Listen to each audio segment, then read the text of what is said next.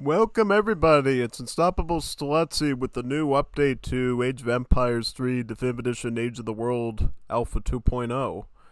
So yeah, they just made an update to this wonderful mod. And I don't know why Google was acting up again, because guess what they did to me again, these crazy Muppets. They ended up ruining my stream again. You know how they ruined my stream? They kicked out the image I stuck in for the thing, so they're gonna think it's just a repeat again. Crazy. It's like the third to fourth time this has happened. I don't know why it keeps happening with this platform, but I don't know. Let me see. Trying to edit it. If you go on YouTube, get sure. It's not letting me change it either, which is super. Oh, details. Yeah, no, I don't know why it. Yeah, like it said, okay, we accept your image, and then it just threw it out and stuck the old one in. It's like they have some data issues on the platform. All right, there we go. There it is. All right. So what we should be seeing now is an igloo, a bonfire, and a dog in the snow. Yeah. Okay. I hope they change it quickly because I shouldn't have to keep doing this every stream with these people, but. Yeah, let's not worry about that right now. It said that the changes were saved, so we should be all set now there. That's cool. Oh, that's totally awesome. Yep, there's the changes are. Perfect. So, yeah, how are you all doing today? Hopefully you're having a much better day with your technology than I am. Oh yeah, no, most definitely. So, the big news for today is the re-release of the Inuits back into the mod. Yeah, you might have recalled that a lot of civs were missing from this Alpha 2.0, and I guess Kados was looking to rework the civs, update their building stuff, and he only was going to re-add civs once they had all their animation stuff fixed, all their cards fixed, everything he wanted to rework with the Inuit rosters redone. So yeah, no, we're back with the Inuits again.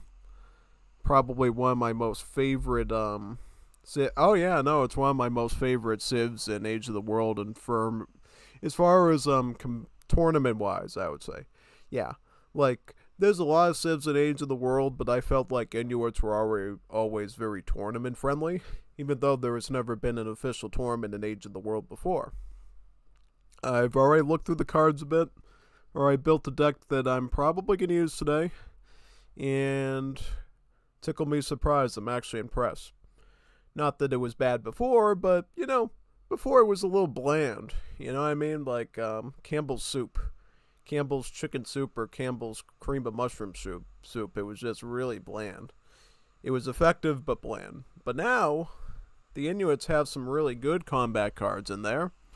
They got some really cool stuff, so hopefully we see a lot of it in, like, treaty mode and things like that. And, yeah. Definitely, I think the certain units in particular are going to be much stronger now. I think their spearmen are going to be much better. I think their dog units are going to be much better now. Number of things. But there's some old cards too that still worked, like the support cards are still there. The economic stuff is the same. Yeah, no. A lot of cool things to look at once we get into the match. I'm just sharing the stream with a couple Discord servers right now, since a lot of people love Age of the World, and they would definitely love to see this stuff for sure. I mean, Inuits were a crowd pleaser, I think. They certainly were with me, so I'd like to let as many people know about this as possible, of their return. Not only that, there was also some bug fixing done with the Finland Civ.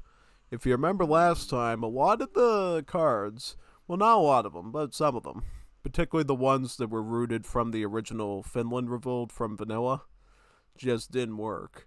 I think in that situation what ended up happening was Kados just copy and pasted them in and just didn't expect them to like work almost out of the box or whatever, and clearly that wasn't the case.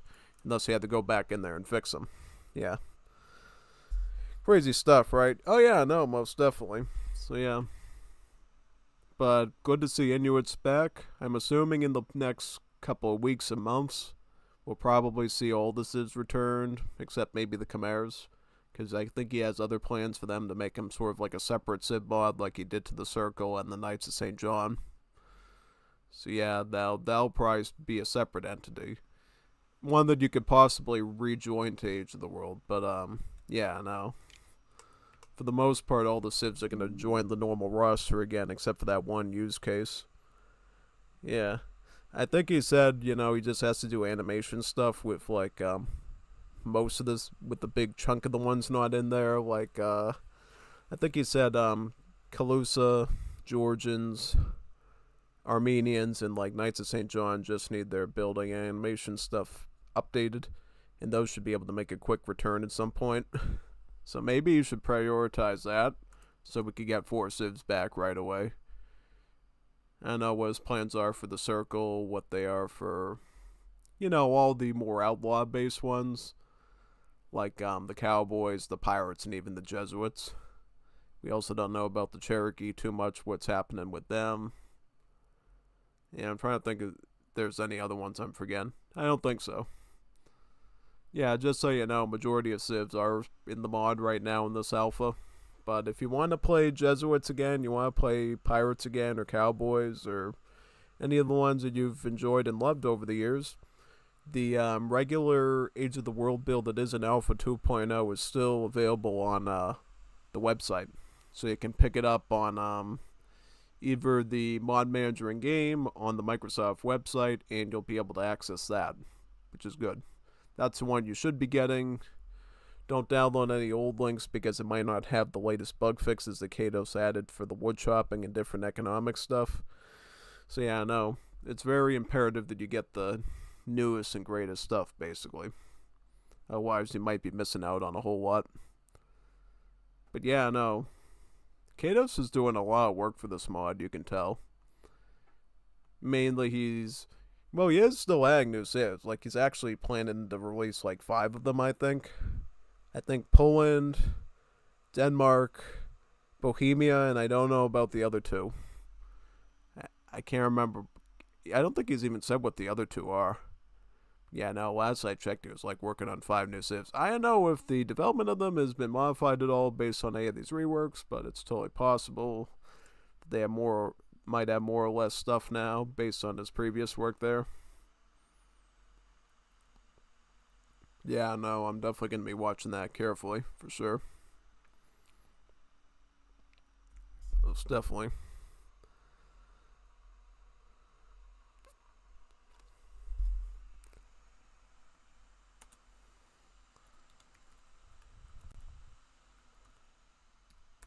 Yeah, I just shared it with the Age of the World server, probably the most important one, right? That's where all the Kato Santos fanboys are. Just love his work. Well, everybody loves his work, but that's where they mostly congregate to talk about how much they love the Inuits and the Zulu. Yeah. I'm trying to get through this quickly so we can get right to the fun stuff. I want to do like multiple matches with the Inuits against some of the harder AIs just to see where they are, try to tweak the deck to make it, hammer it into place. If it's too greedy, add some stuff in. If it's, just fine, then that's good. Maybe experiment with something. And then I wanted to like do like at least one game with Finland to see if the bugs are truly gone there, particularly the one for the Karelian Jaegers that I was really fascinated with. It's basically the one that you see with the revolt that lets the Jaegers like actually mine and chop wood. Because I was like, wow, if that actually works, that's really good optimization for the Civ. Because when you're using it as a revolt, it's good, but you're using it to compensate for your loss of villagers. If you use it in that context, you still got villagers, and you actually have 2 different types of villagers, and you're just using it as a supplement, which is a lot better. Leads to a much better economy for the Finnish Civ. To be not only have your villagers working on resources, but also have these Karelian Jaeger skirmishers doing the same thing. And then, of course, if somebody rushes you with musketeers, guess what? You got the skirmishers right there. The only thing that'll still be a profound threat is Hussar raiding, right? Hussars is still a threat. Uhlans, Cossacks, Coyote runners, all that, basically. But of course it depends. Like, if you already have a huge stack of Karelian Jaegers and they come with a little baby army of Coyote runners, I'm pretty sure you can wipe those out if you can microfine. because if you learned anything from the stuff I published last night, it's that skirmishers can be scary, particularly if their stats are really messed up, like those kies that Ringo was doing. I was literally trying to use things like hussars, cuirassiers, things that counter skirmish, and he was countering me. You know, it was like I didn't know what he was doing. Like, you know, I mean, I didn't want to throw any accusations, but there was a few moments where I was scratching my head, and I'm like, is this kid cheating or something? Because that's totally not normal. Like, he's completely going around the way the game is supposed to work.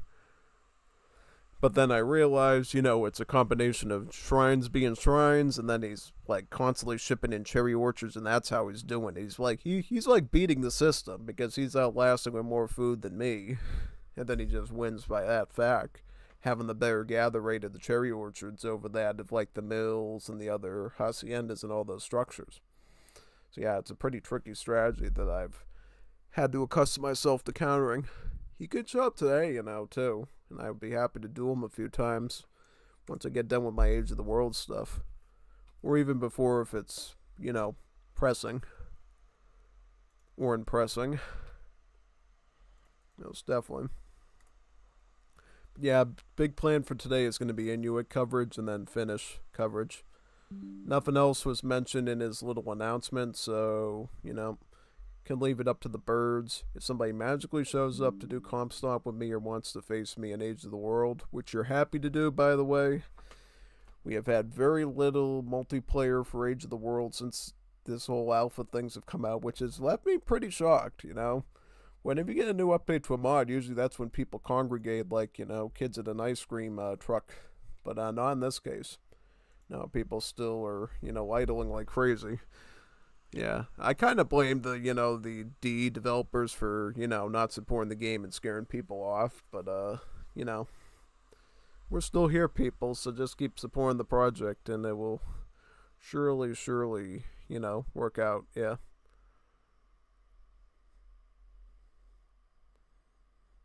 Music remixes. Pokemon Elite Four battle in the Sunbros. That's a weird place to post that, but yeah, it's good. They'll let you include all sorts of stuff there.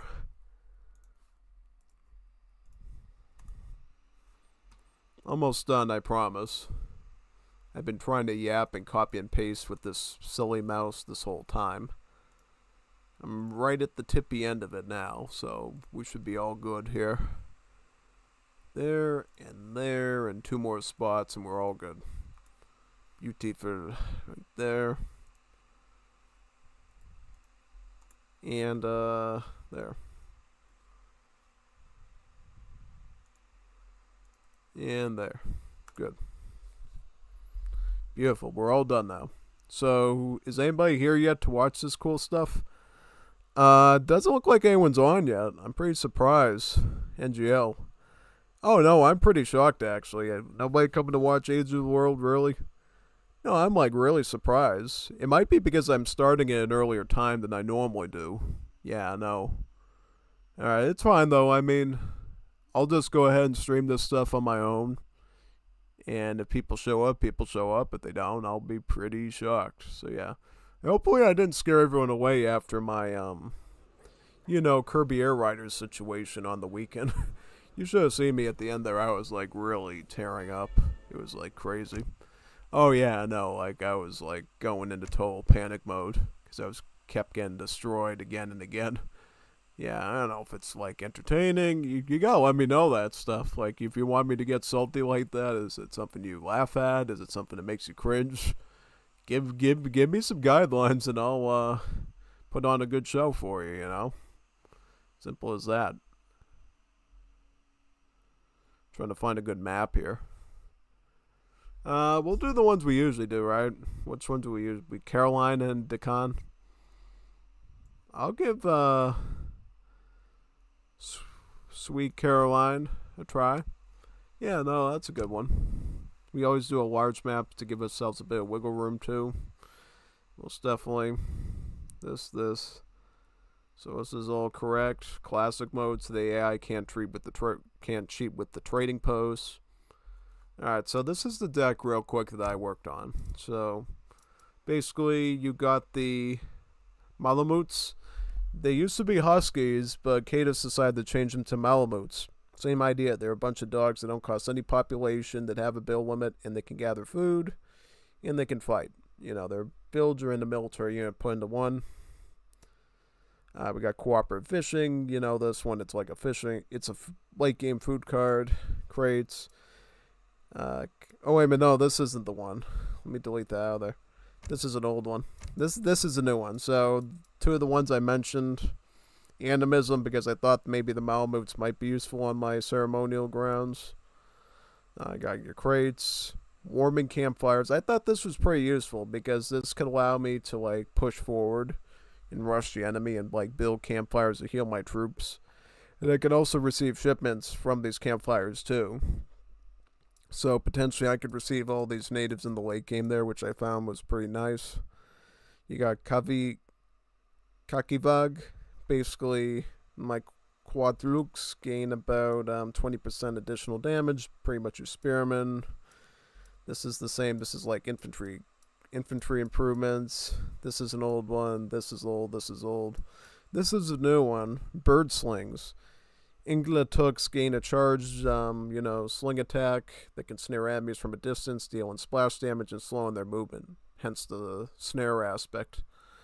Quite good. Cav combat. Well, this is just regular cavalry combat. This one is specified for just the Inuit infantry now. Siege combat. Thoroughbreds. This is for all your dog units. Snowstorm warning. This adds more HP and movement speed to infantry, which I thought was quite nice. Peaceful communities. Basically, you can constantly call ceasefires using a shipment, which I think is kind of good to save my tail. Anglicoid shamanism. You can spawn out polar bears from your community plaza. This one here is an old one, just eco. Same with this one. And then just the natives. So I got my Nukas and my Seminoles down here. Hopefully in the future they can like find some more relevant natives to the region, but that's totally fine for now, I guess. Alright, so we're good. So who would be battling against? Let's see. So who would be a good duelist? I might go up against a high profile one like the Caribs. Or I could do the Tupi. Which ones are the scary ones that give us a lot of trouble? The Tupi and the Caribs, right? Yeah, no. I might go the Tupi route. Because I think the Tupi are usually the most frightening AI to fight in this mod, typically. Yeah, no, we'll do a 1v1 against Tupi and see how we perform here with this deck. With all these new cards packed into there. Obviously, there was a lot more cards I wanted to add to the deck, but unfortunately I just ran out of space. Because you can only have so many cards in a deck, so I wasn't able to stick them all in there. This will be my first battle with Inuits in a very long time, ever since the Alpha 2.0 ever came out. So here we are with the Explorer again. This is our town center right there. And these are our Malamutes, right? You can put them right onto a hunt, act as a villager, quite good. And then they're also competent in military, too. Like 10 hand attack with this kind of ray of fire, they can get a lot done. So don't be afraid to fight enemies with them either. Yeah, in general, I think Chaos said he did actually update some of these buildings to make them look neater too, and add more stuff onto them. The villagers? Did he do something with the villagers? I haven't seen these villagers in such a long time to notice if they look different or not. Yeah, they totally look like Eskimos though, which I think is quite cool. Let's pick up the 30 food right there. I'm gonna pull this back, move into this area here. So how is everything else build-wise? Everything else looks pretty close to what it was before. Okay, this is our house right here. It's a 125 wood house that gives us 15 pop, which I think is actually a good steal because you're just paying slightly more for the house and you're getting like 5 extra pop, which I think is totally fair. Totally reliable. And yeah, we're just going to scour around now. We get so much wood here that we got options, right? We can go water or we can sort of, play more passively, yeah. I think we're just gonna go water at this point. It's like there's no reason not to go Navy on Carolina. So we'll just take advantage of the huge wood boost we got from this map and just go for the water. I think I have like one card actually that benefits water too, so that's actually quite good. I do have a little synergy. Let's see here. Anything useful going after?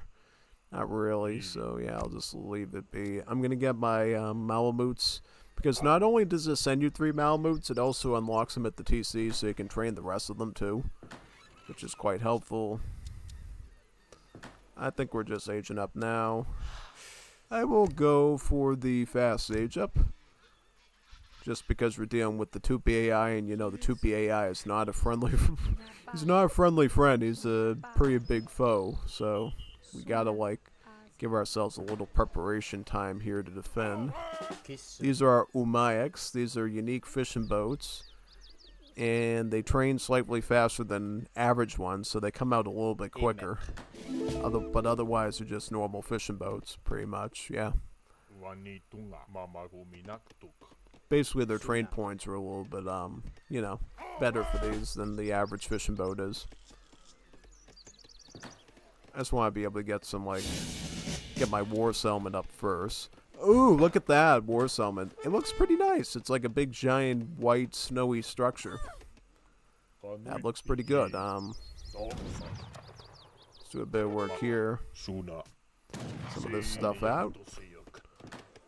Alright, how many more Malamutes can we get? Can we get any more?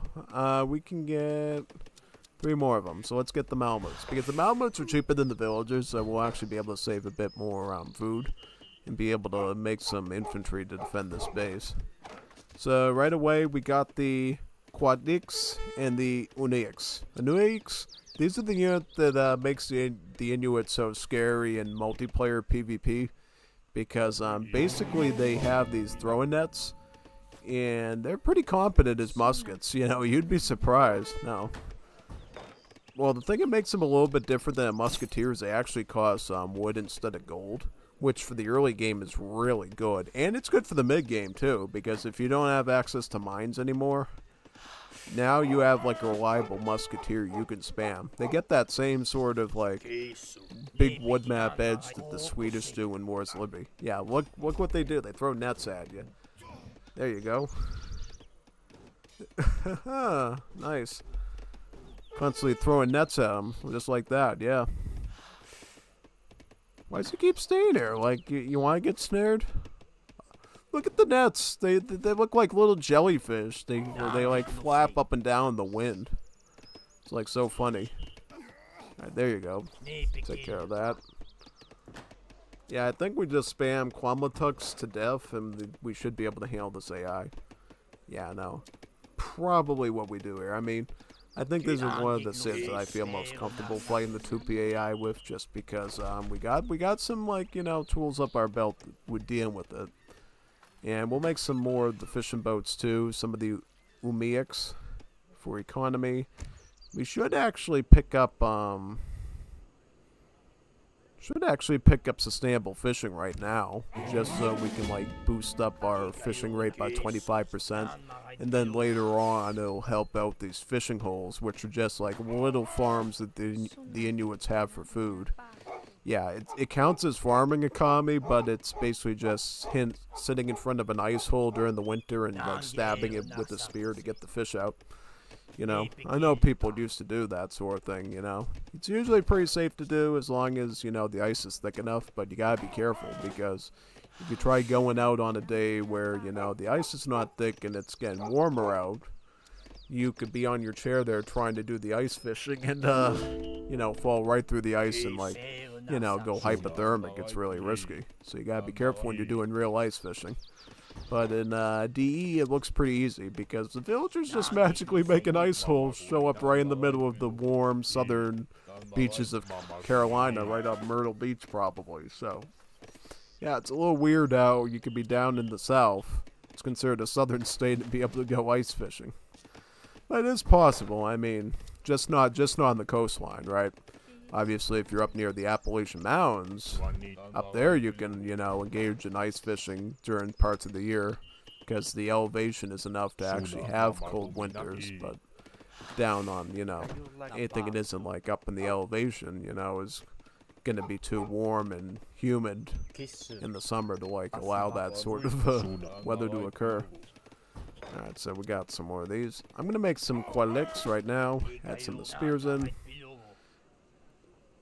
I'm going to go for the combined infantry attack right now first, just so we have the stats already done. And then from there, we can add some more stuff. So these are the Qualic Spearmen, our good source of anti-cav. I'm going to move up to here now and probably grab a TP, just so the AI doesn't think that this is his territory and starts giving me a bunch of problems. Right? Okay, the AI is here. And he's coming at me. Okay, so what are these guys now? So they got a new weapon. What are these? Oh, they got tridents. Look at these little trident things. Oh wow, they look actually like authentic whalers now. Those spearmen. Oh no, nice. Not bad. Oh yeah, no, look at those spears. They look like Poseidon's trident right there, or Neptune. Looks like some of the stuff we're actually going to see in Wars of Liberty with the Mandaean native sites in Iraq. Yeah, that's coming up. I don't think it'll be out for release, but once they do a hotfix and get them all resolved and everything, yeah, no, we're going to have some cool trident spearmen in Wars of Liberty 2 if you visit an Iraqi map where the Mandaean sect belongs to. And the weirdest thing, they're not even like mythological people, because you would think if they had like a trident or something that they were like into Poseidon or Neptune, but no, they're actually part of Abrahamic faiths, and they just interpreted the Old Testament differently. They think you have to soak yourself in water and stuff to stay, atoned for sins and everything. It's pretty weird. Okay, so right away. Okay, we beat the Jaguars. That's usually the big threat. Then we just have to fight off all the archers, right? Yep. Alright, so yeah, we'll just keep making netters. I think we'll just keep making the net throwers, because the spearmen I think meat shield a little bit, but it looks like now the big threat's going to be archers. Yeah. Also, why are you still here? Is he draining my economy? Please don't tell me you're doing that. There you go. Perfect. See you later, alligator. Alright, so we're going with more netters. And then we're going to pick up the Kavakak to improve the melee of our spearman unit. This is a unique build you can get as Inuits. It basically acts like a hunting lodge from Wars of Liberty, because it allows you to improve your hunting rate near the building, kind of making it like a granary. It lures the animals in, just like a Wars of Liberty hunting lodge or granary indeed does. And then it has the hunting dogs technology, plus big bun tech too. Will deliver a bunch of random huntables that you can eat. Meat to eat, right? Yeah. So all our dogs actually survive, which I'm pretty impressed by.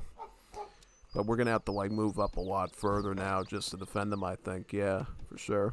So let's get forward there a little bit. And then we should be all set. Yeah, no. And then we can add some more spearmans in too. Actually, you come over here too. We need as much food eco as possible here. Also, is there a second? Yep, we got the hunting harpoons. That's the second hunting tech, and that should put us in good shape for the rest. We could pick up War Settlement hit points. Yeah, we got a lot of cards in early game to buff these guys out, because look at them right now. 21 range. Yeah, no, I mean, the range attack is actually not even as good as a musketeer, but for some reason it feels like they do better. I don't know if it's the placebo effect or something that just, they perform usually really well when, players use them. I don't know why that is, but I think it's the cost, right? I think it's the wood cost that just makes them really affordable. And the fact that you don't have to dedicate to a coin mine to make them, which gives them that advantage. If they cost gold, I think they would be like average. But the fact that they cost wood actually makes them very affordable towards your eco, yeah. So we can move out a bit here and look for more fish. Got about 6 of these Umayaks. Okay, he's already rushing me again, but the net boys got him, which is exactly what we wanted. I'll send him retreating a little bit. We're still going to want to be a little bit careful here. Yep, these only cost about 20 wood, so we can keep making these for a majority of the match, you know. It would take a pretty big loss of resources to have to start production of these net units, which makes them so good. That's what makes the Inuit Civ like one of the most top tier like tournament and multiplayer friendly civs in this mod. Is the fact that you can always make the net throwers as long as you have some sort of trees. Obviously on desert maps, that's where the Inuits, surprise surprise, are going to do bad, you know. A civ that's known for hanging out in the snow, surprisingly doing bad in the desert where it's super hot and sticky and stuff. Yeah, no, I mean, I'm not surprised that they would do bad in the desert, but yeah, no, that's probably the only type of map that would sort of mess this civ up pretty badly, just because of the, you know, reliance on trees to spam these net throwers. Right, obviously spearmen are usually going to cost wood, so that's expected, but when your musket has to cost wood, that can backfire on a desert map. Whereas any other map where trees are always there, then that's usually a benefit, because now you got a more upfront renewable resource that you can constantly keep supplying in, which is very nice, yeah. I mean, look at all the food that we're floating right now. We're floating so much food right now. We're gonna have food for late game, which is really nice. Gonna pick up another igloo right there. Doing just phenomenal right now. Also, at some point, once we run out of the hunts, I'm gonna take those dogs back and we're gonna put them on the ceremonial grounds and actually start to get some real income from them, which is quite nice. Also, looks like the AI already gave me a stagecoach, so I may as well just use it, take advantage of it. See what we can get next. I think 6 boats is fine for the size of this water. And we should be able to get away with, you know, using that. Okay, so the enemy is back again. He's got his jaguars on top of me. And we gotta back up and deal with these guys now. It's always a fun situation. Oh, yep. I'm trying to kite them around a bit. Trying to wipe them out. Because once I wipe the jaguars out, then his range units are in the crosshairs, and then I can just wipe them up. Watch out for those. These guys. Get them. Get the guys with the knives. The ones with the knives are the deadly ones. What's up with this controlling, man? I'm gonna die, man, if we don't like bear that situation. I'm gonna get another war settlement now. If we can like maintain like 2 war settlements, we should be fine here. No, we're actually alright as it is, but you know, yeah, we would solidify the position for now if we had like 2 net producing buildings coming out. Yeah, yeah, no, we're alright. We're defending just fine with just 1. Once we had 2 in, we're all set. You know, we're all set for a while. Okay, we're probably gonna just stick them on fur trading here. Notice how the Inuit one, surprise, surprise, is covered in snow. It's a nice little touch. Makes them feel a bit special. So, okay, so this still just does line of sight. I mean, line of sight is not bad, and it's still worth getting. I would just say if they had something similar to the Hottest Shiny, where it improves your range at the War Hut, that would go a bit deeper, I think. That would like pique my interest a little bit more. But I'm fine with it being where it is, you know? Their units are just good enough. I think they really don't need much combat-related big buns to really succeed. Okay, so he's trying to be annoying with his Tomoyo fire starters. In Wars of Liberty, they're called the Pomberos. Yeah, well, these guys are a lot less dangerous than the Pomberos in Wars of Liberty. The Pomberos in Wars of Liberty are beasts, because not only can they siege, they can kill infantry too. They can kill infantry too. And if I recall correctly, they have the same range of like 30, so they're actually more ranged than longbowmen, which is like insane. It's like brutal. I find it kind of funny how the building, when it gets damaged, it loses the fur on the roof, and it looks more wooden. But when you repair it, the fur on the roof comes back, and it shows that thatching coming back to the building again, which I think is a neat little touch to it. Yeah. Okay, so we're making spearmen now.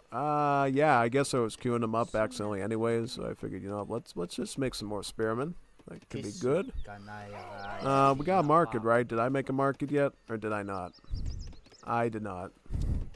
We can make one right now. It looks just like a standard Native American market, but, you know, it has snow on it because it's Inuits. It's snow, yeah. We're gonna get spearmen here. What else can we get? I can pick up the gold right now, actually. Let's get the gold going now. Yeah, let's pick up the gold. You need to retreat, because he's coming back with the archers again. I think we got enough netters at this point to, like, deal with the spearmen. Just keep throwing the fish nets at them, and we should be alright to go. Yeah, no, these net throwers are, like, legendary.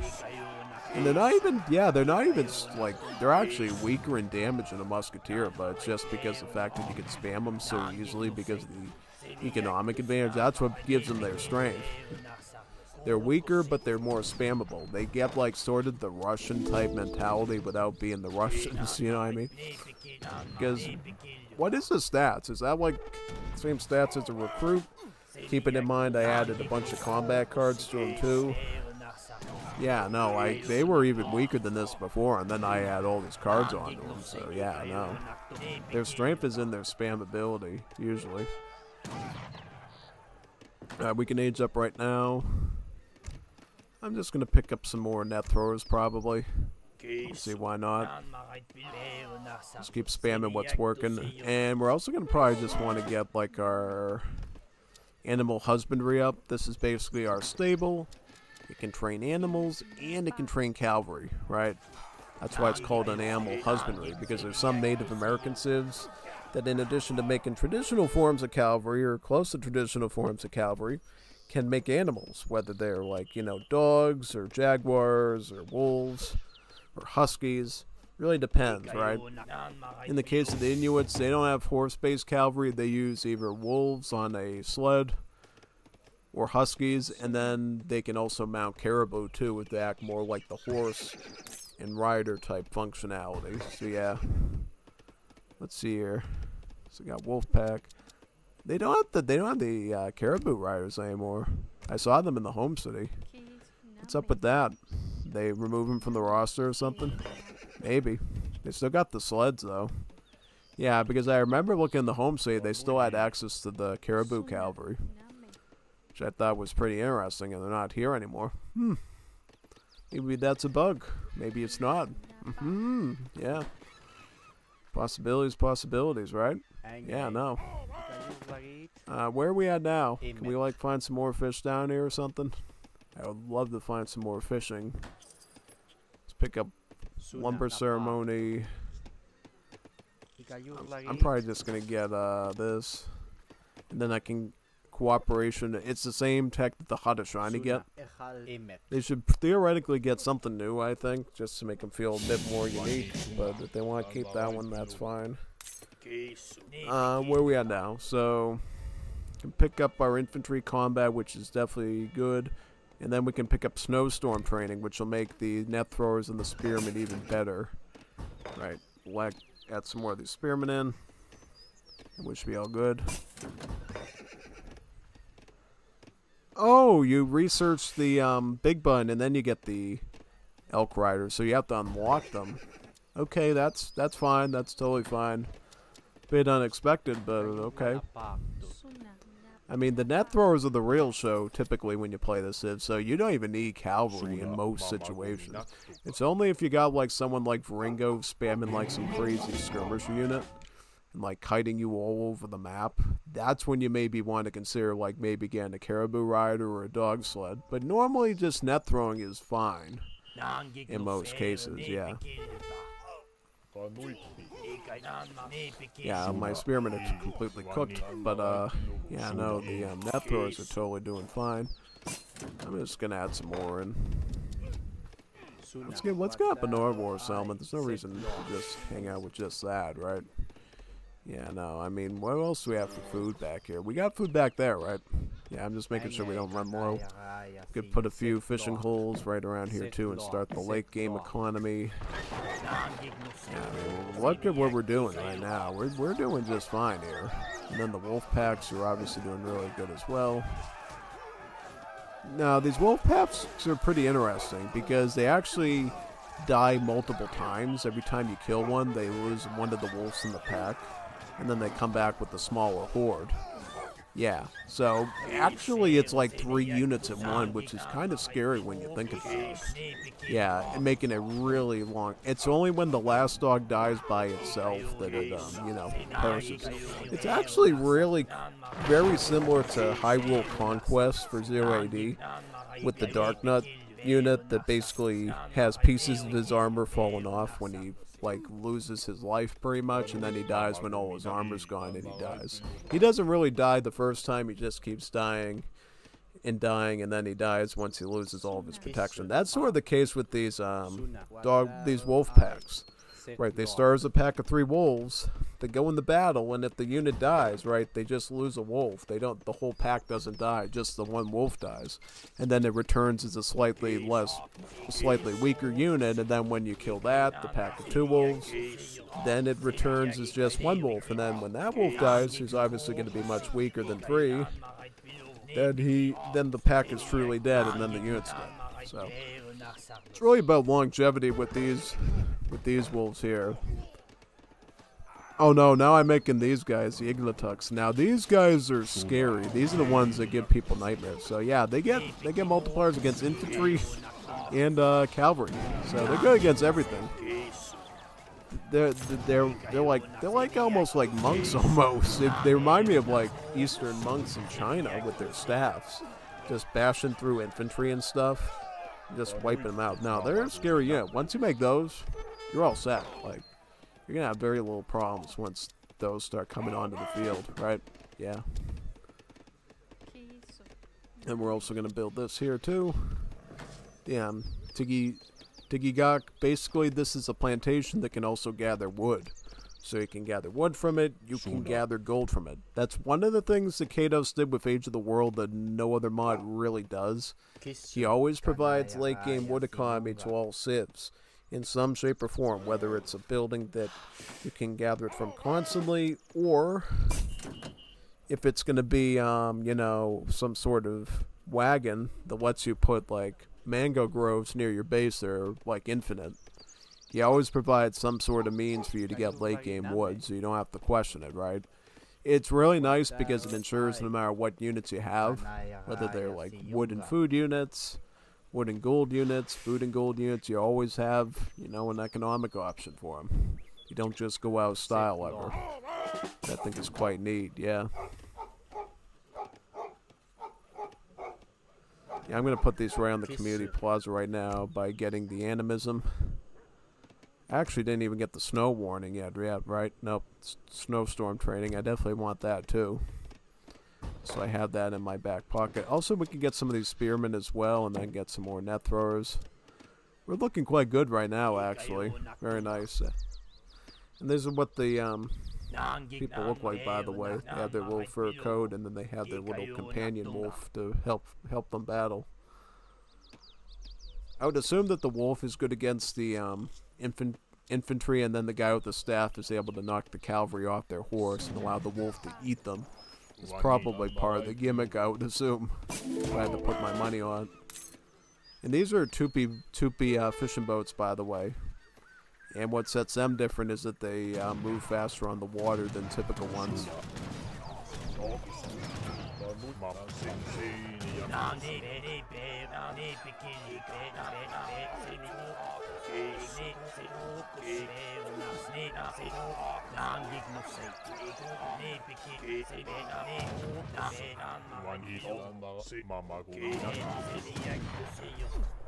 Oh, we're doing just fine right now. Like, the bot really can't do much there.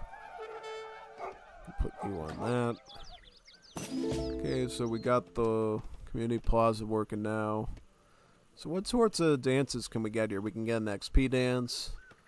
We can get this dance here, which is also good. It allows us to spawn crates of fish around the community plaza, which can go into, like, late game food. So in addition to building the fishing holes, we can also gain food that way too, which is quite good. Inuit circular economy. Just a snow globe. Oh, that's pretty neat. Everybody loves a snow globe, right? Yeah, no, snow globes are cool. Had a lot of them growing up. I still got them. Yep, and these are basically the fish crates here that will constantly spawn around the community plaza. These are fixed ones. These are not the ones that grow. They stick it like a fixed 300 food. So, yeah, if you like want like constant food, you can literally just keep this community plaza pumping them out, and you'll have like infinite food for the rest of the game. Okay, he's trying to kite me, I can tell, so I'm gonna probably go for some of my caribou riders and just hunt him down, make him back off for good, at least for a while. That's likely going to be my strategy here. I'll get cavalry combat just to make him a little bit stronger, and then we can like put him on thin ice, I would say.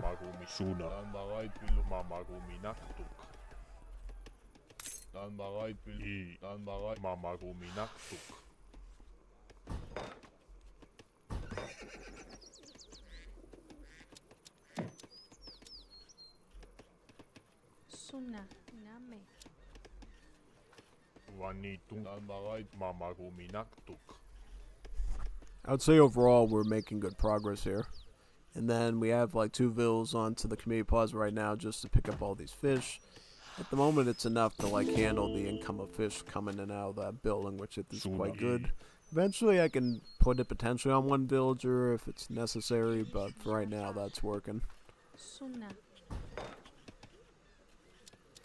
Yeah, a couple of these guys still.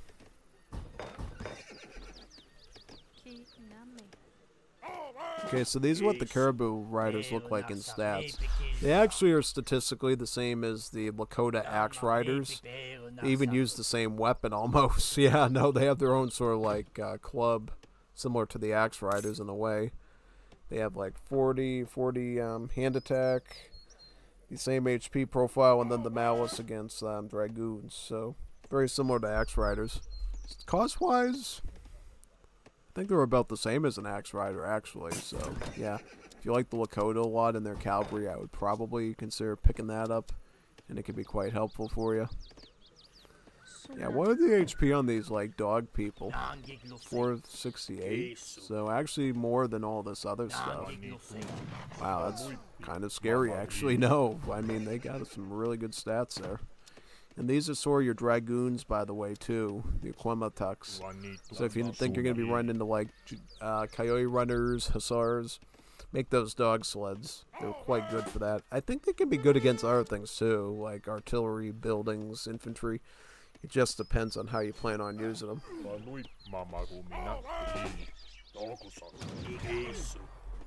No, these netters are quite good. They get a lot done.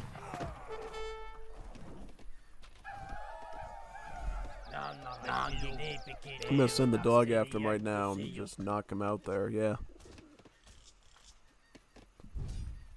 Very good. Okay, perfect. Exactly what you want to see.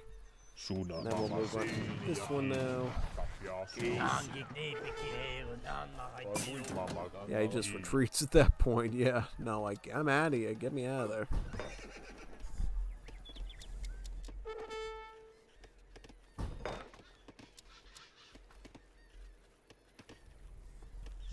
And if you need like real skirmishers, these would be the units to make here, the Arctic Hunters. They basically use harpoon guns instead of like actual firearms, and they're really good for like shredding muskets and dragoons.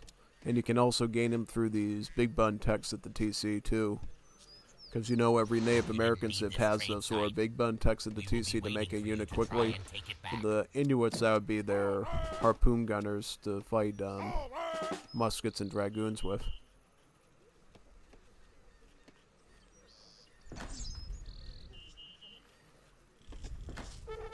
Yeah, you don't get a lot of text on these buildings. That's fine because you can send cards to get stuff too, so that's good. Let's see how these bird slings work. These bird slings effective? Maybe. Oh wow, look at these dog sleds. Look, they have like blue blanketing on them just for the season of Christmas. Wow. Not bad actually, no. Most definitely not. It's kind of funny, the Inuits are being covered right as Christmas is around the corner. And you might be watching like Christmas movies where there's a lot of dog sleds like this and stuff. You're like, oh yeah, I just saw that. Yeah, no, it's quite interesting timing, to say the least. Yeah, statistically, they have, they're basically cab archers. But they do have pierce armor instead of hack, so, you know, they can go toe-to-toe with enemy dragoons, I think, a bit easier.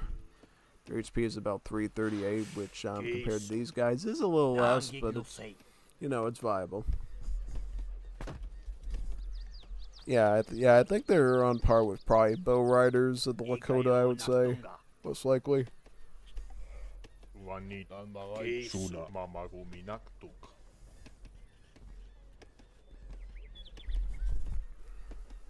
I'll make some more caribous, I think, yeah. And then we can pick Wolfpack up as well, just so we can have those ready to go. So what are the Wolfpack's class? Are they infantry? What are they? Because there's actually multiple tags they could potentially get. And depending on what those tags are, it could actually make a pretty good difference what they might be.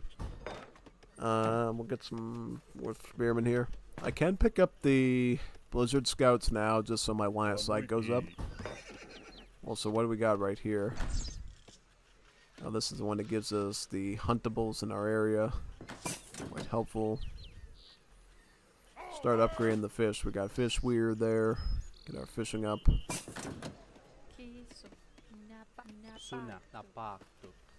Oh yeah, I had a bunch of idle bills there. Of course, that would like cancel that out most definitely.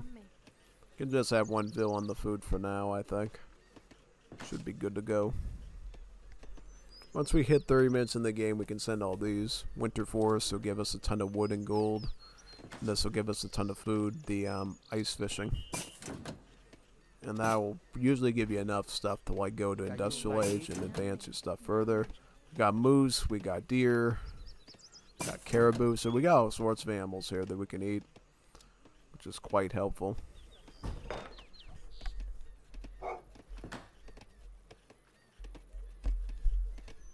I think we'll just go to XP for a while because it's something I actually want to pick up there. Your hunting camps become fishing camps and will also boost the rate at which fishers gather from fishing holes. Okay, so yeah, you kind of have to research that tech for that to support you long term, I guess. Like if we put this right over here, right, in this... Oh yeah, look at that. Once you upgrade it to the fishing camp, it changes the icon from just a piece of steak to actual fish. That's a cool little aesthetic change when you upgrade, which feels quite nice. How about the towers? What do the towers look like now? Oh wow, look at that. That looks pretty nice. I like the way that looks. It's like a huge like spire. It has like all sorts of snow on and wood. I like that. It's not bad at all, actually. Okay, so these units do get the charge attack here that snares the enemy with the splash. So yeah, no, the fact that these guys have a charge attack now, kind of frightening to deal with, actually. Yeah, no, I mean, these are going to be a fear-invoking unit. And then when you add the community pause in with the stats, now you're dealing with the deadly unit. Oh yeah, no. These are very frightening, these Inglituks. These are the ones you want to watch out for, I would say. Most definitely. What else do we got here? More XP. I want to try this out and see how effective this is for the polar bears. And see if it works. Because if it doesn't work, which there's a slight chance it might not, I'd like to report it. But if it works fine, great. So far, so good. I mean, I feel like the Inuits are coming back just as strong as they were before, if not slightly stronger with new card options. So that's quite nice. I think the buildings look a bit nicer now, too. At least some of them do. Yeah, now this one looks really nice. This looks really beautiful here. Look at this structure. It's like a huge wooden spire with the little platform at the top with the horns sticking out of it and the snow and the fur. Yeah, no, this is a cool structure to have, actually.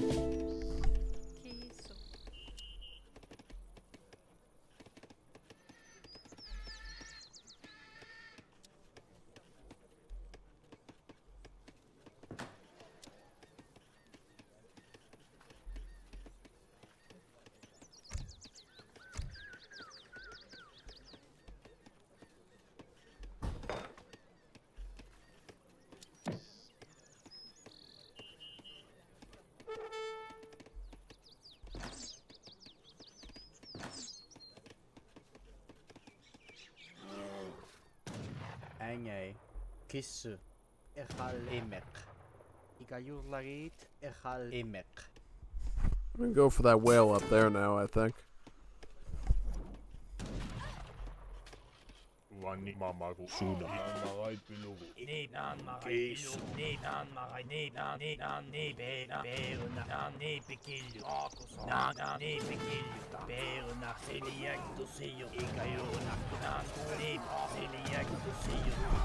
Yeah, no, they have that good charge attack, and then the boot now they have. Oh, good. Look at what we're doing to his whole line of infantry. It's like getting completely shredded. And he's even throwing in some of the Cherokee riflemen from the map, so he's actually getting support on top of it. And still not enough because the Inuits are just so good with their staffs and their dogs here. Just get a really good melee in, and it's hard to beat. Also, we still have the Caribous active too to boot, so we'll just charge those in too. Just finish them off there, yeah. I'm gonna go for the Imperial Age right now. There's no reason not to. We'll go for the 30 elk. What is going on here with these? Oh, look at that when they get damaged. It's kind of scary looking. It kind of looks like something that was built in Walmart. Something you buy at Walmart or Target. It's not even like a... It doesn't even feel like a real igloo when you see that, when it gets all pink like that. Yeah, no, it looks like literally the Inuits built their igloos out of, you know, plastic toy stuff from Walmart and Target and Amazon. Like, it's not even a real igloo. Okay, and this adds HP to them, not bad. Yeah, and I thought these igloos were real. Oh, I should have known that they were fake. I mean, we're literally on the Myrtle Beach in South Carolina at this point, so... Yeah, I doubt they have functioning igloos hanging out on the sand of the beach, right, without melting. So, of course they were made of Walmart plastic. I mean, look at this. It looks like something made out of Walmart. Look at that. It's like pink, made in China material. Okay, and then when you press the button, then it magically comes back, yeah. I guess that's what Inuits and Eskimos deal with when they move to southern states. You have to build it out of weird pink plastic stuff to make it feel like home. Because it's better than nothing, if you like that sort of thing. Also, I didn't even get thoroughbreds yet. I can beef these dogs up even more without even pushing into the community plaza. Let me go down here and attack these again. Yeah, basically, Age of the World Tupi are very different than the wool ones because they actually have cavalry. Yeah, no, they're allied to the Guaracuru, and they have like mounted horse archers, which is very different than Boys Liberty. It just made their cavalry like a bunch of speedy, like blow gunners that can magically run like supersonic speed around the enemy. Yeah, no, they definitely handled Tupi a lot differently here, at least in terms of the mounted stuff. And then instead of having like, well, I think they have like a melee clubman of some kind, but they also have the Jaguars acting as cavalry too. Oh, we're doing a great job. Look at all the nets we're throwing into them. Just throwing tons of nets down there. Beautiful. And we'll take these here. Just make them retreat for now, I guess, yeah. Definitely it's a little bit different here because in Wars of Liberty, the dog sliders will actually act like a longbowman and just magically stand straight up in their sleds and just fire the arrows down like they were a British longbowman and fire like a gentleman. It's like so weird looking. What do we got now? We're gonna let's pick this one up. This is the one that's gonna make them seethe really well. Alright, let's pick up all of these elk here and eat them up super fast. Oh man, you're destroying my made in Walmart igloos. Oh, my Walmart igloos. They're made in Walmart. Using cheap, made in China materials. Crazy.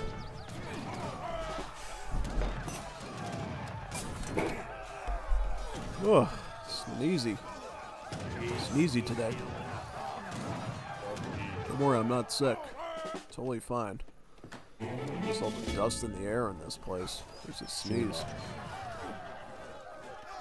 Oh man, yeah, no, that was a total clean sweep right there. Just look at that beauty. Yeah, it doesn't even know what to do. Doesn't even know what to do. So these are what these dog sledders look like. These dog and dudes look like without any like upgrades. Right, Imperial. Now the charged sling attack appears to be that of a skirmisher because it has 2x against heavy and about 2.5x against dragoon. So a little bit. It's fair. I mean, I'm glad that they did do the same multipliers as the melee attack. Otherwise, that would feel like the Oruzdi cavalry of the Armenians at that point. What tags do they get, anyways? They get heavy infantry, hand infantry, infantry, and land military. So really just like crazy halberds pretty much to wipe everything out. Yeah. I think works. I'm trying to throw some bills onto here now. So we got... Also, I'm going to try making some of those polar bears too. It's called spawns a new polar bear every 6.1 seconds. Subject to population limits. So, what does that mean? Subject to population limits. Oh, so... No, build limits you mean. Subject to build limits, not population limits. Imagine making these guys cost population. That would be crazy, man. No, I wouldn't make them if they cost population. Having a build limit, that's fine, because that's, like, supplementary. But if it was, like, shortening my ability of regular military to make, then I would be a little bit concerned with actually using them. Yeah. And this is the siege settlement here. This is where we make our cannons, our fire arrow archers, and our battering rams. So all that sort of siege equipment. Let's make the bash, and let's see if the Inuits had their own skins to the walls and the gates. Wassids usually do for this thing. Put my wall up right around here as well and see what we can come up with.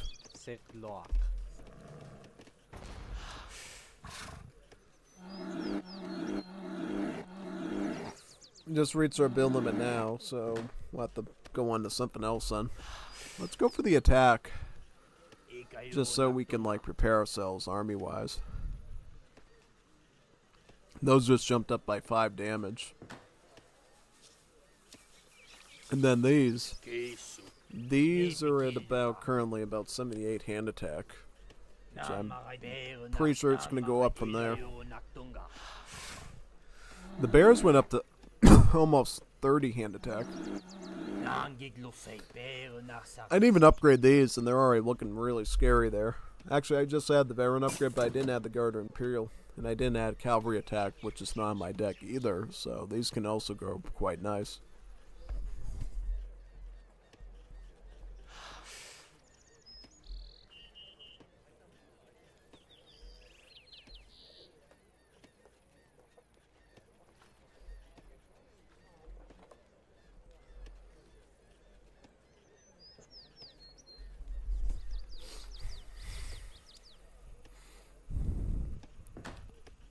Oh, yes. Yes, yes, yes. Look at these walls. These are beautiful walls. Look at these. You got this, and then you can add, the extension onto it. That's quite nice, actually, now. What can we do with it? Yep, we can build a tower right there. That's not bad.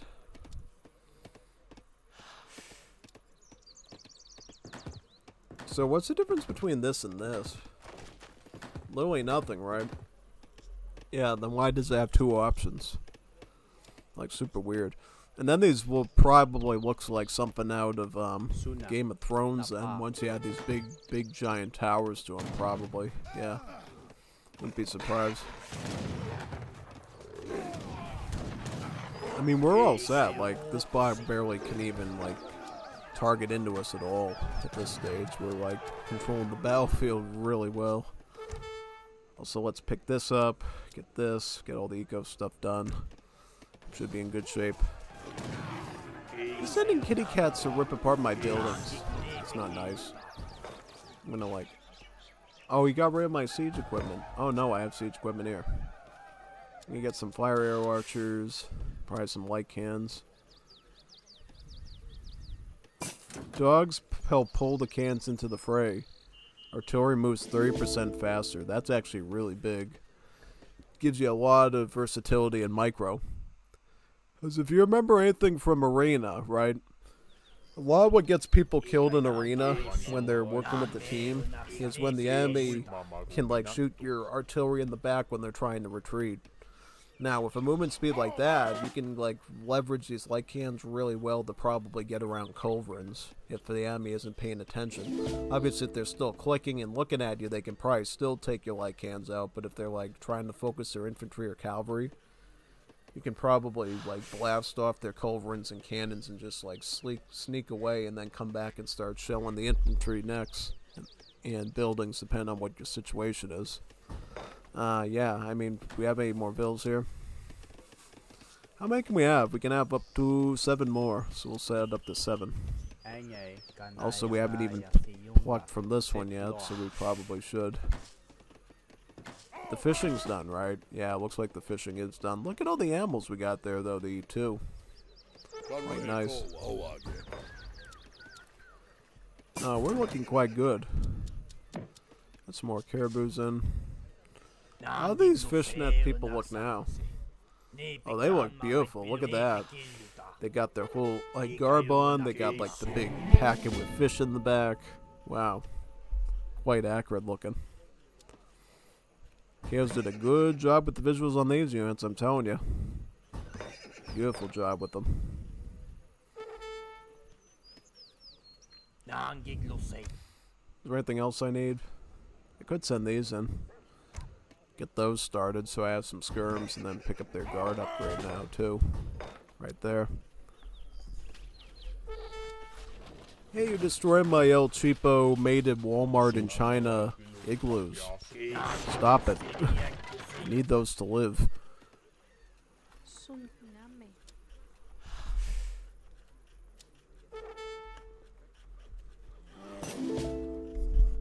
I'll be serious though, I've seen stuff that looks like that before.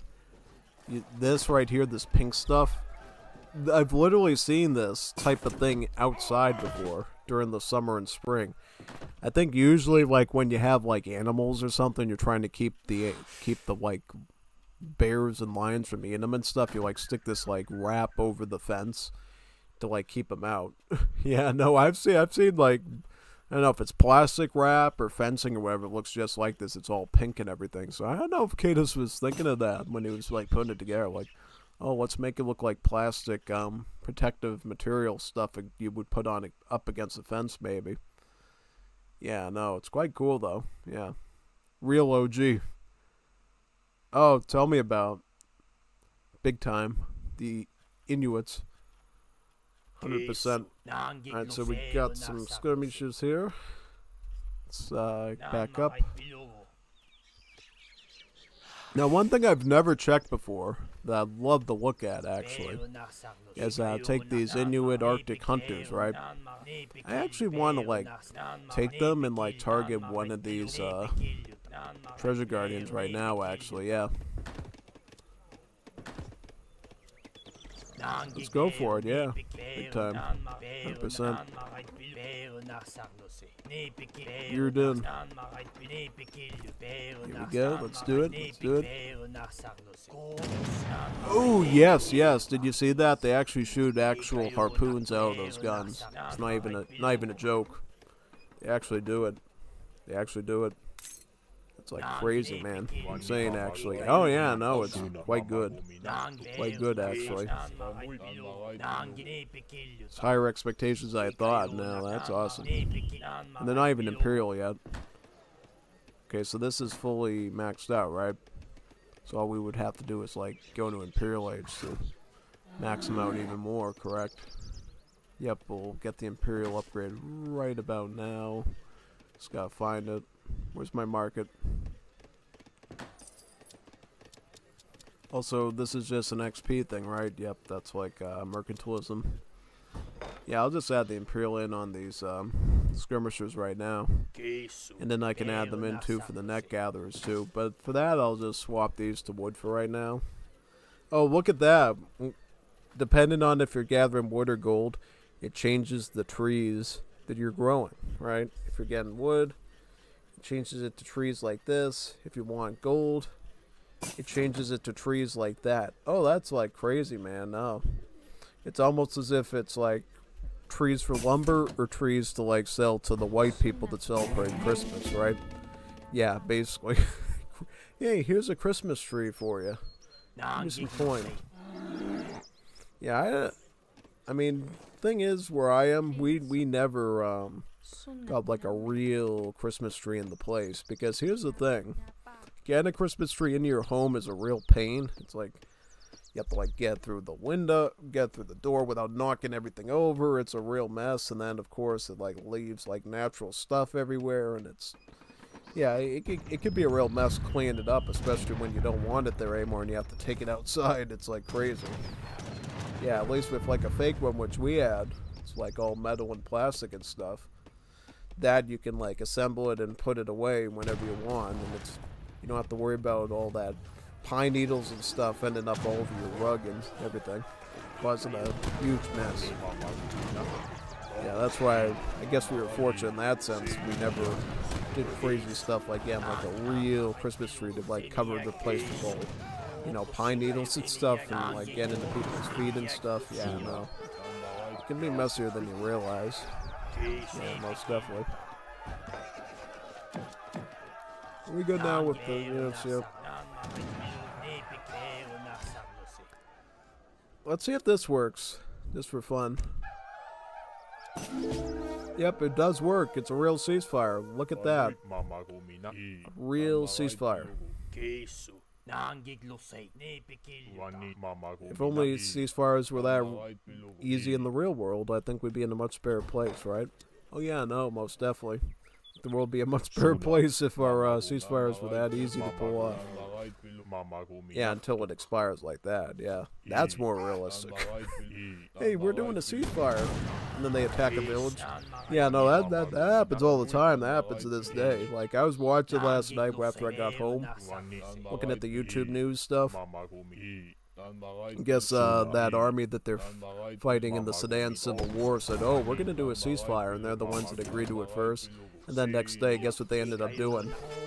They ended up, you know, attacking, like, oh, no, still respect the ceasefire, we were just, you know, responding to an attacking enemy. Yeah, right. Yeah, you are the attacking enemy, man. What are you talking about, Wills? What are you talking about, Wills? You are the attacking enemy. What are you talking about? Yeah, look at the damage we get out of there. We don't get the siege dance, right? Nope. Okay, that's totally fine. We already got enough as it is. I don't think we need to make them any worse. It's scary. I mean, they already have like a siege of like 97 when you fully max them out. That's pretty good without any sort of like help, I think. Yeah, it's definitely. Because like a house can be taken out rather quickly with something like that. Like 11 or 12 of them can like snipe a house potentially. It's quite significant when you think about it, yeah. Yep, his base is completely toast. Texas toast right now. Now these neck boys look like it. Okay, 56 range tech, that's something. They start out below average and then eventually they go above average, I think, because, what's like a Royal Guard, red code with the Brits? Something of that nature? Yeah, I would expect it to be, most likely, so yeah.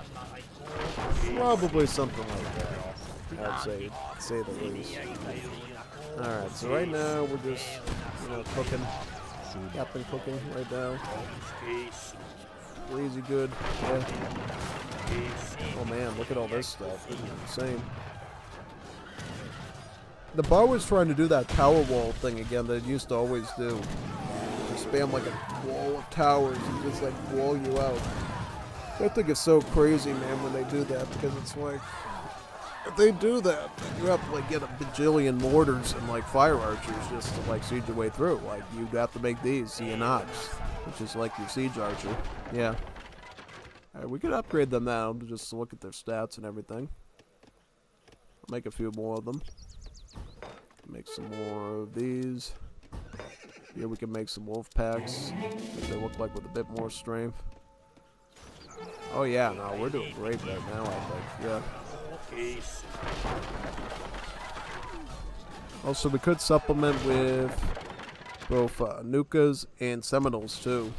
Add our native allies in as well.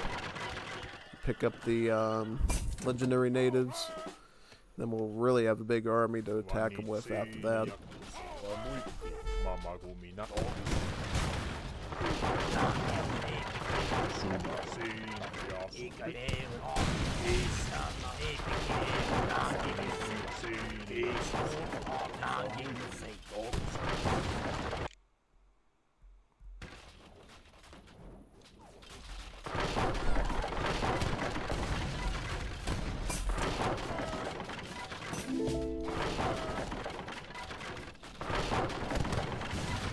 One thing I will have to do though, probably this weekend, do like I should do a visual video on how these Inuit units look like with each upgrade, because they look stunning right now. They look just stunning. They absolutely do. They look like breathtaking right now. Look at it. Definitely. I kind of want to try another match with these Inuits against like maybe a harder challenge, like maybe 2 AIs. I don't know which ones we could do. We could maybe try Aztecs and Tupi or something. That could be a good challenge. Aztecs and Tupi. Have like a big rushing AI like the Aztecs, and then have the support of the stronger Tupi. That could be something worth looking at. And then if we succeed with that, we know the Civ is lit. It knows what it's doing. Yeah.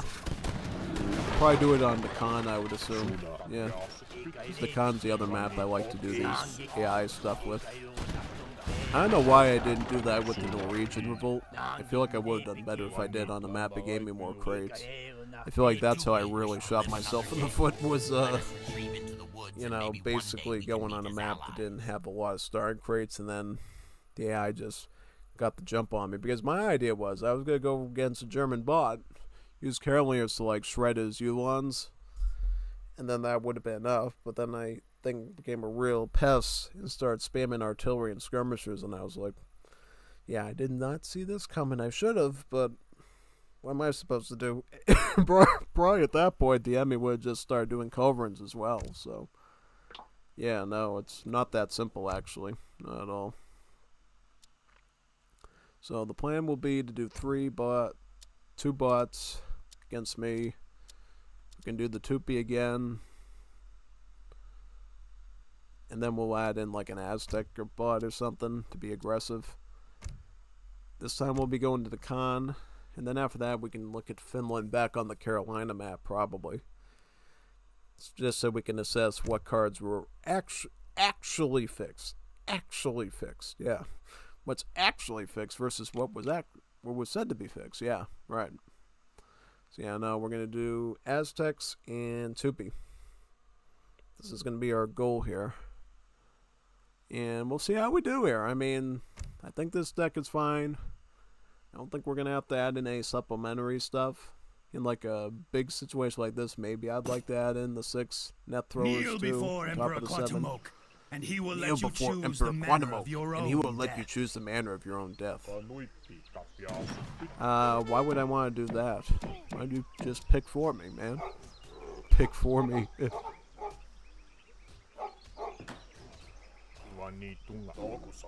Like literally any form of death? Quantum Oak, really?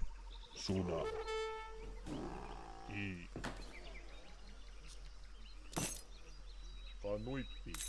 gonna look for treasures around here now. Let me start pushing this in too, right here. Keep looking around.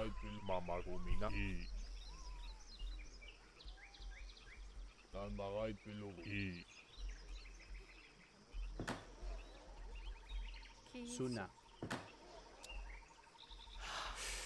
Suna name.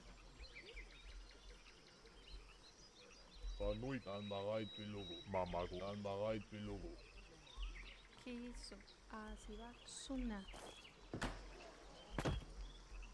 Kiso asibak. Since no fishing, we will be going towards the trade route a bit. Going for probably at least 2 trading posts on the right side of the map, just so we can pick up all of that XP. Because we're going to need to get a leg up on these 2 AIs really quickly. TP right here.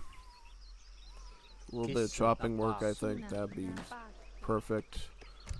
And we're going to send in our Malamutes next so we can get more food. Yeah, we should have enough wood for a second TP after this, right? Once I hit about 200, I can pull off the wood for now. Perfect, alright. Let's get these two vills out of here, and now we can age up with the fast age up, because these AIs are very quick. It's a candlestick, and you have to be on top of them. You know what? Because we're so ahead, we might just want to go for the 700 wood, and then come back for them later. Yeah, I know. Because, you know, Quantum Oak's going to be rushing out of the gate with all sorts of stuff, yeah. Why is it saying I can't build here? Oh no, the AI's building here, right? Yep. He's building in the forward position. You muppet. You muppet. You muppet. Why are they building so far ahead? Trying to deny me, man? Don't do that. It's not nice. Alright, well, anyways, here we are. I'm just gonna pick up the first war settlement now and then ship in the wood needed. We'll just go full food for the moment, yeah.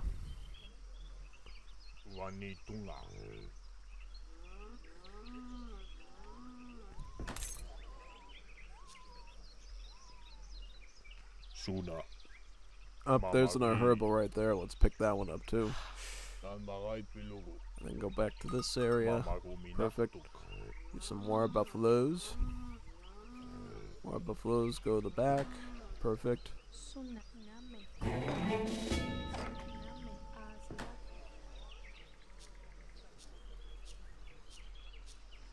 Start hunting that.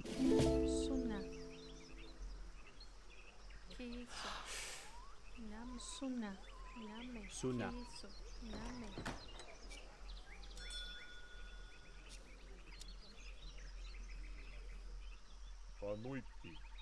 Alright, let's go for this TP right here. I could actually rush their TPs too, but that would make my base vulnerable, so I have to be very, very careful about that sort of thing. Yep, we'll ship in the net throwers right now, just so we don't get undercut at all with defense. I'm mostly sticking to food right now, and letting all this wood cover me for right now. Pick up another igloo over here. Is it worth getting, like, yeah, I guess we could pick up the hunting camp and stick it right there, right? Because that's a far off hunt, and I'd like to keep it, you know, combined somewhere over there. Yeah. Let's get some more net throwers too. Yeah, we already got like a sizable force, so we probably should start aggroing the AI, I would say. Yeah, no. Might get tough if we don't start doing it now. And another thing I'll go for too is the campfires to heal up my... Okay, so he's already attacking me. Look at this. He's already on top of me. So we gotta get right over there fast and deal with them right away. Also, the Tupi AI is a wild card, so I don't know what he's doing. Could be doing anything right now, so we gotta be very cautious of what he is. Trade without Quantum Oak say. None shall trade without Quantum Oak say, really? Were you a communist? Hey, you're a commie. Quantum Oak the communist.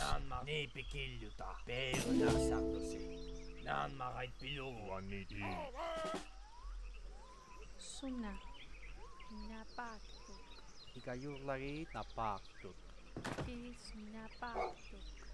Put these here. Alright, let's pick this back up. Yeah, because it feels like the AI is just going to keep going back and forth and striking at each position to get my trade dislodged. It's probably not worth recovering. I'll go after his TP right now, though, yeah. Start queuing up more net throwers as well. If we get into emergency, I'll ship in the harpoon gunners too. See if that works. Alright, the TP is now under siege. I also want to get my huskies, my Malamutes eventually. Yeah, alright, I'm gonna get the campfires right now, so if we have to, like, rush the enemy at all, we'll be able to put up campfires and, like, heal our stuff up. Kinda like the healing springs in Age of Mythology, in a way. Because you've seen me use them, you know, we've been doing some, Age of Mythology streams lately with, Ymir. So yeah, that's always a good one. Add some more net throws in, very nice. I'm gonna start adding some bills onto the wood line, very good. Add some more net throwers here.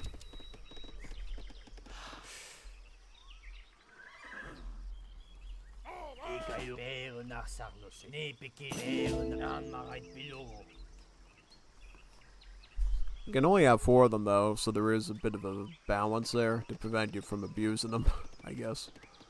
So I think it's totally fine. Let's pick up some hunt though there.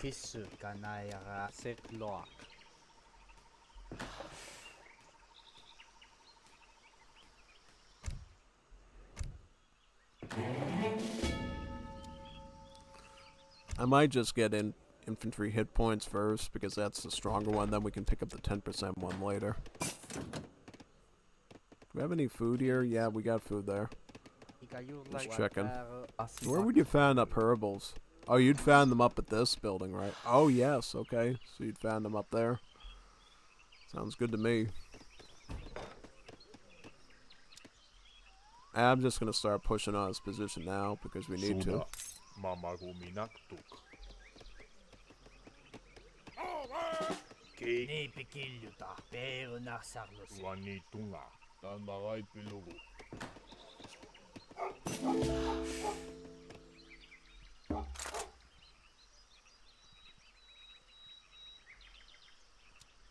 Alright, let's push in, get some more on berries. Net throwers.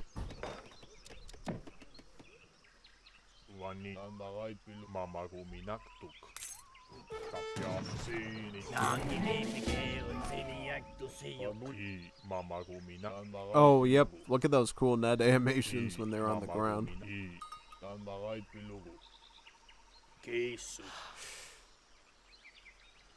So how far back can I build a fire? I can build one right here. So I'll put up a campfire right there so I can heal up everything.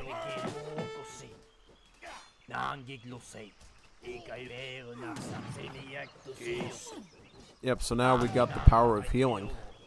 And then we can put all our military stuff right up against that too. Like if I send this, then I'll be able to get harpoon gunners right in that spot where I need it. It's quite helpful. And then we'll train in some more villages here. Okay, so yeah, the AI is totally flanking me. This is why I felt like this might be too overwhelming. Yeah, like against one AI this works, but against 2 you have to be very cautious. Can we like beat his swingers? I'm curious. I think we might be able to. Somewhat. Go back to the healing area. Yep, we are healing up quite good, so let's just hang out around there. Oh, not bad. Yeah, no, it's working. Also, we might want to start thinking about adding on Community Plaza now, too. Got some wood. Add some bills in. Yeah, no, those net throwers are pretty okay, actually. No, they get a lot done. Yep. We're throwing in the nets.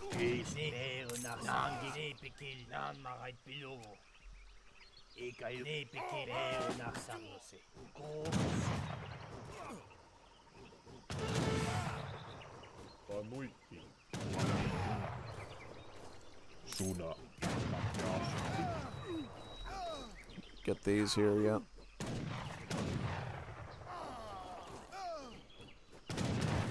We're gonna send native scouts out to me now, I guess, yeah.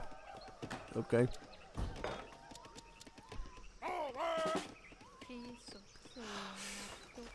Oh, we got the elefantes. Let's eat that up.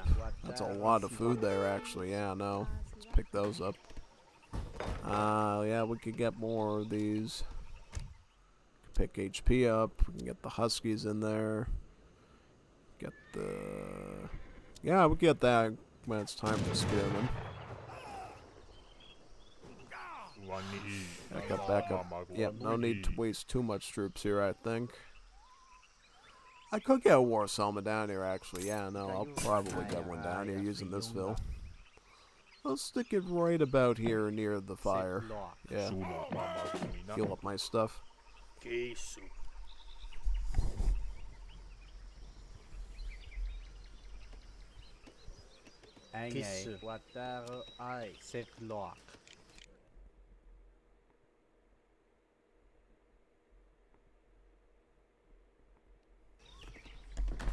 Right, let's add our vills back onto the wood line. Perfect.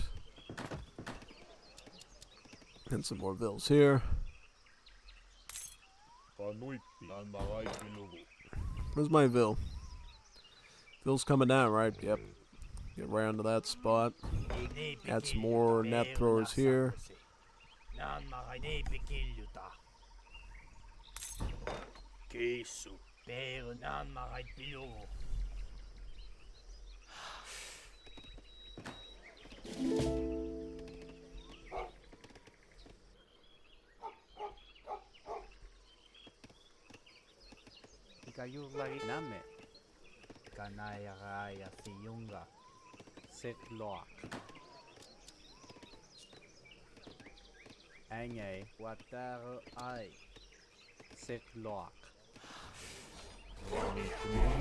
Alright, so right around the fire,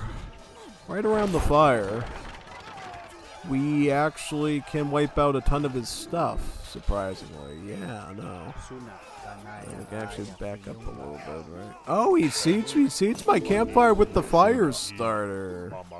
Wow, I didn't expect that. Oh god, I'm dead. I'm not dead, but I lost all my frontal offensive capabilities, which I did not want. Alright, well now, what do we do? Probably pick up this, so when we do run out of food or we have to call back the Malamutes, we can put it right onto that community pause and start pumping out some stats right away on these net throws. Most definitely. Might start getting them now, actually, and putting them on.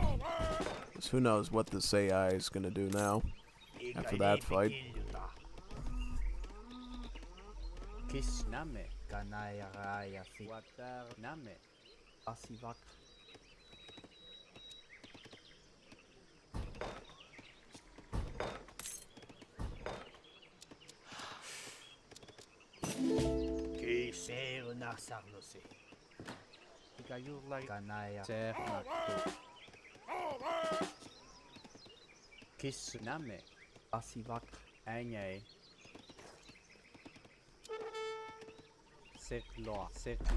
I'll boost this area up too. Plus, it'll give us a bit of padding of our base, so when the enemy does come, they'll go after this hunting camp before they go after anything else, which is very helpful. Quatamok's war chief returns. He lusts for vengeance. This trade site. We will be waiting for you to try and take it back.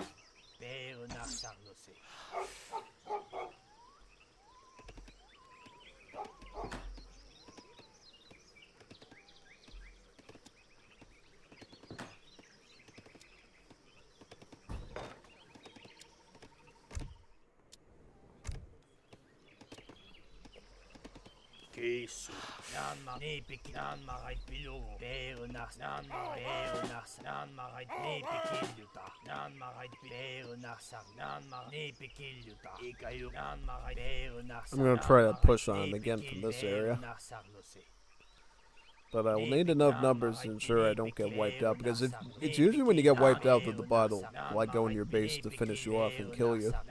So you always have to maintain some like unit numbers on the map to say AI, don't go in right away. You're gonna lose. That's sort of the expectation you have to set for them, so they don't do it.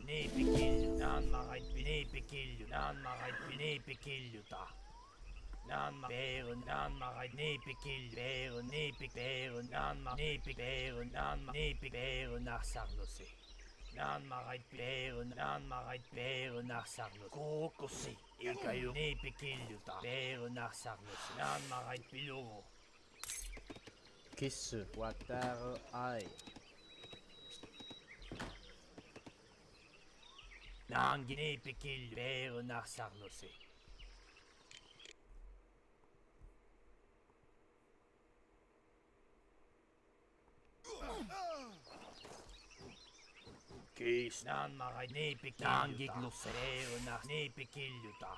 Nan marait keis na sarlose.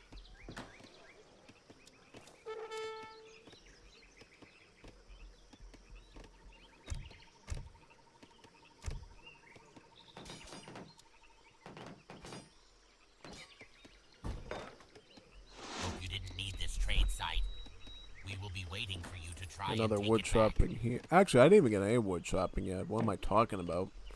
That's one area I gotta catch up on. Is wood chopping, yeah. No, most definitely.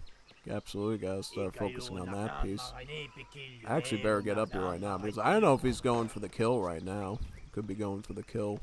Not even know it yet. Because I'd like to maybe like go down this trade route and like knock them out and stuff to put them into check. Yeah. Oh, so these herbals are done now, so we could eat them.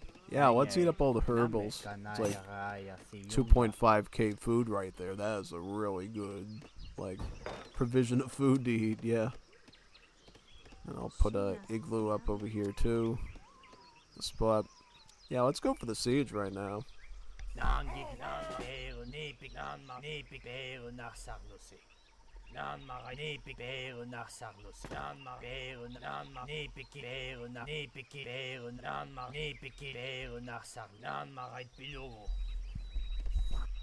You can use our dance to get the war chief back as always. So we'll set that up right now. Yeah, it's gonna be pretty quick since we have so many huskies working on there.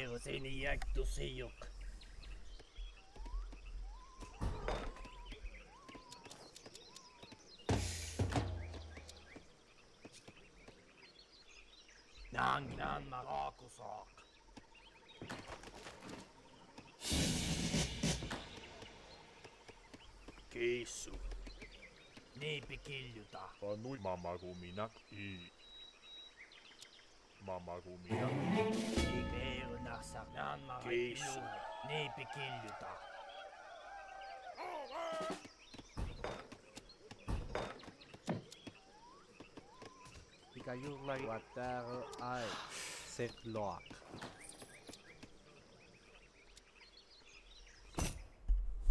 First will be infantry combat and then the snowstorm training.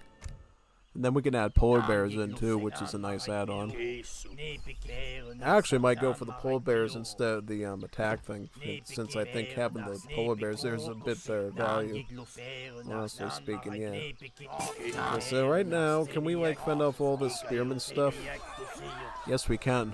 Yes, we can. Especially since he's messing up his formations.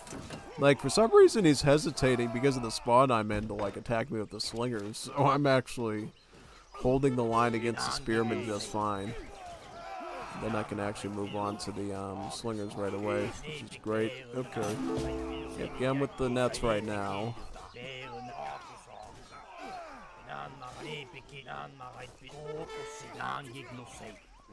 Yeah, let's go back up here and pick up a TP here too. Yep.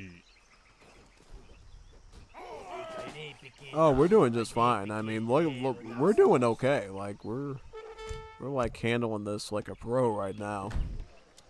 It's like really good. Then we can add some more net throwers in too. Like the net throwers alone are winning us the game. That's how good they are and reliable they are on combat. Yeah. Actually, we got a hunt right here too, and I'm gonna probably put my next hunting salmon right over here just so I can start eating them. Put it right over in this spot here. Okay, yeah, he's coming right after me, so we could pull back. I mean, it's possible. We could pull back a little bit. That's fine. By the time we get back, we should be able to like. Yeah, see, we got net throwers back here too, so it's like even if he does do that sort of a move, it's not fatal. Like it's not. So I'll just hold him off here and stall it out until the other ones get back. Yeah.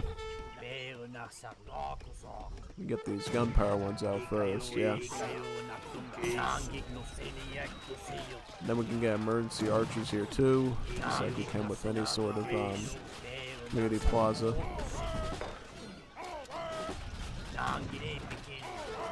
Just get the archers out, yeah.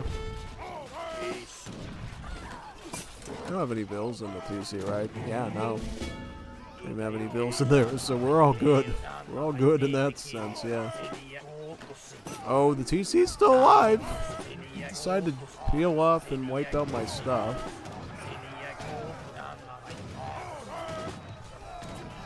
Oh man, we're cleaning house here right now. Oh boy. Wow. Wow. Okay. Okay. We only lost one Malamute, so we're alright. And then from right here, we'll just add in, Suna. start adding in the dogs again. Yeah.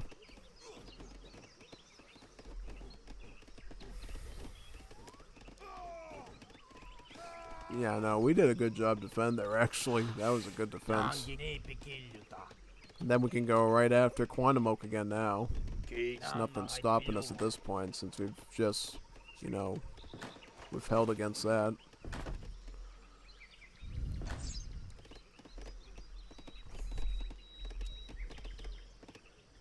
Suna, Mama Gumini. Panu ang maray pilugo, Mama Gumina. I actually should start adding these in now too, though, right? Yeah, no.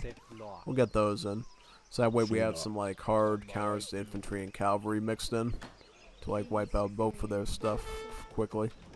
So, Quantum Oak's coming through this way, so we could probably intercept him here. Which would be super duper smart. Because now we'll have a melee unit in too. Okay, they're both coming in now. So we'll just do this right here.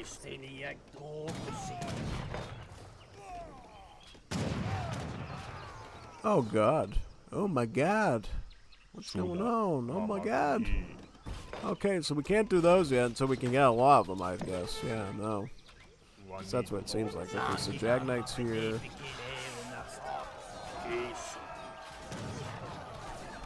Just reset them there.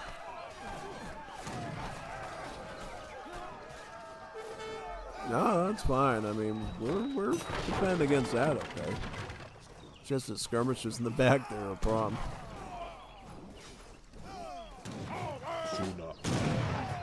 Alright, we'll deal with these now, yep. We can build more stuff too, by the way. It's not like we have to just accept that situation. And we can add some fishers here.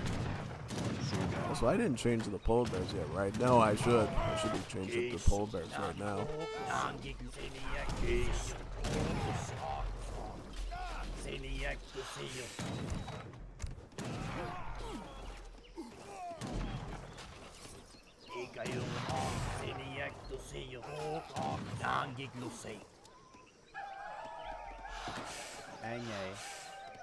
Water ai. Kanaya raya sisekloak. Panuit. Kesu.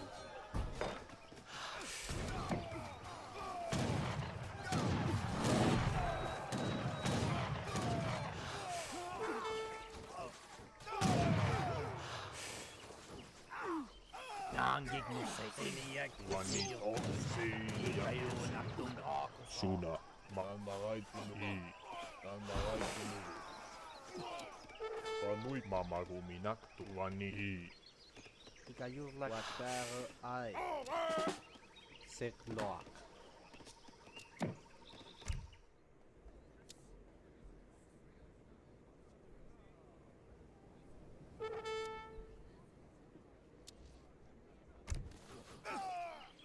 Kesu. Senia kokosi. Nangigmus. Kokosi. Ikayuna tokosok. Nangiglosay.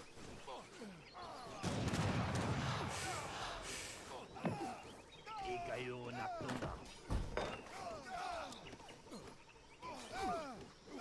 Kesu. Pero na ipikil na makay pilugo. Angay. Name. Quatamok wonders why you cling to such primitive ways.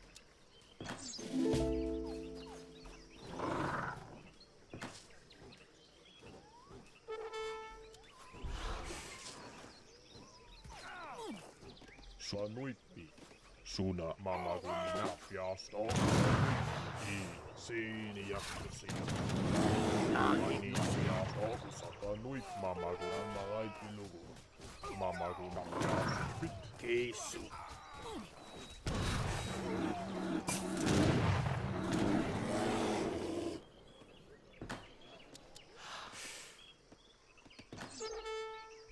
Sun name. Suna kanaya raya si name.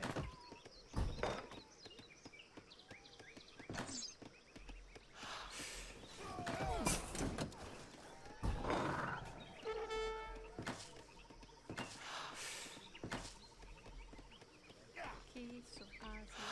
Kissu kanaya raya si sekloa. Vanitti. Siege. Sun Siege, I guess, yep. Nangiglus nepikeo na nanmarait pilu. Kokosi kayo neo na nangiyak siyo. Too many Aerodikes, too many Aerodikes. Too many Aerodikes, I'll try adding these in now. Can't get light cams in, unfortunately. I would love to have some artillery here just to shoot them back a bit, but if we don't have that, then I don't know what we're gonna defend with. I don't know, dude. I don't know. Bit tough to say. Yeah, most definitely.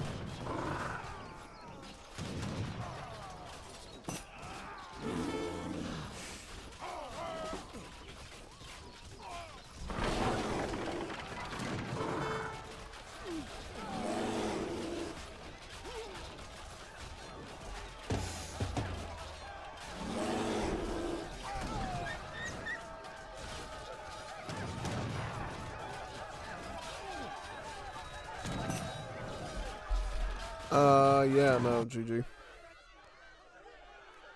Now it's time to look at the Finns. I want to look at the Finnish now and see if they're finished. The Finns are finished. Go for this one. Okay, so let's go back to Finland and do like 1v1. Set to 2 players. We could go back to the map that we were on before, right? Yeah. Carolina. Sweet Carolina. Do. Just like this. Get back there. Let's do some looking here for, or we'll do Finland. Nope, that's C8. We don't want you to be Finland. I want to be Finland. What can you be? Maybe the Zulu. We'll try the Zulu out, see how they do here. Yeah, no, Zulu's a good try. I'll be the Finnish. So what cards were we questioning last time? So last time, let's see what cards weren't working. So mainly this one. This is one I was looking after right here. So maybe I'll give this one a go and see if it works now.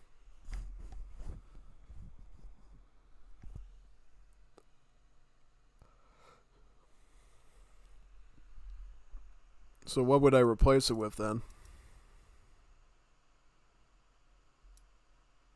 Okay, so all these I wanted to keep, right, for eco. Maybe I'll actually just get rid of this one because it's so minute. Get that. What else?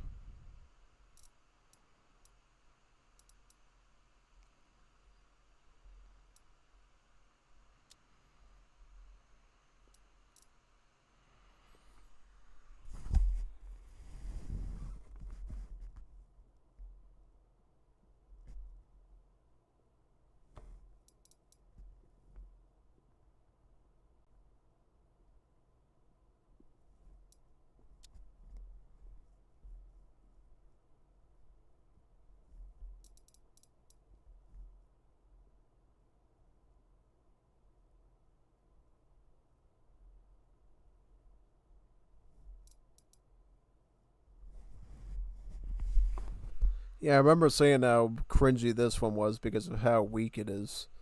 Yeah, because if you get like a 15 Strellet spam out of this card, you're so screwed. The only one that would maybe be viable is like 15 Impersonix or Cossacks. Anything else is trash. considerably, especially since you could just have like 13 Corellian spearmen and those would be better than Porchicks. Yeah, no, most definitely.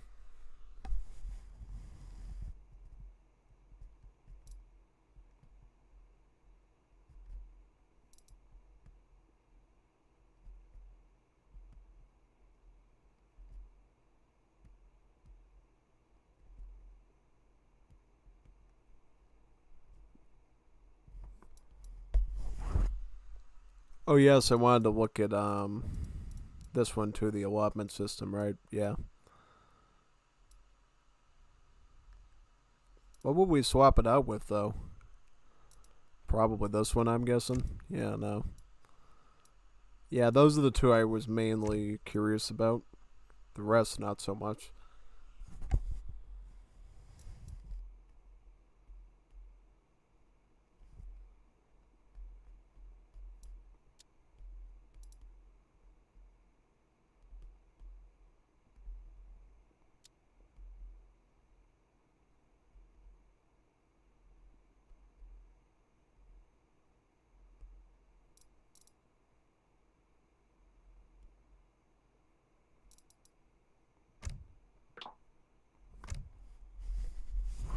This will just be a basic test to see if if Finland is truly what I think they are now with the Corellian Jaegers. Yep, I'll just do some scout work right now, treat it like normal, and then when we get to H2 it'll be the real test to see if everything's functioning alright. Valmiina. Käsky, kyllä. Mitä? Kyllä. Valmiina. Kyllä. Mitä? Kyllä aion. Niin, totta kai. Metsästäjä. Don't think that's for me. Selvä. Yeah, I don't know who that is. Probably a scammer. Aion. Mitä voin tehdä? Minä metsästäjä.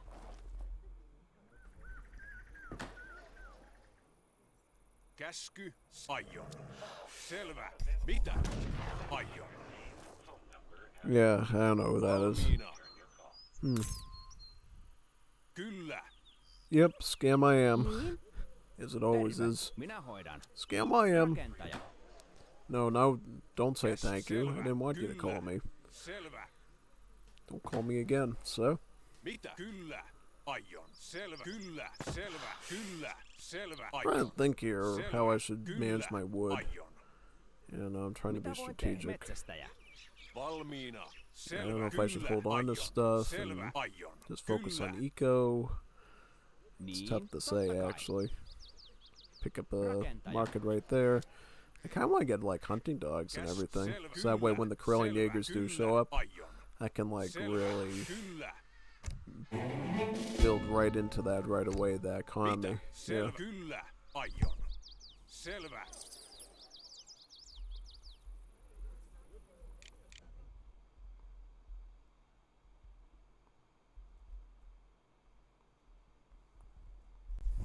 Alright, so far so good.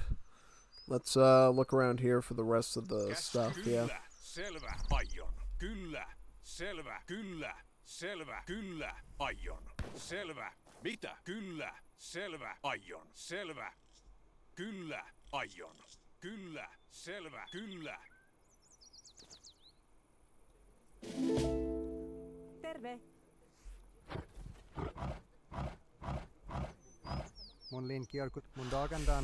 Probably should get my Siedi right now, and then I can put a reindeer right onto it. Where's the treasures around here? Kyllä. Aion. Kyllä. Aion. Where are we at? Kyllä. Aion. I go up this area Selvä. now. Kyllä. Selvä. Kyllä. Aion. Selvä.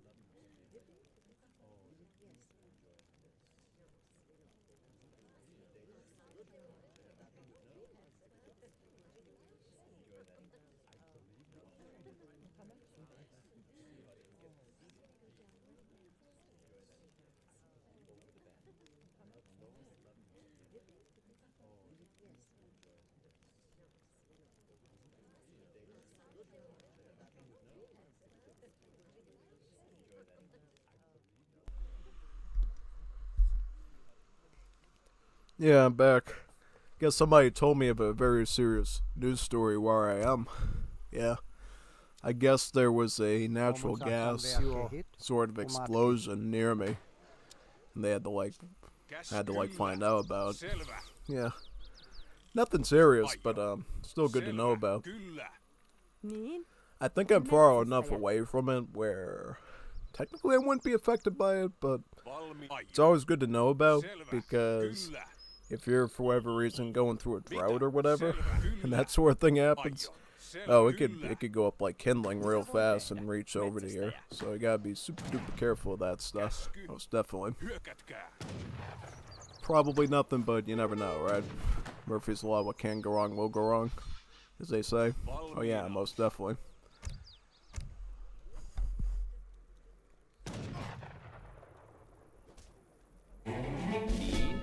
Mitä? Valmiina. I'm gonna put some more bills on this structure here.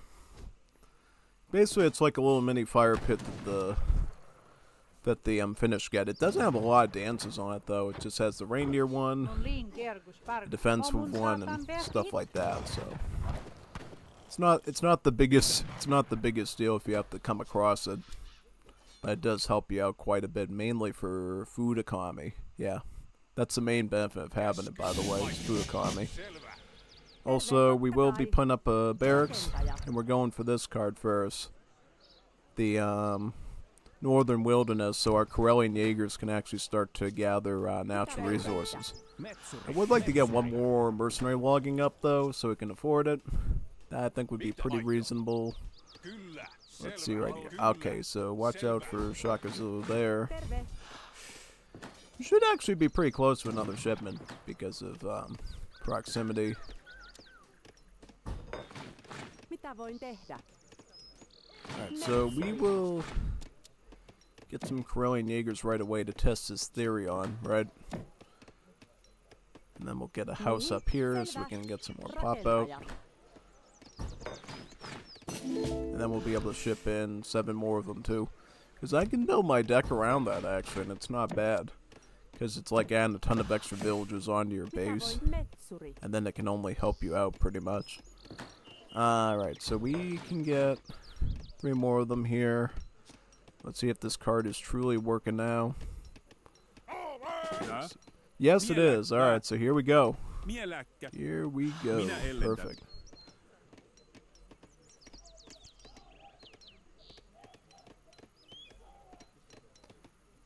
Oh, that's 100.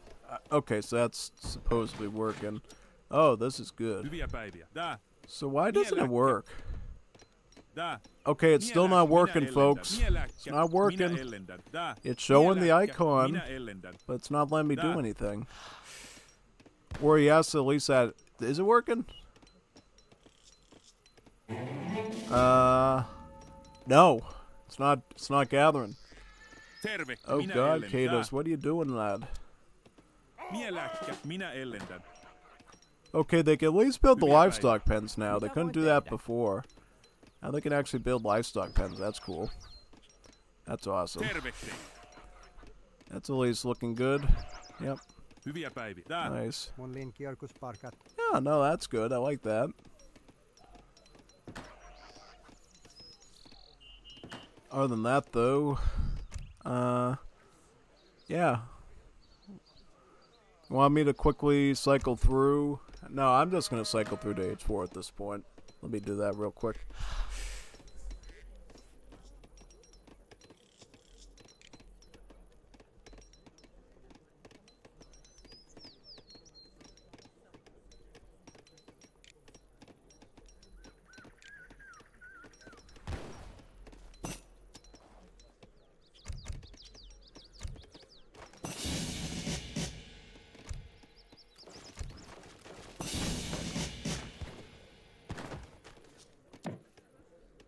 Niin?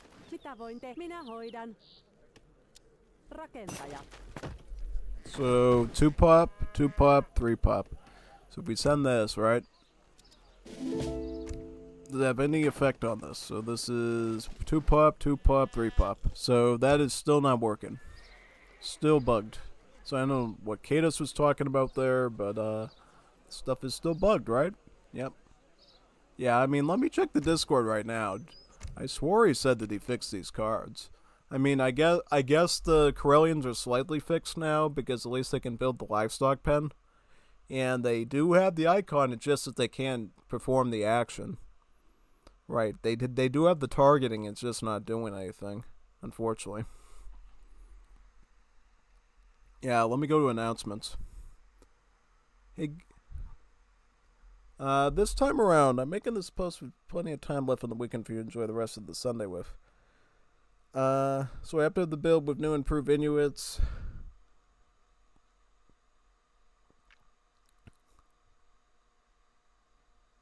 P.S. I also fixed the Finnish cards. Not really. I mean, you did a little bit, but, it's got a little bit more work to do, I think, unfortunately. Yeah, so definitely, the wilderness, the northern wilderness one needs to be fixed, and then the allotment system one needs to be fixed. Those are still out of order. They're still out of order. They still need to be repaired. Okay. Yeah, no. That's still bugged. So yeah, I mean, yeah. Whatever, man. Oh, wait a minute. There was one more card I wanted to check too, right? Let me check, actually. I'll make, like, a separate home save for it so we don't, like, interfere with... What's the card I was looking into? This one. Gunboats. Let me try that one.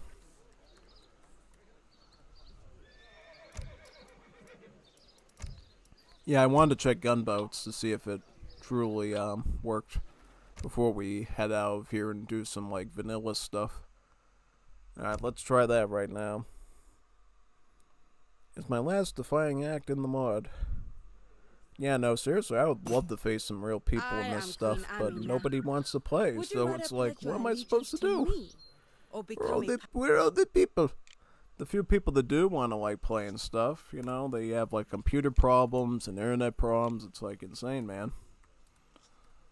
Gotta get more Age of the World people on, yeah.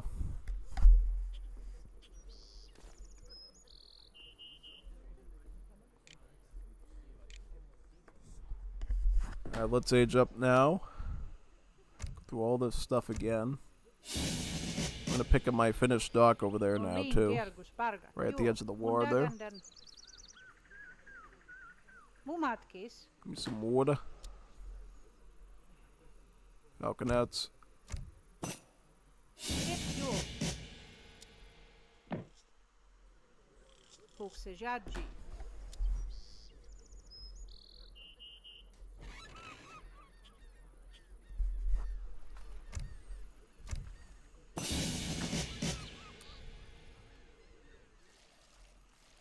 I'm bringing out my caravels here. So, supposedly what this car is supposed to do is researches Imperial Modder and grants your caravels a long-range bombardment ability. So it does it. It does not. They do not have the long-range... They do have the long-range attack, but I can't activate it in the UI. So it's like totally useless. Yeah. And what am I supposed to do with that? And just to make sure it's not age specific, I'll just age up now. Yeah, we'll just make sure it's not age specific. So yeah, no, it's completely locked. It did research the modder thing. That's good. But yeah, no, you gotta fix the UI so we can use the long range bombardment. The long range attack does show up there, but we can like call it from the UI. So for the most part, I would say the cards that are bugged for Finland have only been fixed like 20%, 10 to 20% generously. So that definitely needs to be fixed by Kados, I think, to be called clean and mean and pristine. And just to make sure it's not like a charge attack or something. Yeah, no, it's not a charge attack, because if it was a charge attack, then it would just do it from long range or whatever. Yeah, no. Okay, so yeah, we definitely know that Finland cards are still bugged. Like, not 80% of the bugs are still there. They slightly fixed the Karelian Jaeger with the Northern Wilderness card, but that's about it. Oh yeah, and guess what we get to do? We get to put the music back on because, you know, we're no longer playing games in this mod. And then we can go back to vanilla, right? Yeah, no, I can go back to vanilla. Which I know you want me to do. I will open up Wars of Liberty first, though, just to see if anyone wants to do that real fast. And if nope, then we can join in for some Definitive Edition. Yeah. I'll ping the Wars of Liberty server right now and see if anyone's up for a match or two. Especially Middle East. Like, I would love... We need people to test Middle East with me in multiplayer. We really do. Because we're probably a week or so away from the release of that patch. And we gotta find these multiplayer bugs, like, right away. You know? We're gonna begin Middle East patch for Wars of Liberty before Christmas this year. It's, like, pretty confirmed at this point. You know, unless something really goes wrong. But we need to know if that really goes wrong, is something going on, so we can fix it. Because I'm pretty sure if there is something wrong with the multiplayer, it can be resolved rather quickly. Within a day or two. But you definitely don't want to be after release because it's a pain in the neck for everybody involved. Yeah, so I'm going to just set up a lobby, ping the Wars of Liberty servers, see what they want to do, man, and then we'll go from there, right? Yeah, let's see. So we can come up with. What do we got?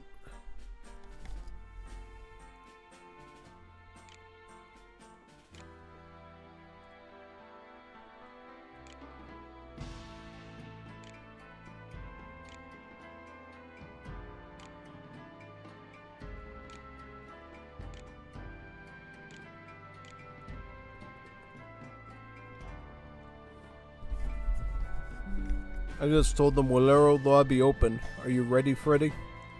See if we get somebody to join. Otherwise, I'll start booing up Definition in the background right now.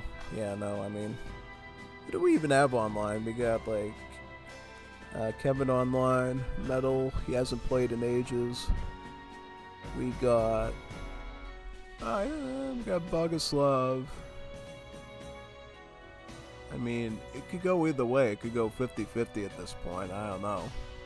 I just decided to open up like 3 slots just in case if we get a huge crowd of people. Who knows? I don't know. I would prefer to play Wars of Liberty if it was me personally. You know, just saying. If we can get somebody who has like Middle East access, that'd be even better because then we can test those new maps in multiplayer and see if they're good. You know? Plus, I would love to practice some Middle East matches again before the release of the patch. So I have all my skills up and get to do that. Yeah, no. I feel like the AIs are too easy. I need like human opponents when I'm practicing my Wars of Liberty skills. Like Varengo has been a really good opponent lately, who's been challenging me throughout the week and stuff. Yeah, no. Varengo's been an awesome opponent. Like really challenges me very good. And I still usually can't beat him because of how crazy his Japan build is. Yeah. Because here's the thing, those Japanese skirmishers, the Kievs, they're nothing like the Yumi archers, you know? At least it doesn't seem like it, because their range attack in age 4 was like 35. Without like any sort of support from a Daimyo or anything, just the golden pavilion and all the upgrades on it, and I was like, whoa, what's that? That's kind of scary looking, you know? That's kind of spoopy. That's more damage than an Imperial Skirmisher. And be it more than an Imperial Skirmisher like a Voltaguire, I think. Yeah, no, I think vanilla Voltaguires and Prussian Needle Gunners, Royal Guard Skirmishers, do not have stats that good. So, why the Kie has stats like that, I don't know. Because here's the thing. Yeah, it does start out with like 18 range, but then you add Way of the Marksman. And then when you add Way of the Marksman, it goes up by 2 range, and now it's magically a 20 range skirmisher. Total threat. Oh yeah, no. Scary stuff indeed. Oh yeah, most definitely. Quite interesting, I would say, to say the least. Sure.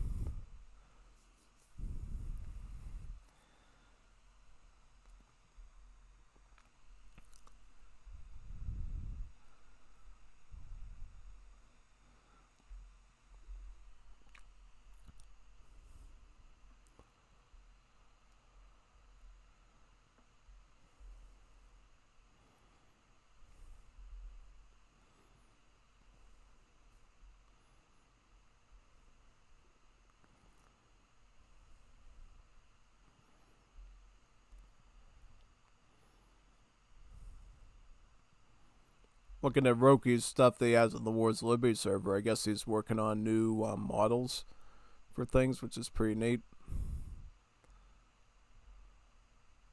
Yeah, not bad. He makes all sorts of anime girls out of infantry and stuff, which is pretty neat. Okay, nobody's joined my Wars of Liberty yet, so if nobody appears in probably the next 6-7 minutes, we're going to be doing just tons of D lobbies for the rest of the night.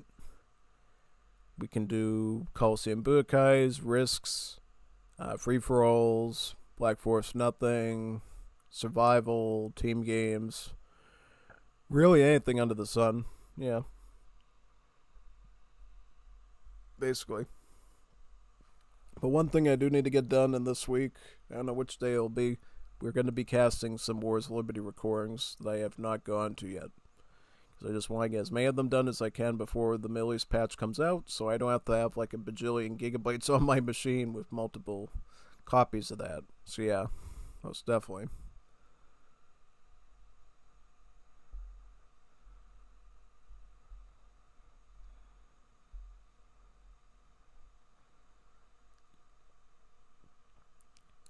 Oh yeah, because guess what I get to do when the Middle East patch comes out? I get to delete like 14 gigabytes off my PC, you know? Get that 14 gigabyte extra folder off that I was doing the beta testing on, which will be good, you know? Oh yeah, most definitely. Be very solid.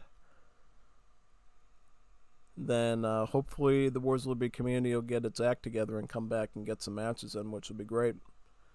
Make Wars of Liberty lobbies great again.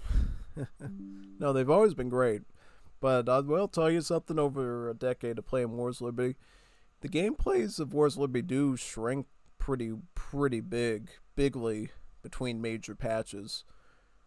At least it seems like it does a little bit. Because I think the problem is we lost a lot of people that were super active that I used to play with when I was young. Now it's basically just the Juanitos and me and a couple of others holding the fort down. And they're playing all these other kind of titles like Hearts of Iron. And I think what happened was they've finally gone to the workforce and they got money now. So they're like, oh, I'm not going to play Rolero. I'm going to get this and this. And then they play like 20 other games and then they can't put time in for Rolero anymore because they're playing Hearts of Iron and weird soccer games and whatever else they do. Weird soccer games. Northgard. And I did the Northgard for a little bit.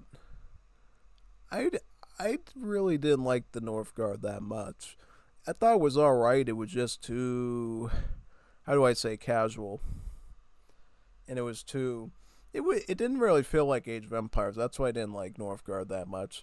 Yeah, there was RTS aspect to it, but I think it's so loosey-goosey in how it's defined and stuff that you don't play it like the RTSs that I grew up with, you know. It's mostly about gaining scores that it is like conquering your enemies, you know. Where like in AoE 1, AoE 2, AoE 3, you're just like building siege weapons and infantry and cav to like destroy the enemy town centers and wipe them out. Northgard is really just like, feels like, how do I describe it? I don't even know how to describe it. It feels like playing Monopoly, but with Vikings. Yeah, no, it kind of feels like you're playing Monopoly because you're trying to make money here, food here, prominence there. Yeah, no, it feels like you're playing Monopoly, but with a little bit of warfare added to it, and it's like, isn't that what they tried to do with AoE 3 with the Tycoon mode? Whoever plays Tycoon mode, I don't think there's anyone that plays Tycoon mode. I've never played Tycoon mode. I don't know anyone that's ever played Tycoon mode before. Like, what was even the idea by the developers of coming up with Tycoon mode? Like, really? Really, what were they thinking with Tycoon mode? Seriously, like, I don't know what they were thinking with that, because it's like, the whole reason we play AoE 3 is to, like, have big wars with each other, and treaty, and deathmatch, like, cannons, muskets, bows, and arrows, and stuff. Not sitting back and, like, gathering tomatoes and lettuce, and eating sheep and cows. Like, yeah, that's a part of the game, but that's not the thing that makes it revolve around like a planet, you know what I'm saying? Oh yeah, no, most definitely. So I don't even know what they were even thinking with that one, to be honest. I would have thought personally they should have came up with like something like they should have came up with something like Risk almost, you know, like they did with AoE 2 where they have the buildings that spawn units and stuff and you walk around to capture them all. They could have made a mode like that, and I think that would have been good because that would have, you know, offered an alternative way to play Risk. See, that was something that I actually came up with for Wars of Liberty. The idea of having like Moai on the map that you can capture, and then when you capture the Moai, units will spawn. But Eternity ended up taking the idea and changing it up a bit and actually going for trade sockets instead of the Moai. Yeah, because you wanted to keep it more traditional, I guess. And I think in the end that ended up working out because the problem with doing the building capture thing is things can get really lame if people know how to like squeeze their units in like sardines in a can of fish, you know what I'm saying? Like if you can pack units in super quickly and like overrun the enemy from like a certain radius, then you can just like steal stuff from right underneath their nose. Whereas with the trading post system, not only do you have to take it out, which takes time, give somebody time to react, but to like actually use it against you, they have to have their explorer completely safe and build on that site for a number of seconds. So it doesn't feel as lame to the defender, right? The defender has plenty of time to A, avoid losing that production, and B, even more time to prevent that production from being turned on its head against them, which feels a lot more realistic, you know what I'm saying? Yeah, because that's what real warfare is like, right? Like if you're fighting a war, like, Russia, Ukraine, Sudan Civil War, whatever it is, you have to like siege the town, right? Like either destroy it outright or like capture all the buildings, and then after a long amount of time, people in that settlement can decide to like rebel, revolt, or to support the invader and like join them, the conqueror. So much more of a natural progression. Yeah. At least that's what I think. I mean, you could totally think of it differently, but that's at least the way I see it. I don't know about you, but that's the way it comes to mind for me. That's all I'm going to say. Yeah, basically.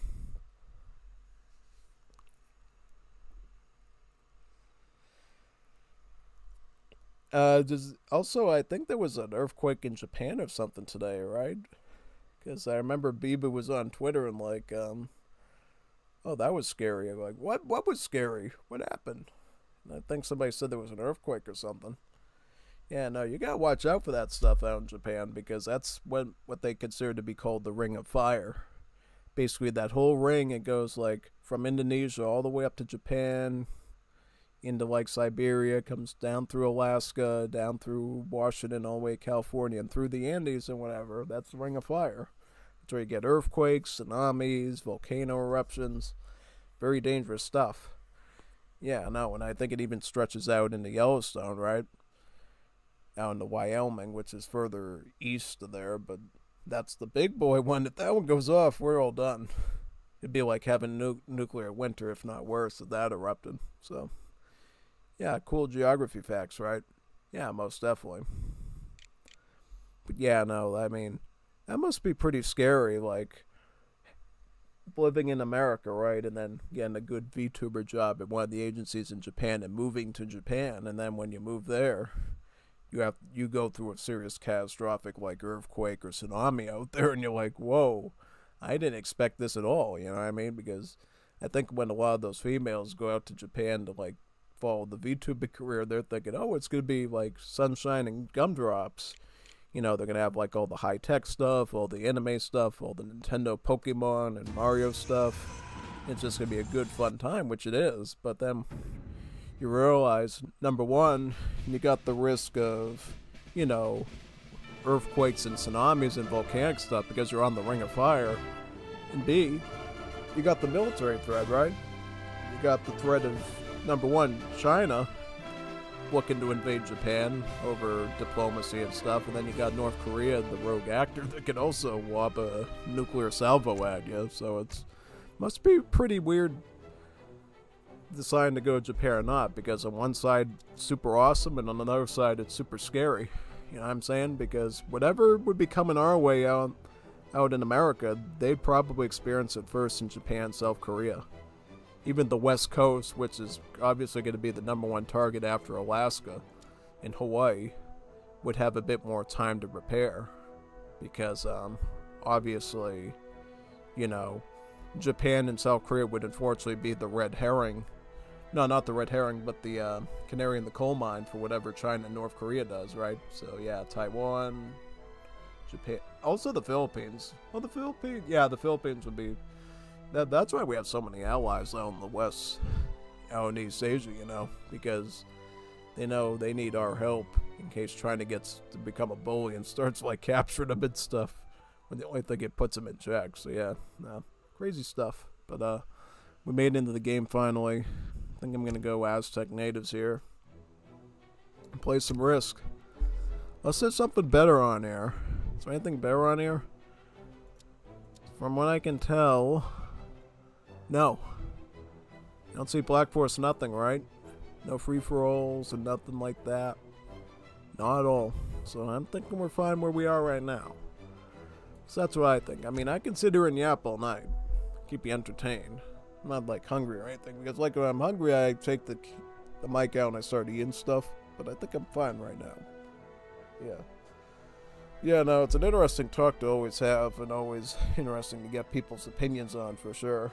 Like, are they leaning on the side of like, oh yeah, I'm going to Japan to experience all this anime and Nintendo and gaming stuff and high-tech stuff, plus all the good food and stuff, which is the best reason to go there, or you're more concerned about the other two things that I mentioned. Yeah. No. Yeah, because I actually saw that stuff last week, I think, even. Like, China's, like, seriously considering going after some of Japan's islands in the Pacific. And who knows what happens after that, right? Because if Japan, like, says, oh, we're going to take some, bomber planes and hit Beijing with them, guess what? Now your whole country's screwed. And all the Americans who joined Hololive and then Sanjay and all those agencies living in Japan are going to have to, either get on a rowboat or get on the nearest flight out there. Because that's going to be a sing duck. I mean, now granted, if they live on the west, their family's on the west coast in California, Washington, and Oregon, because that's where a lot of the Asian American population is, they're going to be screwed too, because once it leaves the Asian theater and goes into Hawaii and stuff, yeah, the west coast would be the first target. But it's very interesting stuff, to say the least. Most definitely. Okay, we got British. Alright. The other guy left. Yeah. It feels like on the nights when I do stream Risk, the turnout for players is always rather slow. I don't know why that's the case, but yeah, it's a little freaky. Like, I wonder why that is. You know what I'm saying? Yeah, no. You'd think that, there'd be bigger turnout for a scenario like Risk, which has always been, like, super signature and stuff. Oh, yeah, no, like, Risk is a really good scenario. Even these newer maps, I mean, the OG maps, like the McAllister build and stuff on Asian Ices are always going to be the best, but, no, you can totally do these, Definitive Edition Risk maps, too, and they can always offer a bit of a challenge and entertainment for everybody involved. And it feels like a real war, I mean? Not like standard Age of Empires, like an actual war build up in diplomacy and invasion and attrition and stuff, which is really neat. Because, yeah, if you capture all the water, now you have a ton of ships, and then you can, like, nuke people's coastlines with broadside attacks, and even if they have a good land army, you can, like, kite them really good with your navy, but at the same time, if you don't have enough land, yeah, you'll have a huge army to invade your land with and, like, start doing amphibious assaults if they have navy, and if they don't have navy, they can, like, reserve what little ships they have and then go for an amphibious assault, and then when you try to land your ships, they'll just blast them with things like Arrow Knights, Culverins, and the like. Because, yeah, no, Culverins are really good counters to navy. Even more so than mortars, because when you think of, like, naval combat in AoE 3, you always think about the mortars, right? Is like the big signature weapon because of its long range. But it's actually the Culverin you gotta watch out for. Because the Culverin has much more substantial multipliers against boats than the mortars do. Oh no, like, if you have like 2 or 3 Culverins, that's enough to take out a galleon in one shot. Go like, boom! That galleon will get shot right out of the water. And I think you might even get a frigate down too, which is the biggest boat that you see in this scenario. Some newer Risk maps have included modders, but it's super sus. Because if somebody gets too many modders, then it turns into like a nuclear conflict at that point, like a nuclear overload. Because those modders, in terms of Age of Empires 3 world, act a lot like ICBMs in our world. And they have that long-range attack that just, like, reaches for miles and hits their inland trading posts. Especially considering the fact that, the map does tell you where the, trade sockets are. And if you've, like, scouted a unit through there, you know that they have a TP there. You can obviously take your, modders and target all those and, like, blast all those sites. And it won't be good. You'll basically just obliterate their army again and again, yeah. Most definitely, so. Okay, Wars Liberty is still open. I didn't even close that yet. Okay, there we go, okay. You're probably wondering if I was if I was fibbing about having D open. No, not all. D is indeed open and open for business. Yep. That's why I feel like the Fifth Edition has helped me out, is when there's nobody around to do Wars of Liberty. DE gives me a really good activity to do. Because I think the biggest problem as a content creator that streaming is, if we were still on Legacy, unless I was on ESOC, right? I would unfortunately have to come up with this whole system of artwork and UI just to entertain people when the game isn't open because of Game Ranger, right? Yeah, no, that's where Radman, I think, wins, because if you're a content creator person, you can basically avoid having to get all that fancy artwork and stuff if you use Radman, because you just open the game up right away and look for the lobbies. If it's Game Ranger, you have to look externally for the lobbies, and you have to send that lobby for maybe multiple minutes before the host decides to start it up, and then get into the game, and then you wait in the second lobby, so you're like doing the same thing you just did, and then hope that everybody connected alright, because Game Ranger servers are weaker than Radman's.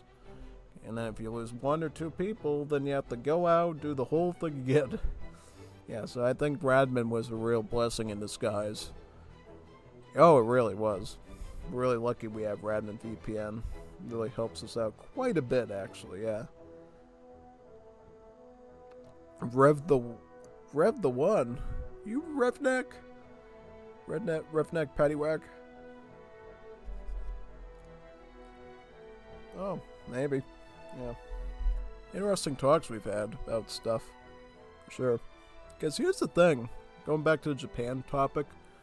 There's times when I actually think about that for myself. Like, I think, hey, if this Let's channel does well enough and I can afford to go anywhere, would I like to go there myself and set up there? Because it's a place with a lot of hard work and wealthy people.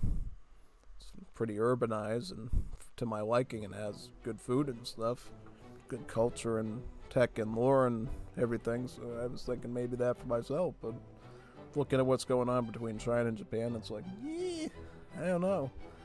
Maybe just stay put where I am for now and then decide later. Yeah, because I definitely don't want to. Well, here's the thing. I mean, if you really think that nuclear war is a real risk, it's better to go out into the countryside for sure ahead of time. But be warned, because I've seen some YouTube people that have warned this before. Don't go rushing into the countryside if there's a nuclear conflict or a major World War III invasion of America or whatever. Mainly because that's what everyone else is doing. You know what that is, right? Like when the fisherman puts the fishing net out and all the fish swim right into it and then get caught into the fishing net. That's sort of what you're doing is. Yeah, it might be decent advice to tell people go to the countryside when there's a nuclear war and the cities are all vaporized and whatever. But guess what? That's where everyone else is going. So now you got a bunch of rogue actors, including, street gangs, warlords, Mad Max type people who are all going to be there too, and they're going to probably either kill or enslave you if they find you. So it's better to go in the areas where they're not going to find you, like maybe a wooded area that isn't as easy to live off of, It's going to be a pain in the neck, but, because here's the thing.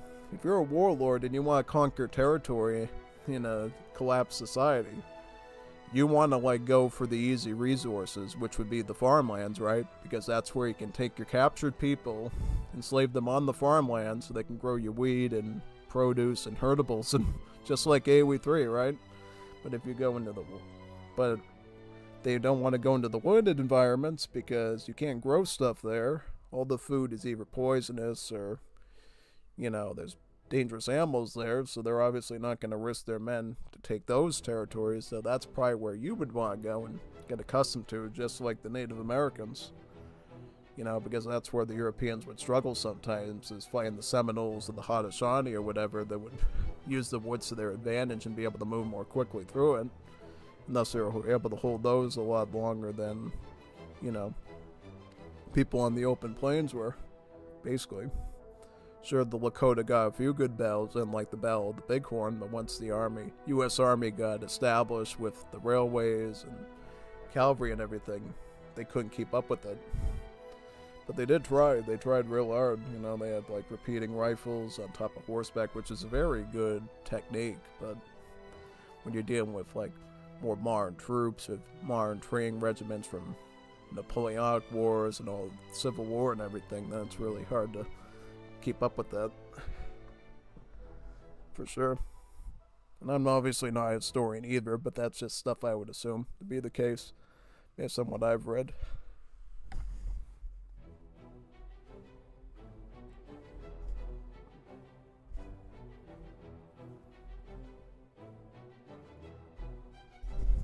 I've had something that I haven't had in a long time last night and today, which is that pepperoni stuff, little pepperoni slices.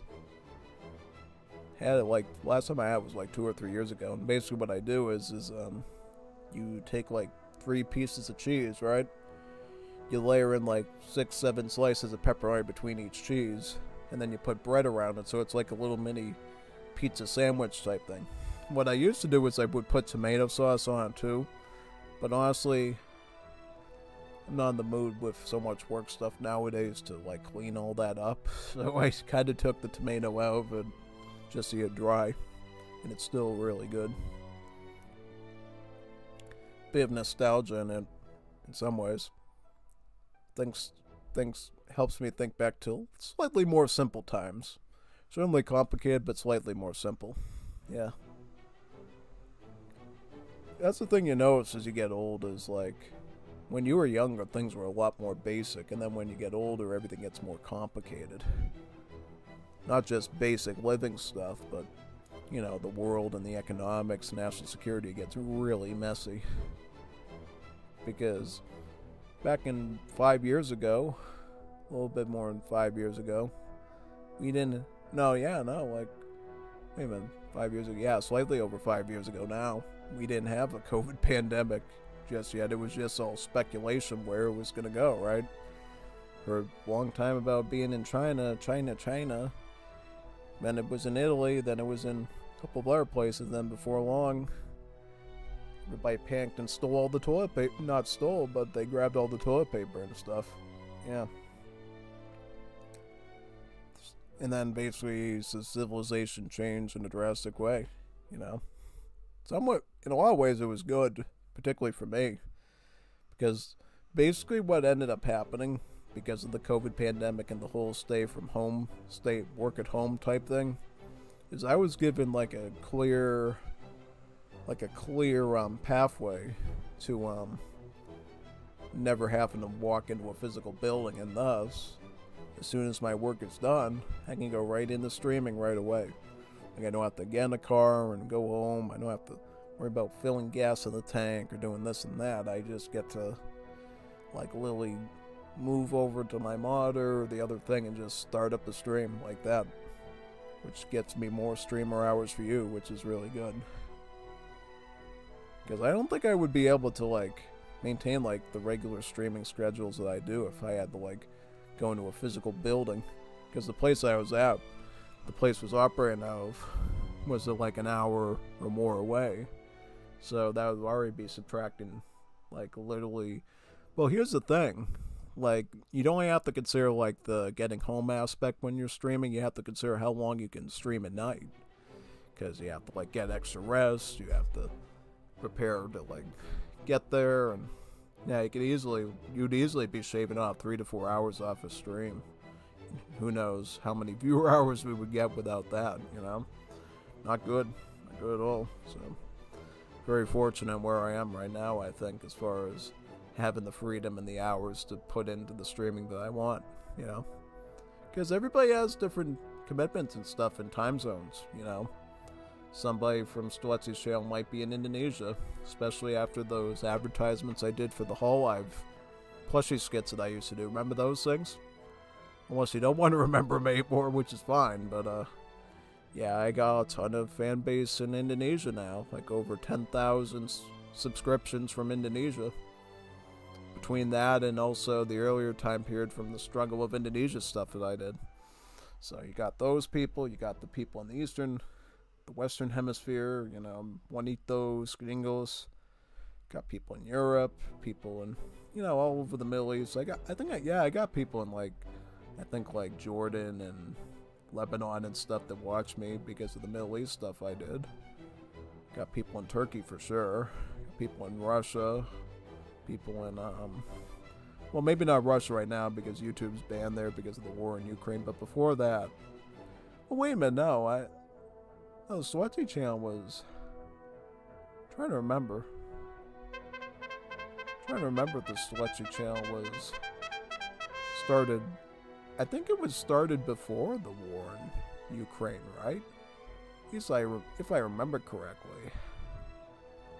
I don't know. I'm trying to recall that question right now in my head. Yeah, no, most definitely. Oh dear God, we're doing a 5-player one. That's not good. That's not good. It's not good, son. It's kind of scary. Kind of spoopy. Hopefully it goes alright. Alright, well, I'll focus on the gameplay then. Because you know how crazy these risks can get and how much micro's required, so I'm probably not going to talk very much until it's over. Wish me luck, people. Wish me luck.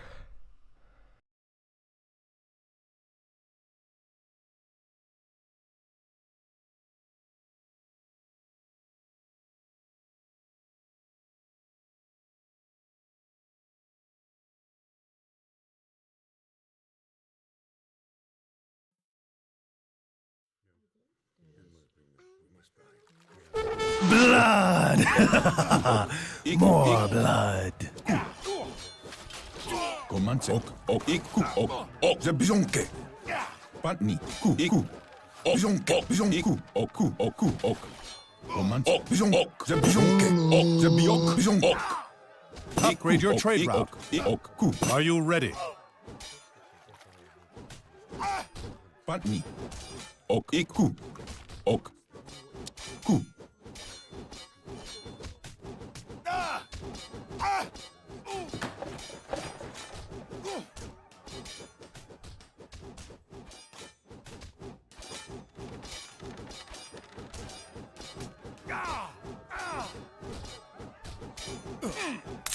Command ok ik hoku ok ok ik hoku ok ik hok. Patni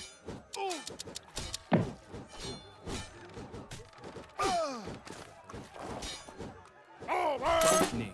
Ok. Ku. Iko. Ok. Iko. Ok. Iku. Ok.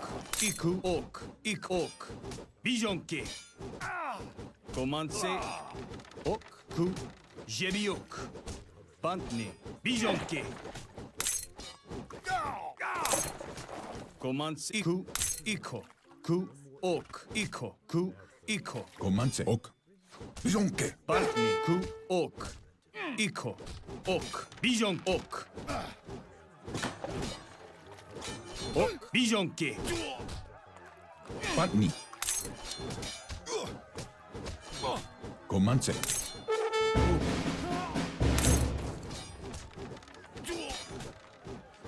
ok Bantni. Jebiok. Komanse ok Patni ku ok bizonke ok ik hok.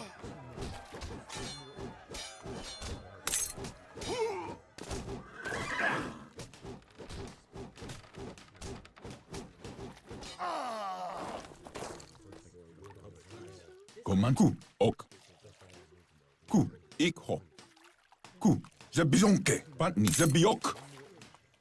Command se ok Biok, biok. Commencez. Iku ok. Ok, ku ok. pat command se ok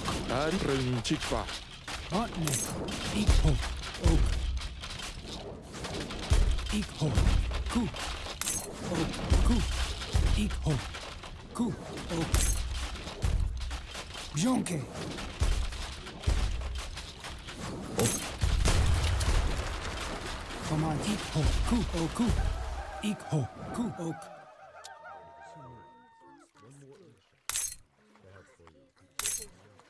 Emanu au vairaila. Ari aumi. Vairaila. command ze bizonke ok ze biok. Bontni. Ok. Bezun. Ok, ok, biok. Bantni. Ku. Lichtum kaya. Aumi.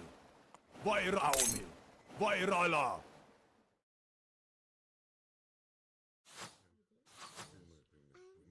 Patni ik hok Oku. Bision. Ok.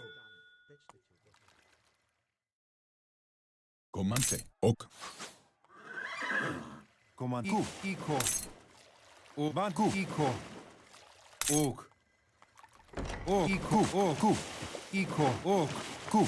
O. Q. O. Eco. Q. O. Q. Comanche. Ok. Q. Ok. Command C. Ok. Q. Ok. O. IQ. Van IQ. Ok. IQ. Q. IQ. O. IQ. Q. IQ. O. IQ. O. IQ. Q. IQ. O. Q. O. Q. IQ. IQ. O. IQ. Q. O. IQ. Q.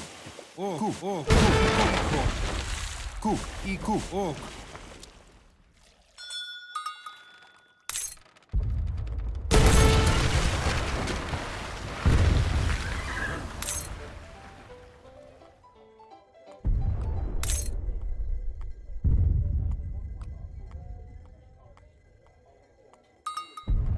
Commandment. Yes.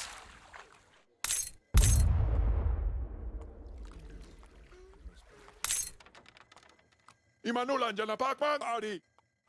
Patni. Iku. Ok. Ikho. Command C. Oku. Ok. Ikho. Ok. Patni. Ok. Ikho.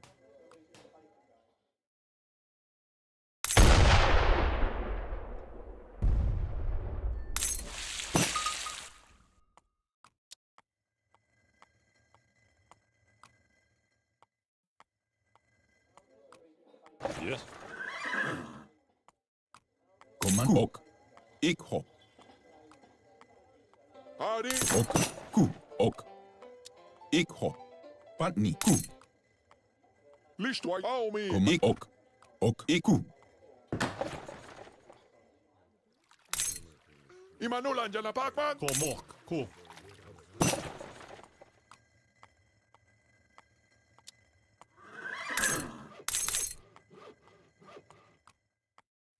Aumi. Pat. Ok. Ikho. Command. Ok. Ikho.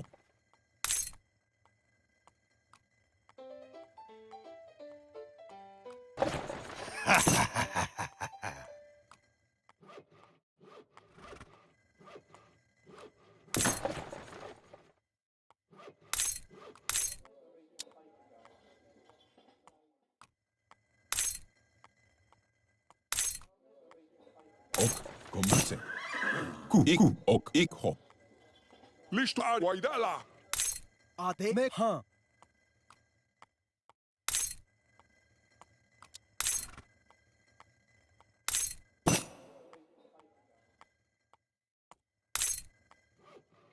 Imanula. Oh, Adi.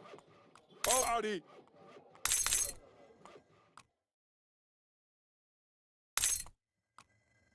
Adi. Aumi. Listunka. Waidala. Adi. Want to pakui. Patni. Q. Ok. Ikho. Q. O Patni. I. Anama City. Uksa. Bon. Ok. Ko. Ok.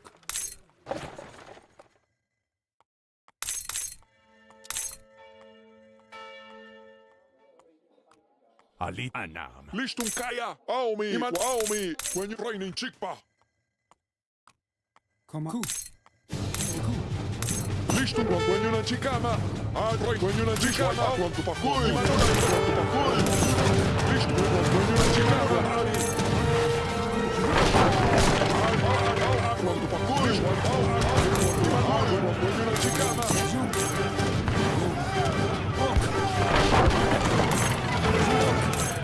Listung. Raining chikpa.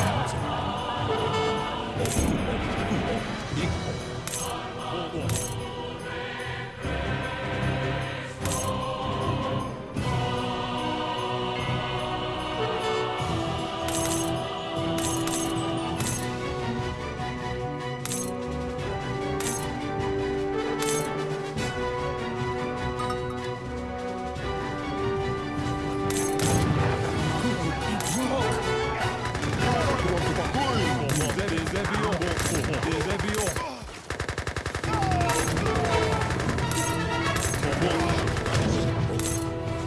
ik ho. O ku ik ho. Ku.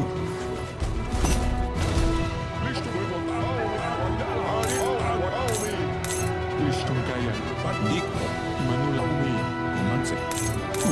O ku. O ku. O ik ho. Ik.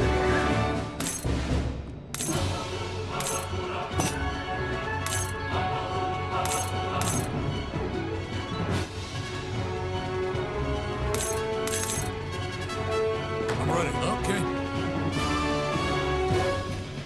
Pat ni. Komanse. Ku ok.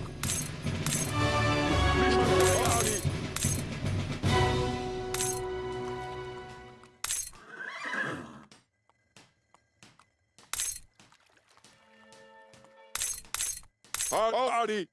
Wai aumi. Rainin chikpa. Pat ni. Adi wai aumi. Imanula janabak. Waidala. When you want to pakul. Listung kaya. Ik ho. Ik ku. Ik ho.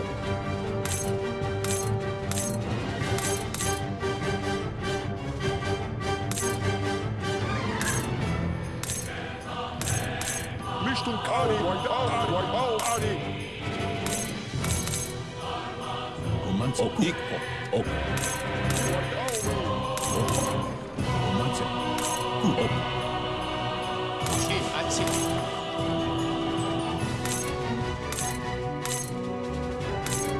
Ok. Ik. Komanse. Ik ok. Ik ku. Pat ni. Ik ok. Komanse. Ik ku. Pat ni. Ok. Ik ku. Komanse. Ok. Ku. Ok. Ik ho. Pat ni. Ku. Ok. Ik ho.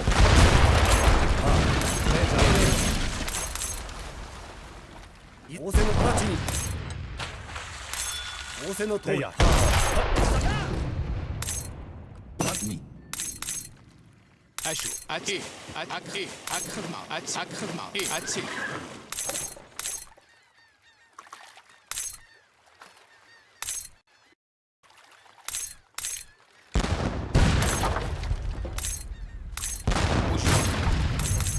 Oku. Ok. Ze ok.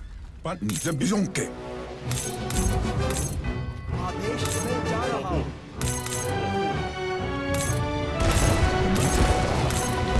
मैं जा रहा हूँ Ik ok. Ik ho. Ok. Ik ku. Ok. Pat ok. Ku. Ok. Ik ho. Ku. Ok. Komanse. Ok. Ok.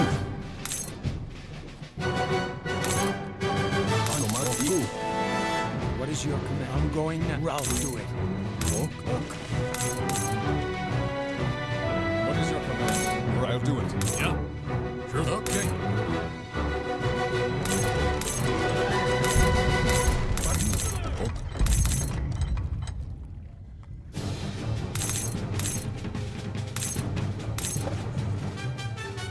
Komanse. Iko. Так, What you need? Sure thing. Komanse. Ik ok. Ik ho. Amrak. Harder. Listung aumi. Waidala. Komanse. Van ok. Matne. Oku. Iku. Wano Saud Angama.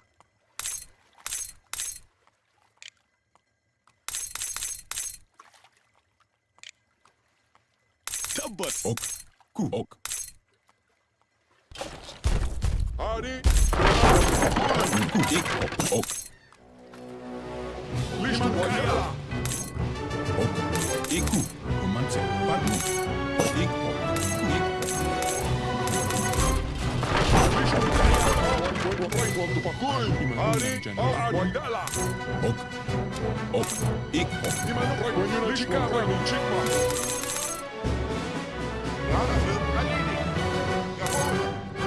Pat ni. Ze bok. Ze biyok. Syria.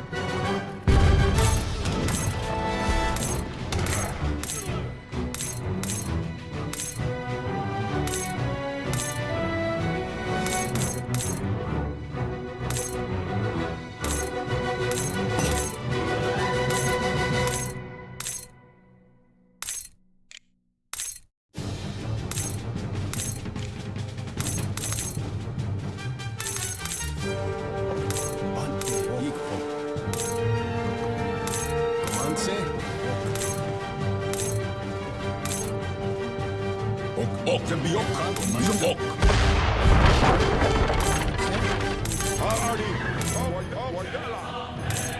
داي مسرع ممتاز Ok, ku ok. Iku ok. When you're not Chicama, Shad, good boy. Amerikani kanske has. Ok, ik ok, ok. Ik ok.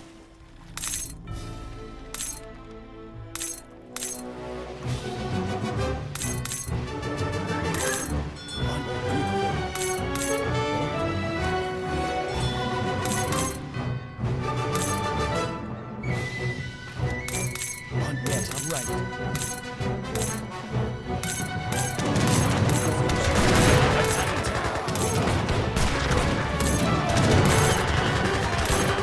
Wayaki. I'm ready.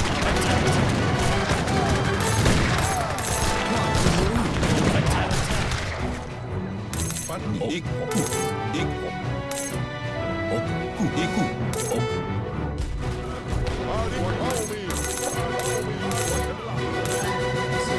Sadi. What is ready?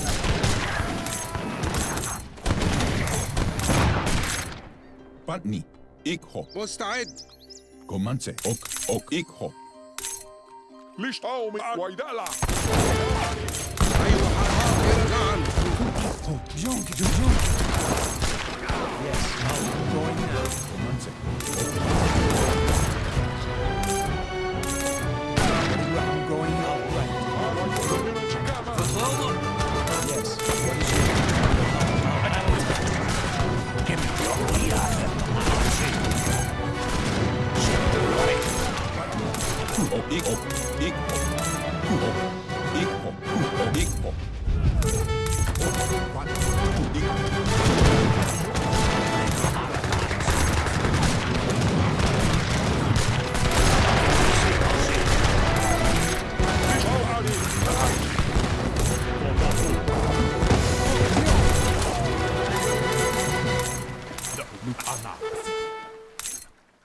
مستعد. أنفذ.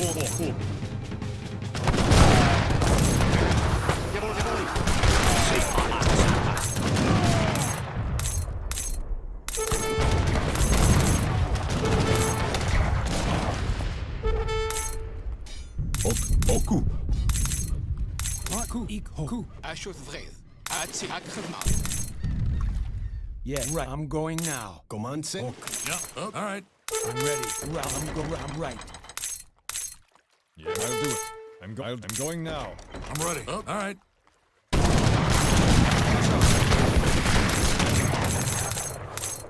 Patni. Ok, ik ok. Ik ho. Ku.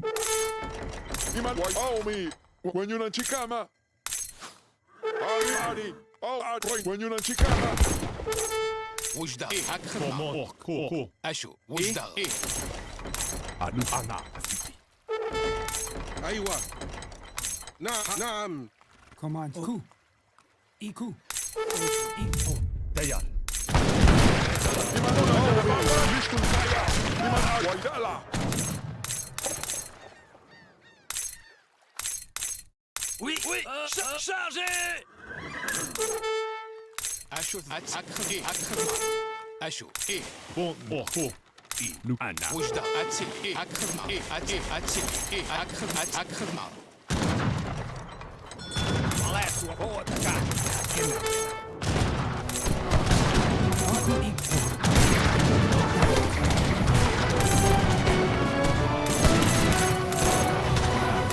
أشو. أتي. معلش نعم حاضر. أعمل صالح منسرع أتي.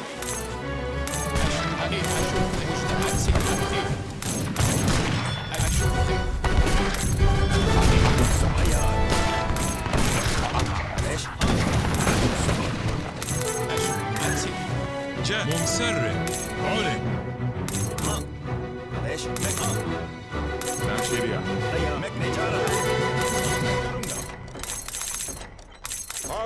ليش قومي Van iko. Ku. Iko. Ku. Iko. Van ku.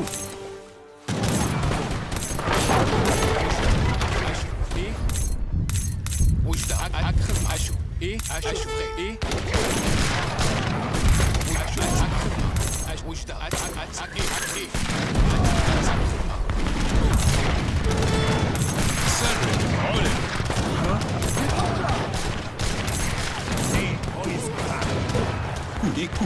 Ok. Preparar. Sì. Sì. Sì.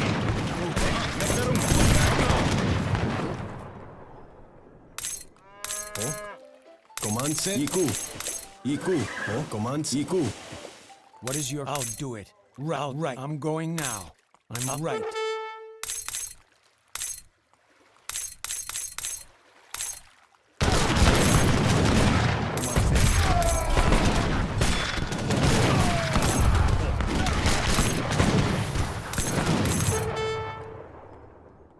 أعمل شنو؟ جاهز ممتاز سرع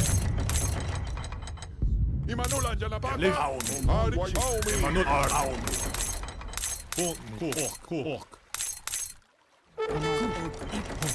Oku. Ikho. Vairala! Iku. Ari Waidala Lichtum Kaya! Imanulang dyan na pagman!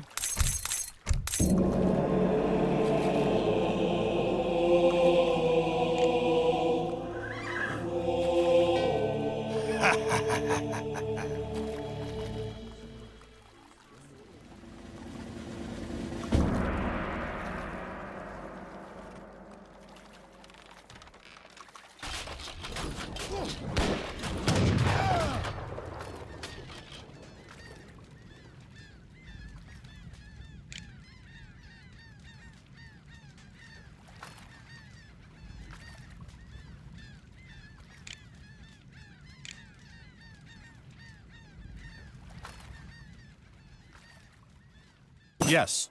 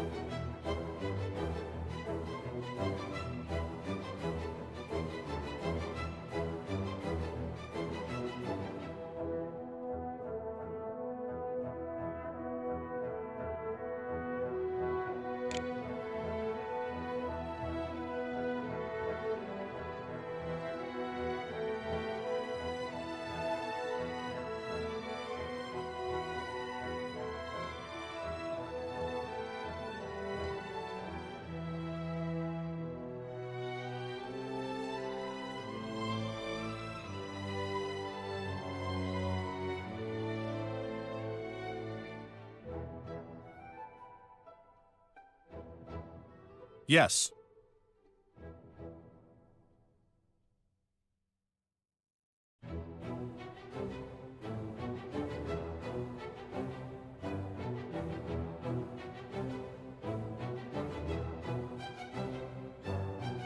Are you ready? Yes.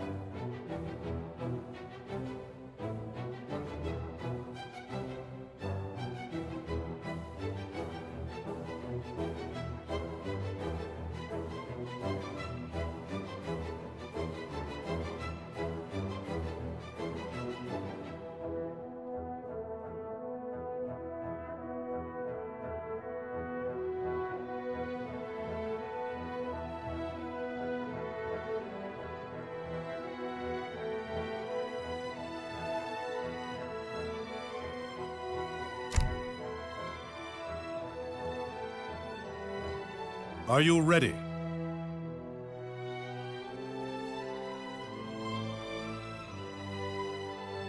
Yes. Yes.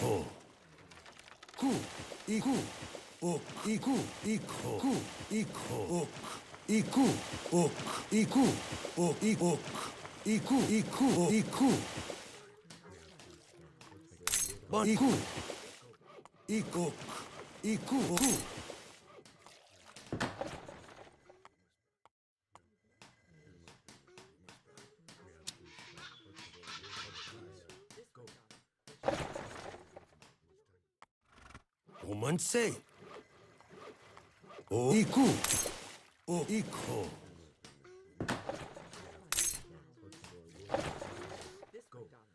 Bon o iko. Ku.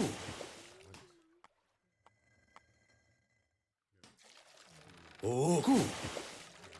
Bon iko iku o iko. O iku iku o iko.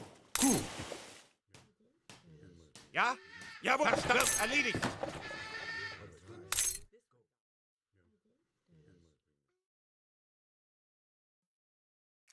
Romanse. Iko. Ku.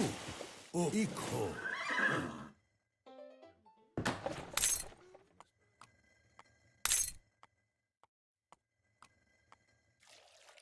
Ok. Ku o iku o iku o ku iku.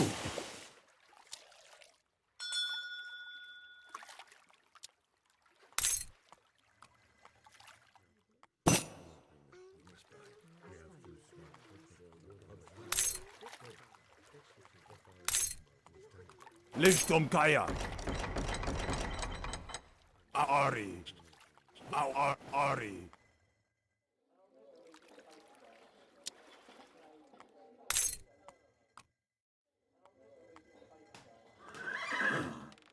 Ari. Aori. Fire Aumi.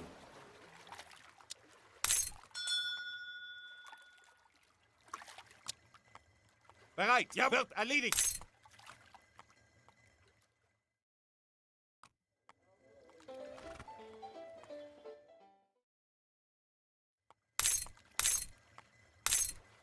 Ja, jawohl, verstanden. Und ne, komm. Boniko.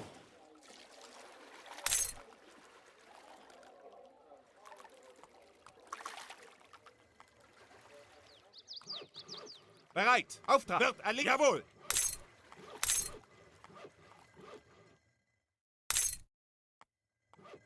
Ja, wird, jawohl. Bereit. Wird, jawohl.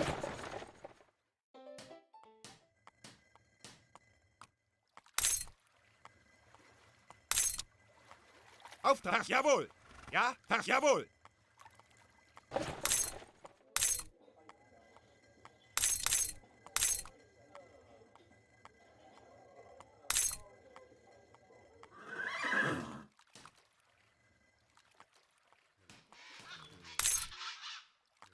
Bant iku.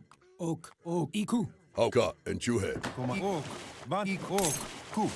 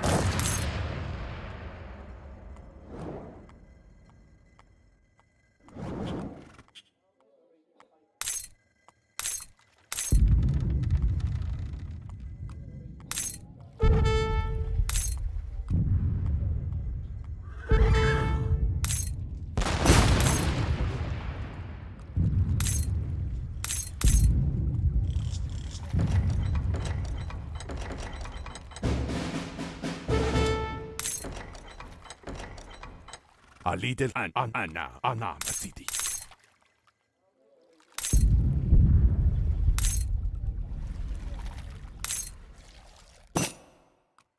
Como Iko. Matne oku ikho. Ku. Commence.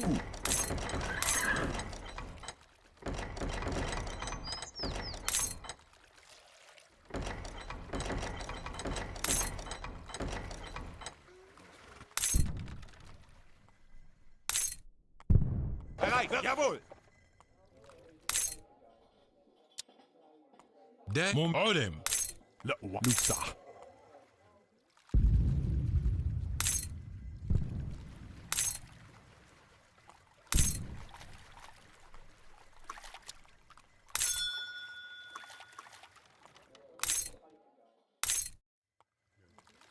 Lichtum, Weirala!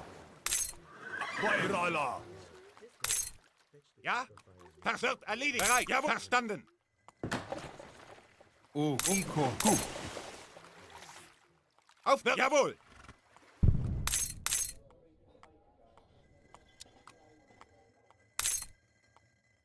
Lichtum, Geier!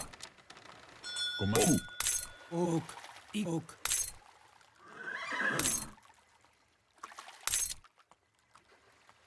Bereit! Auf, jawohl! Ma iku.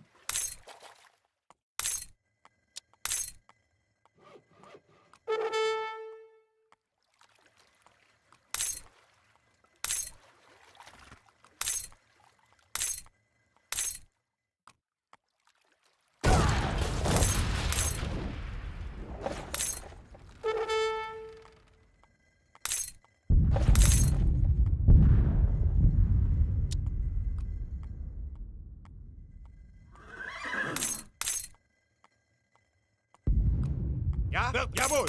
Verstanden! Conrohek Hoka and Chuhe. Bereit! Wird verstanden! Au Ari. Au Ari. Ja? Ja, das wird erledigt! Ok Iku. Mans Ok.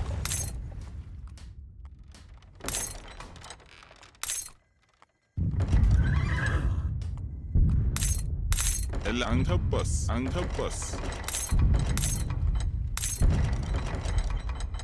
جاهز سر علم.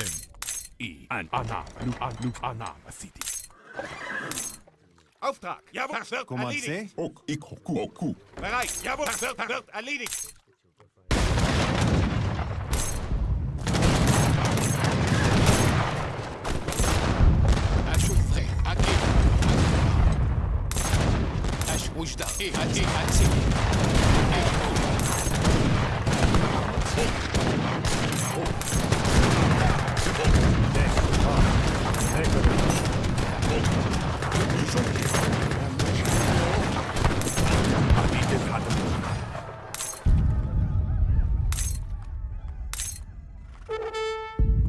An Saudi.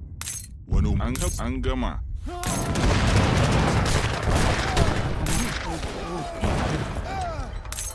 Yemanu Ari. Anna. Das Osser. Oh, Iku. Oh, Iko. Auftrag! Das wird erledigt! Ja, wird erledigt! Matne ok.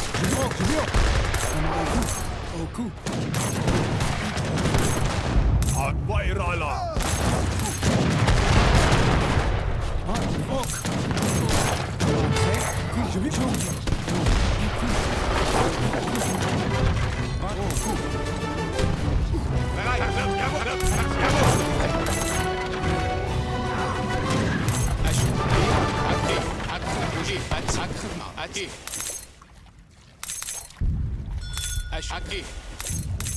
Commence. Oh. Ku.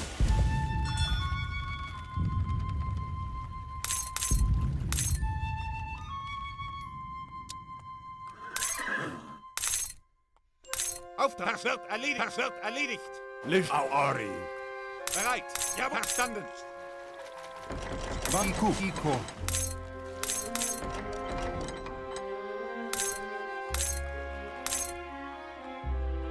أمرك حنفذ حاضر حاضر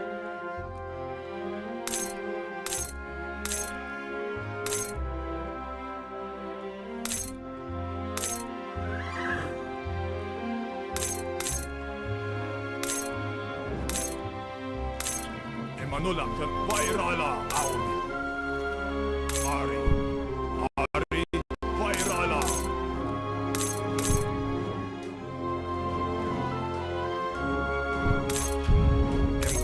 Vairala Ari. Licht Auni.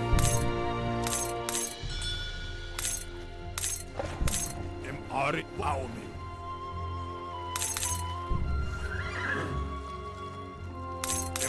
Ari, Licht Kaya. Ja, jawohl, das wird erledigt. Commencez. Bereit, ja, verstanden. Ok. Iko. Ok. Ja, ja, wird erledigt. Onahan hoage. Bantne. Ku.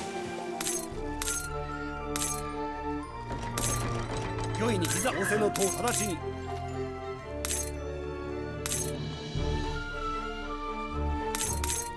Ok. Iko. Ok. Iko. Ku. Emanulam Auni. Vairala. Commencez. Ok. Ku. Bereit, das wird, jawohl. Ok. Iko. Ok. Iku. Auftrag verstanden. Licht Kaya. Ari. Bereit, jawohl. Commencez. Ku.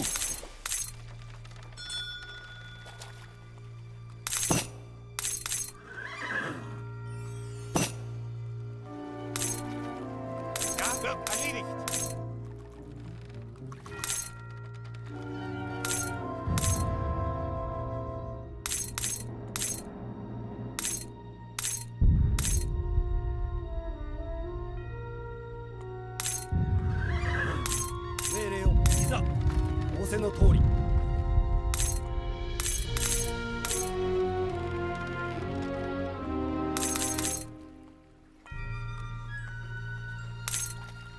Bereit, verstanden, wird erledigt, verstanden. Licht Vairala. Ok. Ok. Iko. Ku. Ok. Iko. Ok.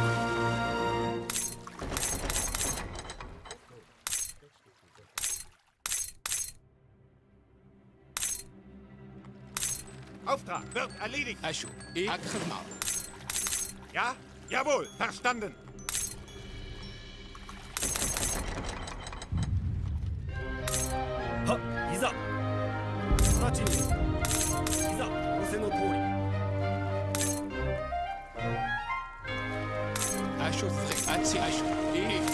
Bereit, wird erledigt, jawohl, wird erledigt.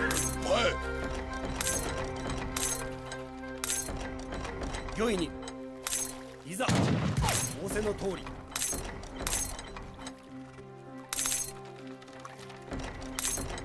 Ok. Iko. Ok. Commencez. أعمل ممتاز. علي أنا سيدي.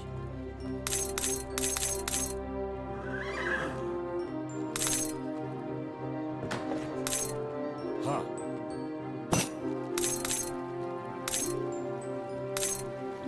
أري أو فايرالا.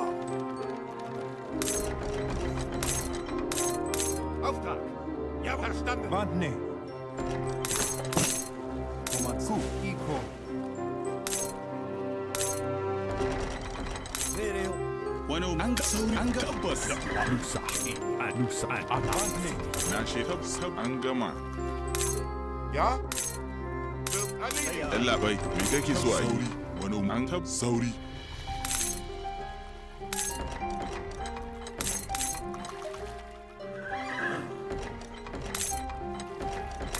Oui.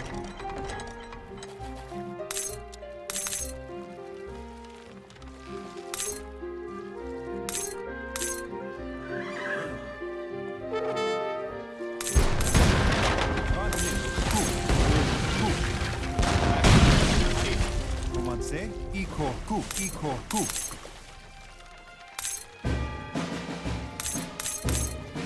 Ok. Iko. Iko. Ku. Iko. Ku.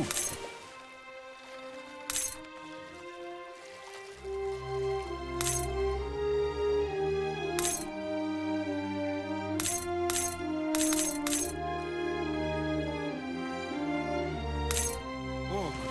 Ku. Ok.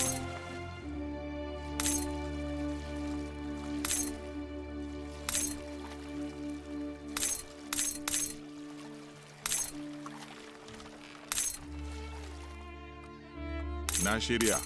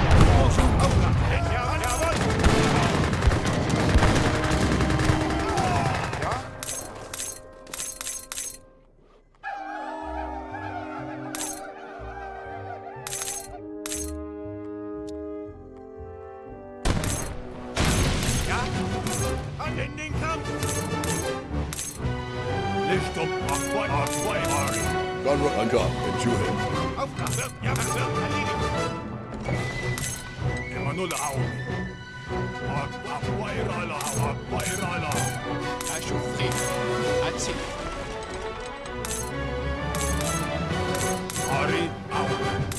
Ari, au, au, au.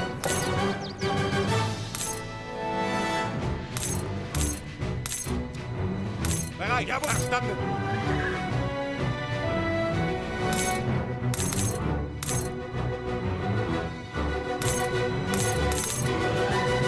I'm ready. I'll do it. Bereit.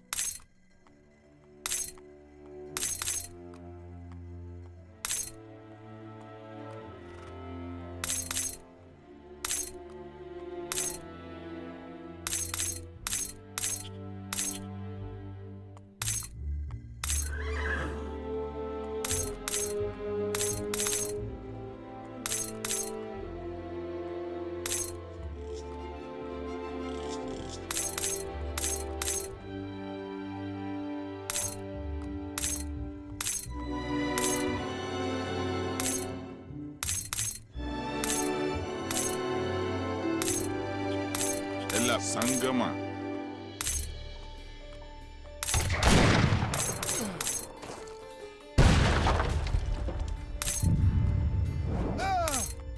Wani Umar tabbas.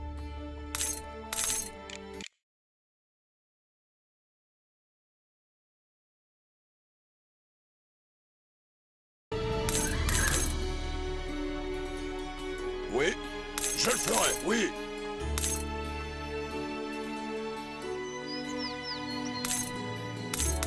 Oak, ik ho. Command coup. Button oak. Lichtum Bayrala, Ari, au, Ari.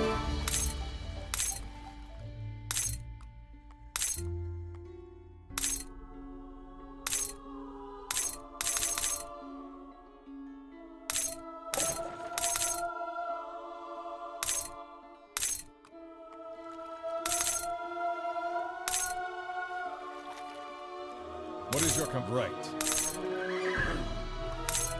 Oak, oak.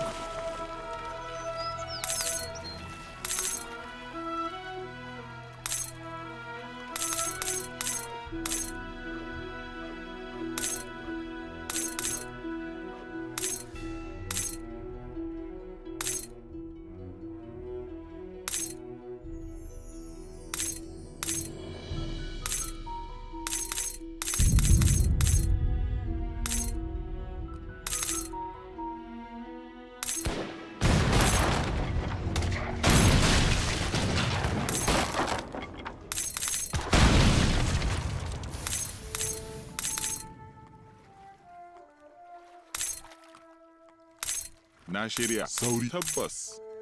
Ali Anam. Ella bai an gama. أيوة حاضر هنفذ. Na shirya. Sauri an gama.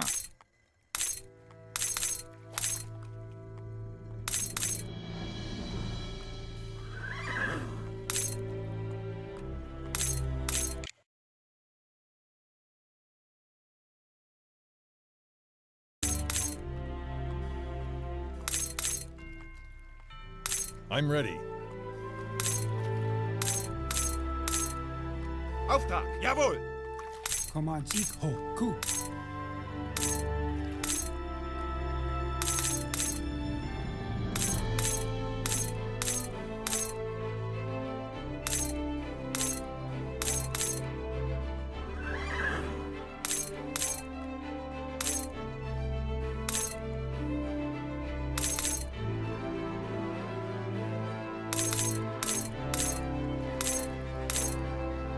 Na shirya tabbas. Ella bai mai sauri. Na shirya an gama. مستعد حاضر. طيار. لا والله أنا سيدي.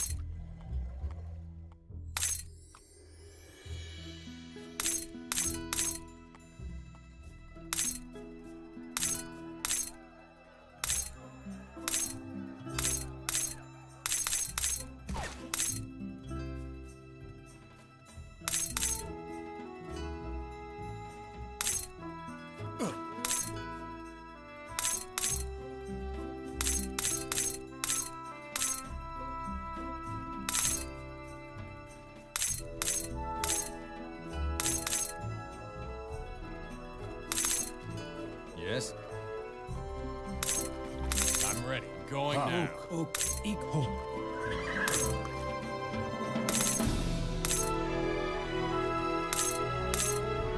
Emanulam kan vairala aumi Ari. Bantne. Manoma tabbas. Ashu. Aksar ma. Na shirya. An gama. Kashe su. Wujdal. Atsik. Aksar ma. Nuksa ana city. Ashu vrede. Alite nuksa ana now.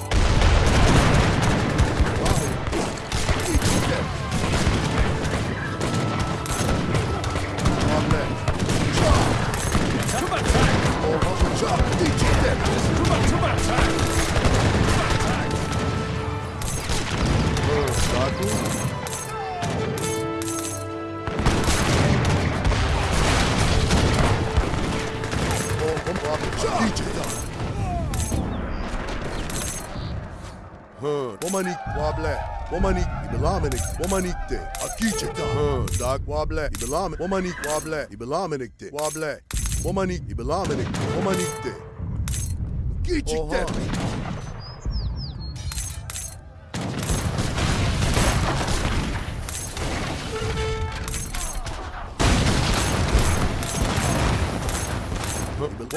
Womanikte. Bantne. Oh, iku, oh.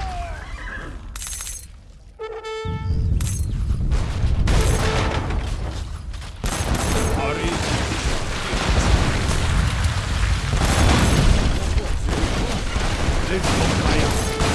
Komanse.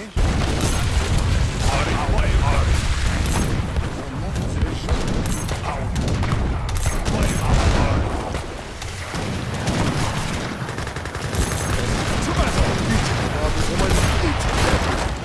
Licht Ari.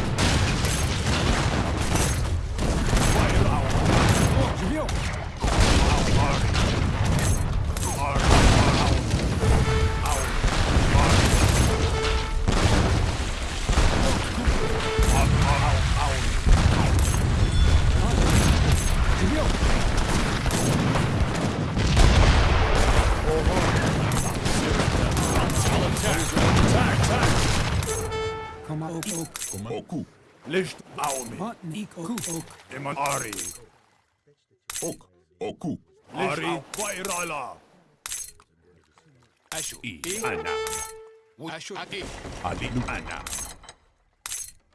Ella bai tabbas. Wani umarni zaka an tabbas. Adesh. Mek. Hadachi. Ella bai me kai sauri. Yoi ni ose. Iza. Ose hadachi ni. Wani umarni zaka bayar.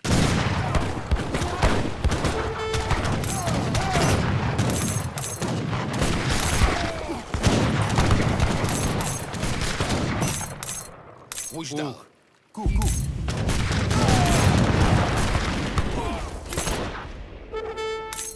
Emanulam tan au Ari. Licht Kaya. Bantne, iku. Emanulam tan Apakman.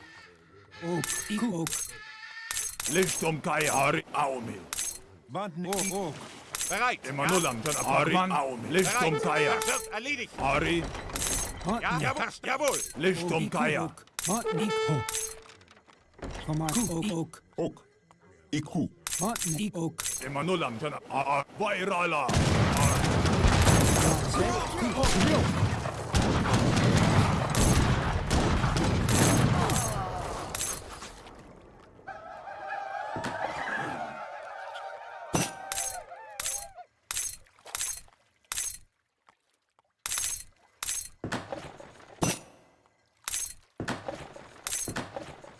Yes, I'm right.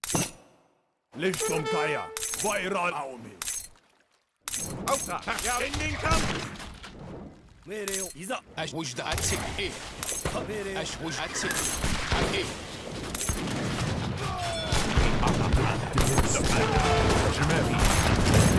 Amra, Gom. Ali Ana. Musta'id.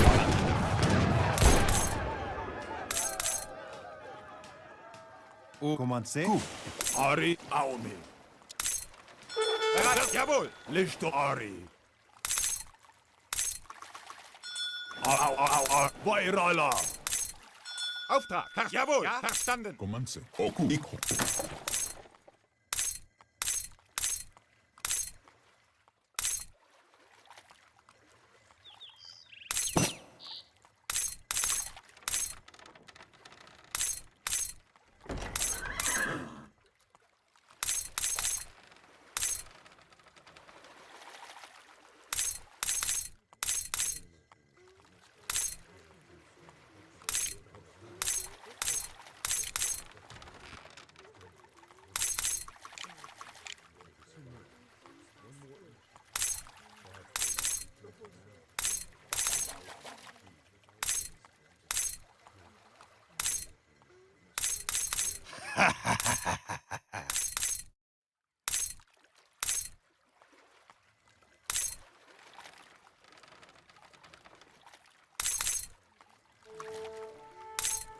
Ook. Ook.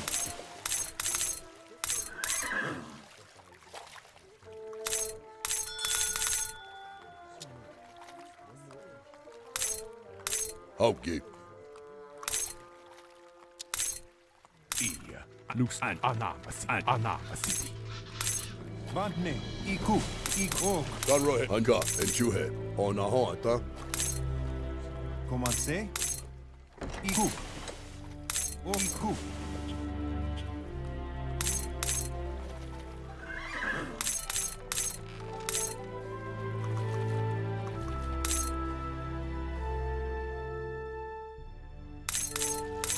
Bantne. Ok. Iko.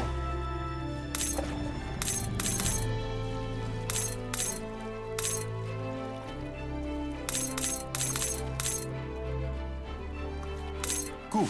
Iko. Ku. Ok. Ok. Ikho. Ok. Ikho. Ku. Bereit. Wird erledigt. CBO. Ja, jawohl. Omonchi. Oku. Auftrag. Verstanden. Wird erledigt. Ja, jawohl. Bantne. Ikho. Yes, I'm going now. Command zu. Ok. Ikho. Ok. Commencez. Iko. Ku.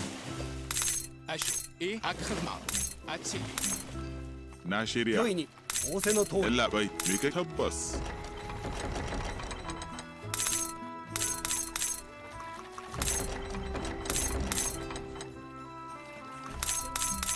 は直ちにいざ仰せの通りいざ仰せの通り直ちにいざ仰せの通り直ちにいざ直ちにいざエマノランアオメ Bant Iko.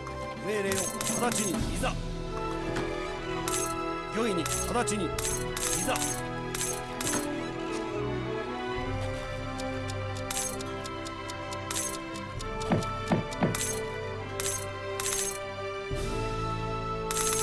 命令を仰せの通り直ちにいざ仰せの通り直ちにいざ仰せのと直ちにいざ仰せのといざ仰せの直ちにいざ仰せの通り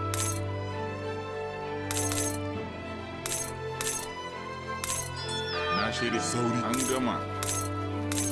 تبص.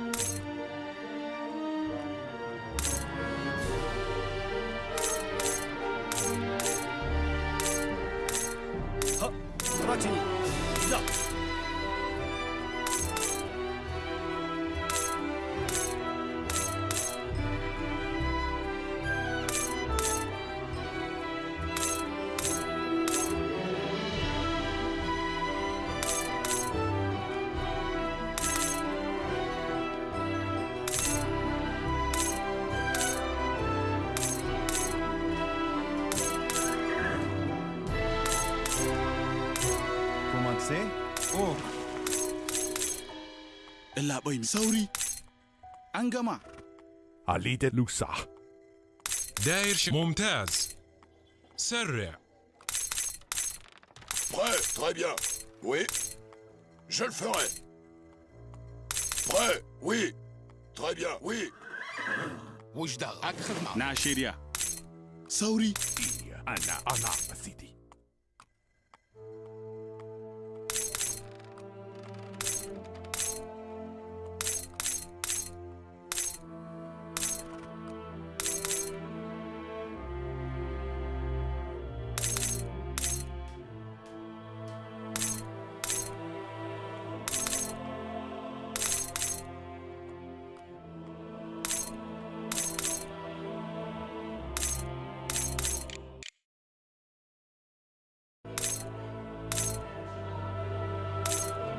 What is your I'll do it? What? Oak. What is your I'll do it? Oh, equal. 直ちに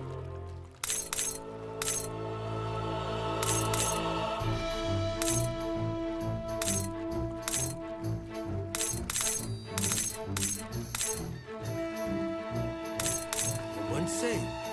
Ari. Ari.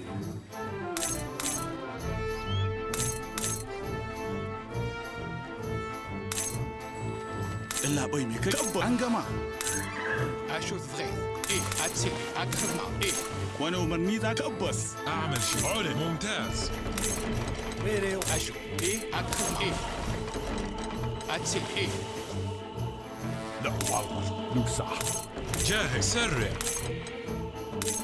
اشوف اتسي اكثر ايه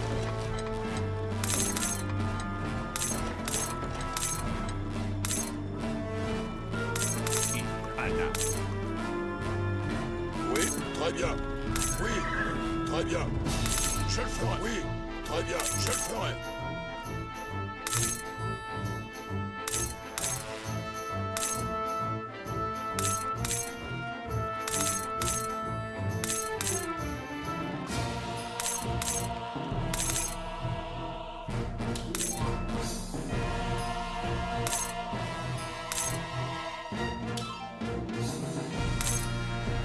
Vantne, ku, ok, iko, ku, ok, iko, ok, iko, ku, iko, ku, ok, iko, ku, ok, iko,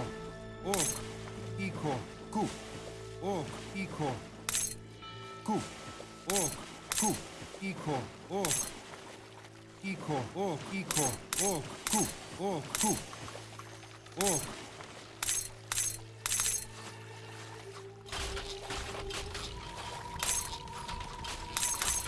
Oh, ku, iko, ku, oh, ku, oh, iko, ku, iko, oh, iko, ku.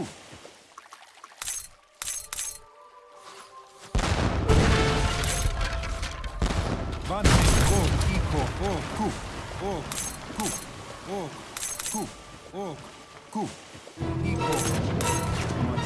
Ku, oh, van, oh, iko, ku. Vantne. Oh, iko, ku, iko, oh, iko. Ku, iko, oh, iko, oh, iko, ku, oh, iko, ku, oh.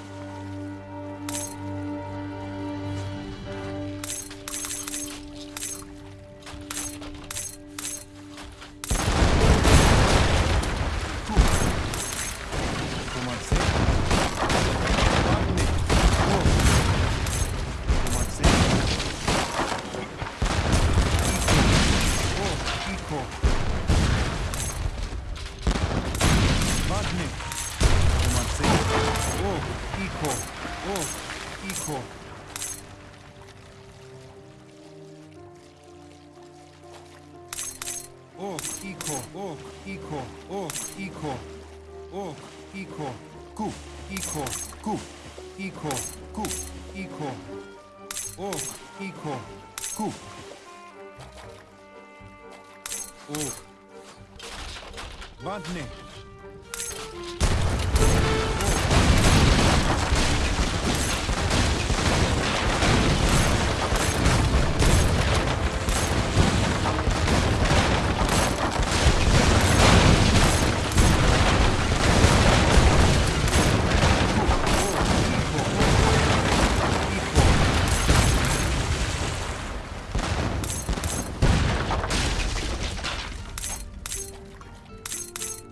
Ku. Iko. Ku. Iko. Komatse. Ku. Oh. Iko. Ku. Ok. Vantne. Ku. Oh. Iko. Ku. Oh. Iko. وجدة Ok. Ok.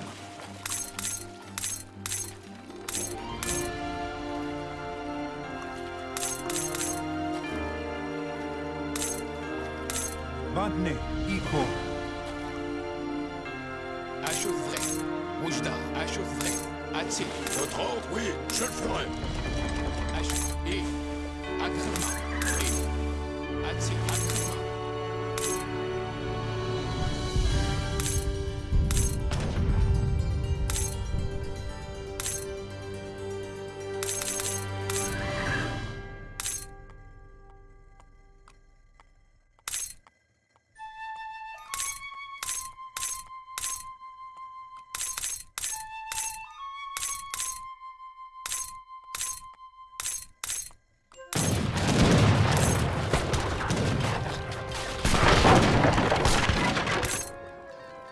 御意にいざ仰せの通り。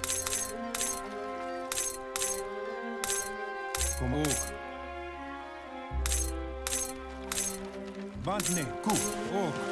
Kom ook. Iko. Ku. Komatse. Iko. Ku. Ok. Iko. Komatse. Ok. Vantne. Komatse.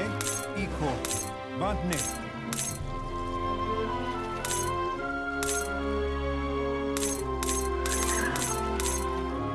Komatse.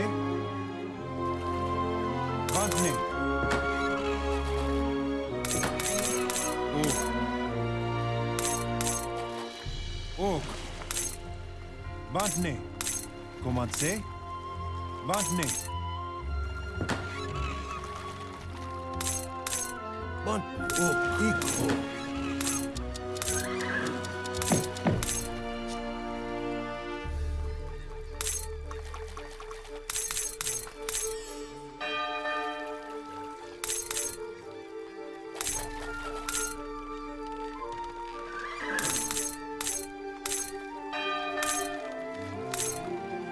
Mansu.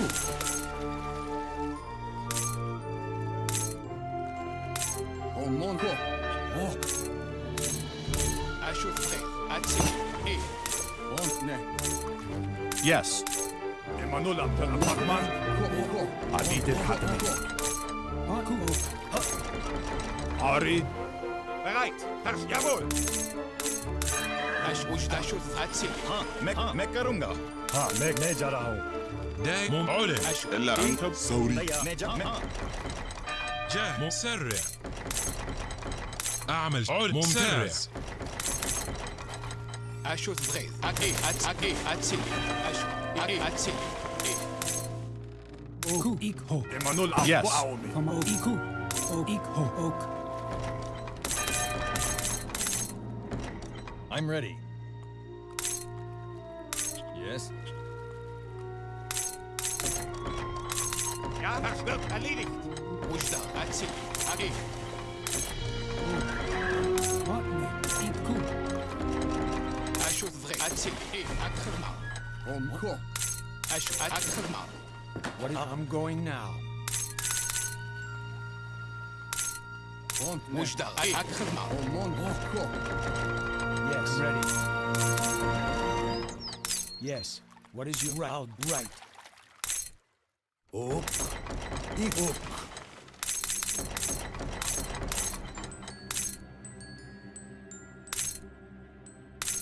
御意に命令を命令をいざ仰せの通り。Karohe kowa. Ona hoata.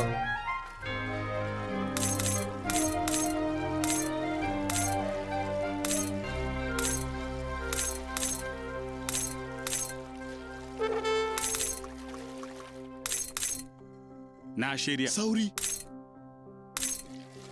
Aiwa. Commencez. Iko. Ok. Iku. Yoini. 仰せの通り。 Lichtum kai Aume. Asho. Attaque. Vantne. Iku. Ok. は、よいに。は、ただいざ。マンチーゴ。 Ok. Iko. Ku. Ok. おばんね。おこ。いく。 Vantne. Iku. Ok. Asho. Attaque khidma. Emanul Aume. Arwairal Aume. Commencez. Ku. Iko. ばんいこ。 Ok. Ku. Ok. Iko. Ku. Ok. Iku. Ok. Ku. Ok. いく。 Ari.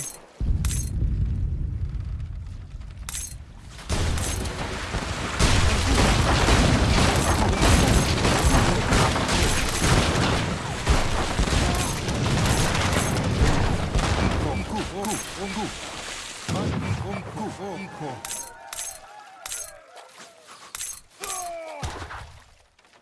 Asho. Attaque khidma.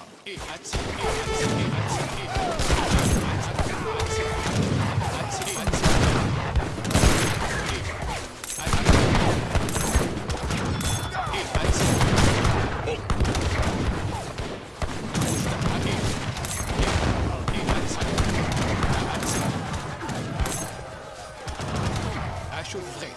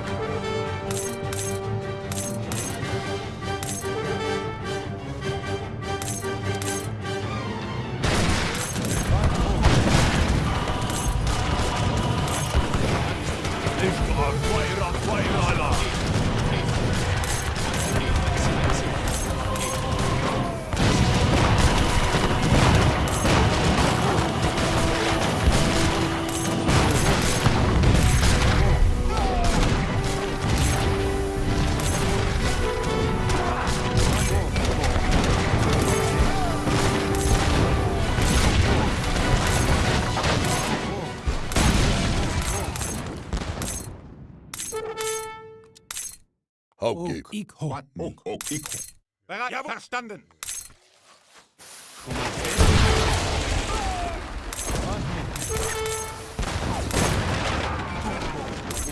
Ok.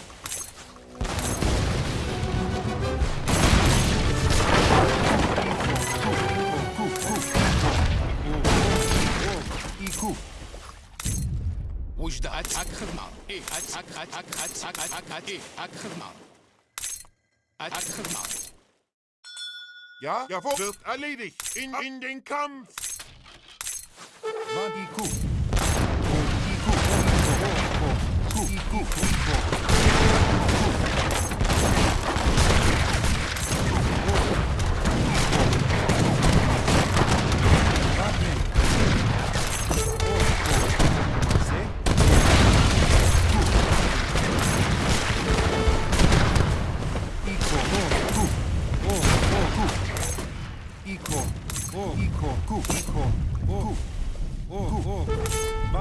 Iku.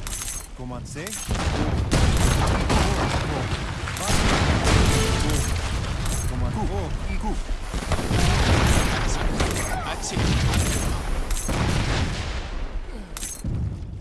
Van Iku. Commencez. Yes. Immer Weir Ari. Auftrag. Ja, jawohl. Bandne. Iku.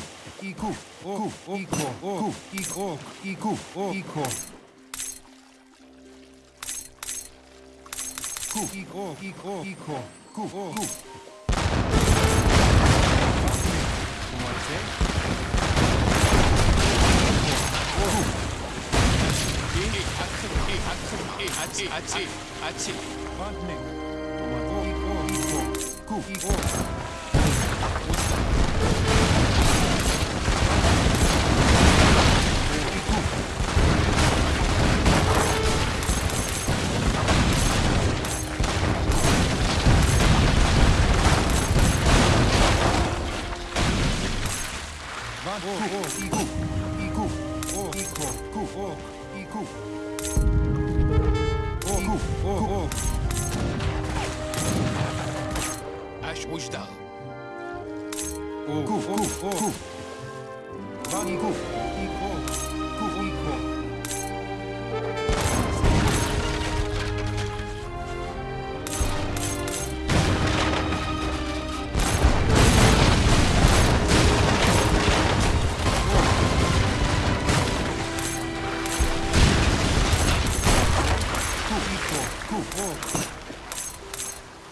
Bandne.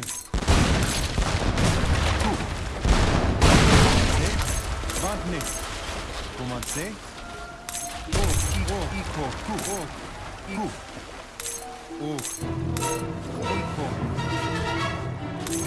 Bandne.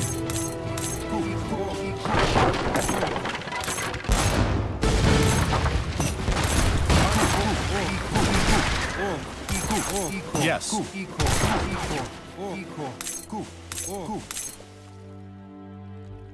Ari Aumi.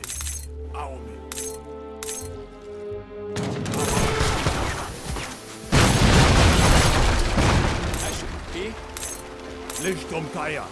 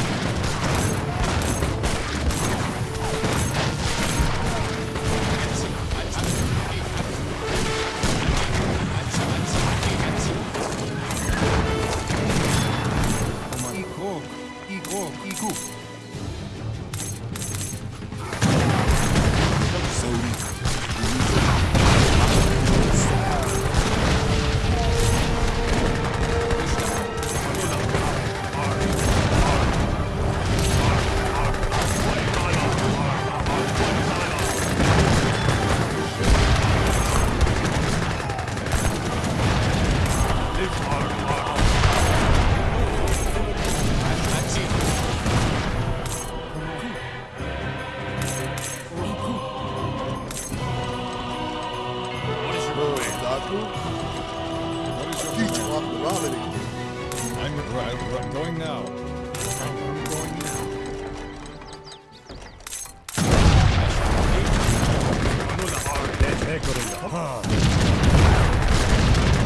What's the Command. Emanu Ari, Waomi, Ari. Licht Ari, Command. Ok. Emanu Waomi. Oku, pat ok, ik ok. Ashu, Akhma. E. はいざ仰せの通りいざ仰せの直ちに直ちに Bereit, jawohl. Ari, Ma iku. Alidet hat Lupana. Ujdat Akhma. جاء ممتاز ممتاز Command say. أمرك. Ok.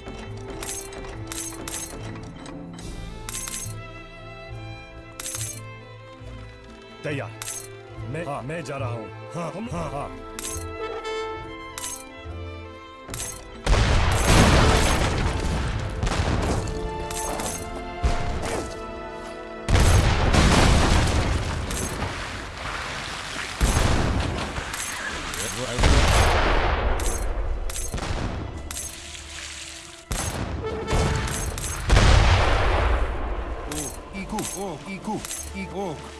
Eco.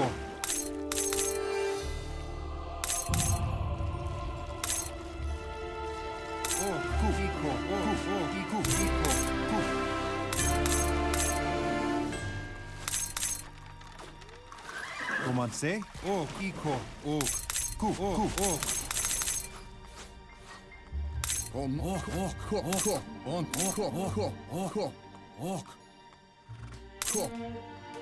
What is right? To battle. Nah, Shadia.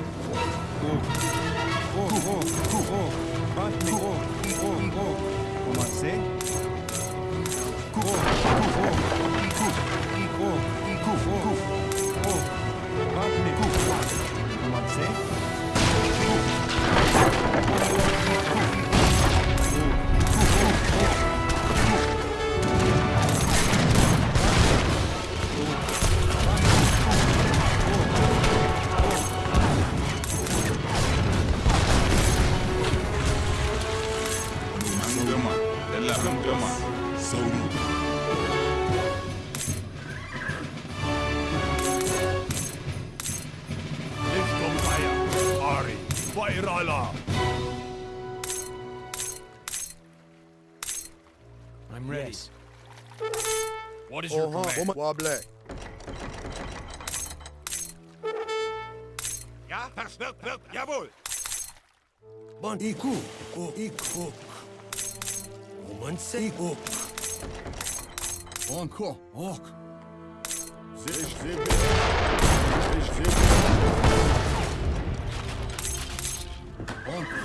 Encore. Oh non, encore. Ashu Vreth. Joini. Ujda. Ari, Licht au Ari. Command. Ik. Emmanuel, Waomi. Oh, iku. Ok. Gun Rohit. Anga. And you head. Ashu, Akatsi.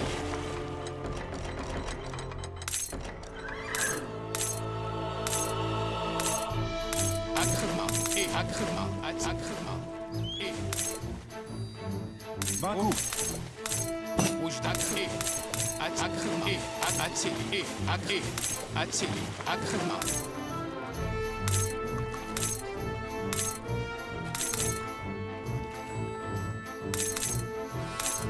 Akhma. Atsi. Akhma. Atsi. Akatsi. Akhma. Akhati. Akhma.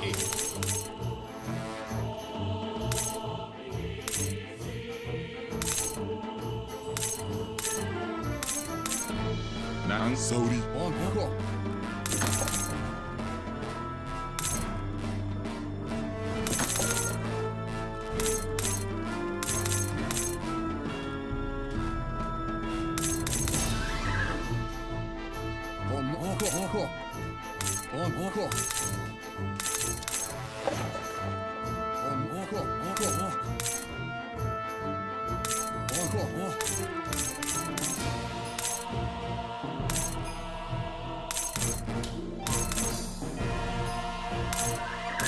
I'm all right.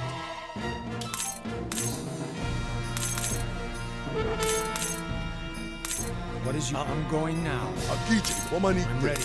Yes, I'll do it. Right, I'm right.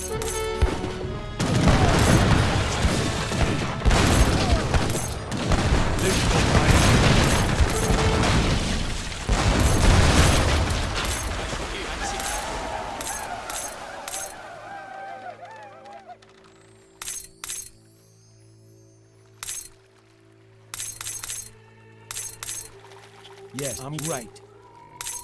What is? I'm right. I'm going now. Yes. What is your command? I'm going now. I'm ready. Right. I'll do it.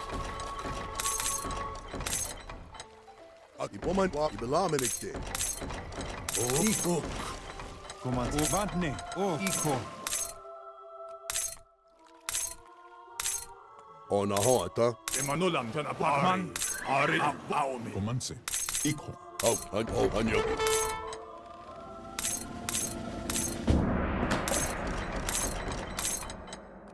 Bereit.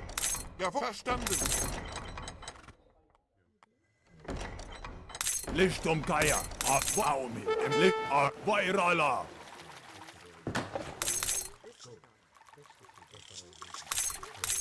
Kan hoage.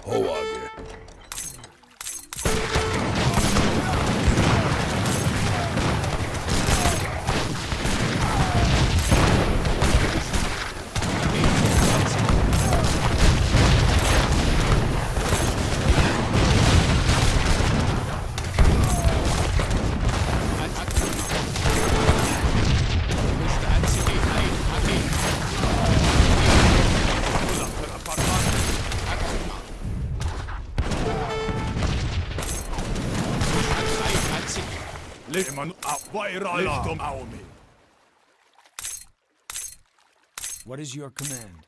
Yes, I'll do it. I'm ready. Pomanite. Baumi. Wairala. Wairala.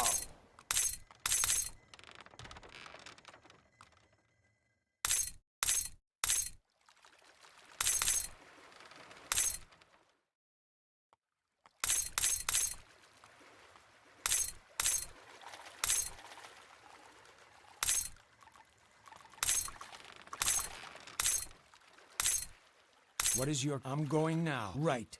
I'll do it. Komanse. Ok. Iko.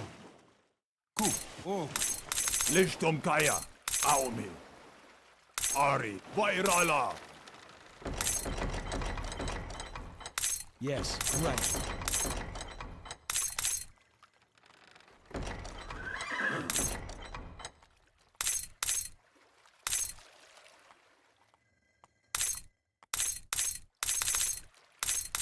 Asho. Atsili. Akhma. Atsili. Akhma. Akhma. Atsili. Wujda. Asho. Atsili. Asho. الموت للقدم. جاهز. أعمل شيء. للقدم.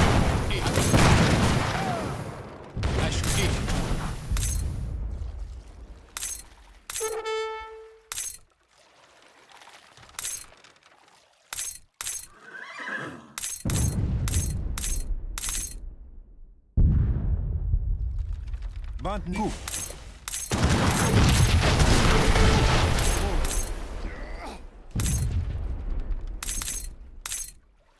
Asho Vrez. Ati.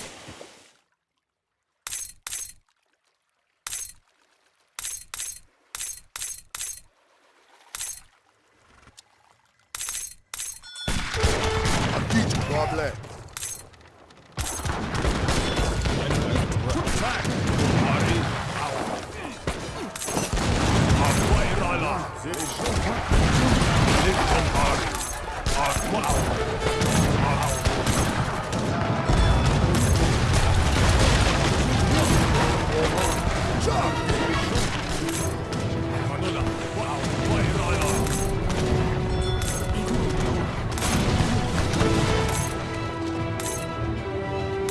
Lichtum Kaya.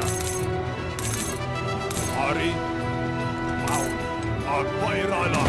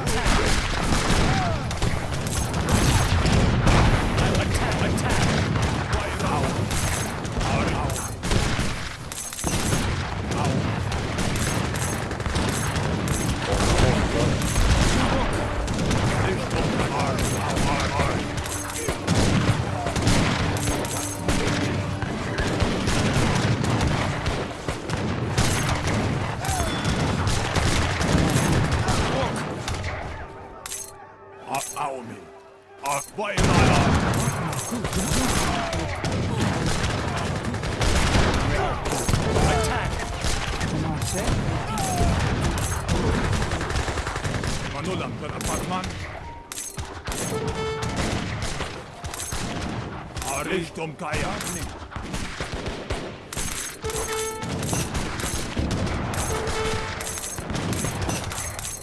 What is your right? Iku. Yeah, I'm going now. I'm going now. I'll attack. I'm right. I'm going now. Iku. I'll attack.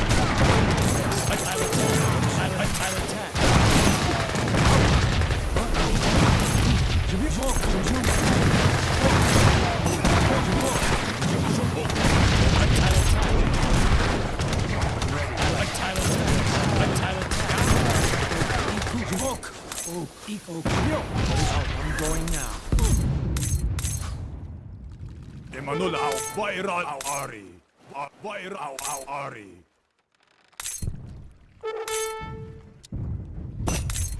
Lichtum Kaya.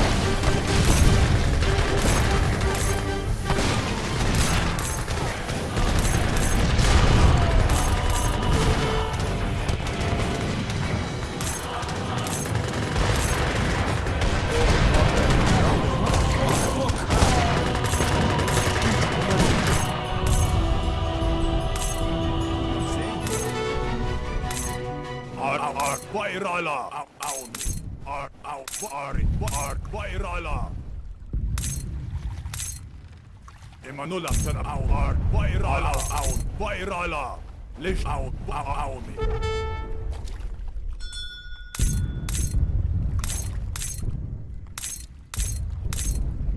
Patni.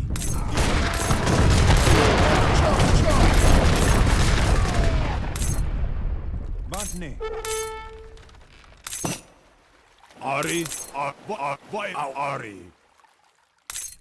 Lichtop au Ari.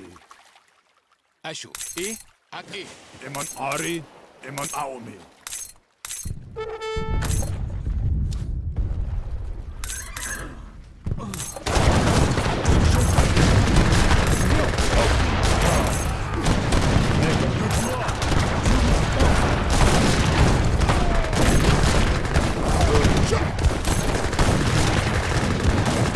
God, did you have?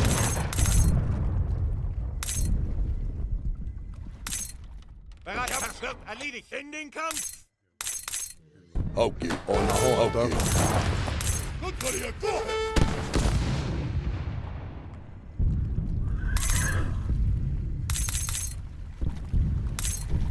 Iko, Iko, Ku, Iko, Ku, Iko.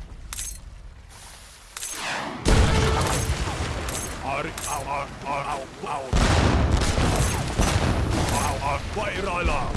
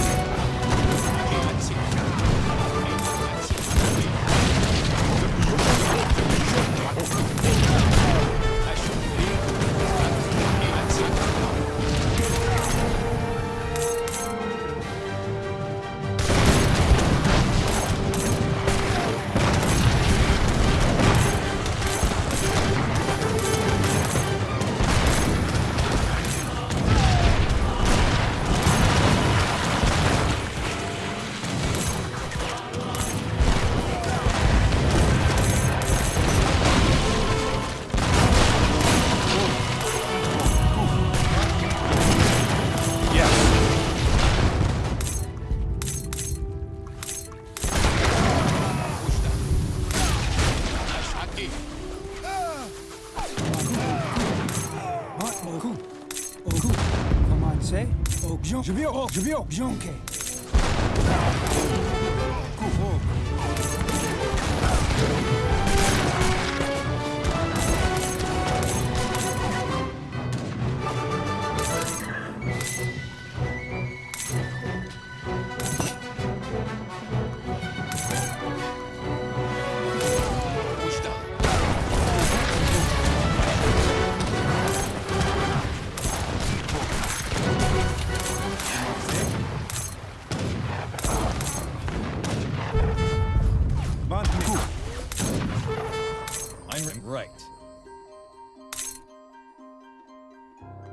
Auftrag verstanden. Kommando. Bereit, ja, verstanden. Ja, jawohl. Hanan. Teja, me. Des, me jarao. Aufpasst wird erledigt. Anusa. Mekarunga.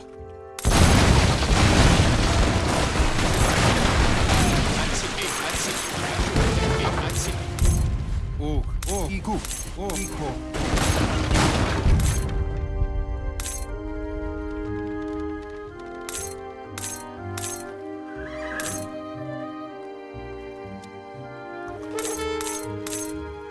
Auftrag verstanden, ja, verstanden.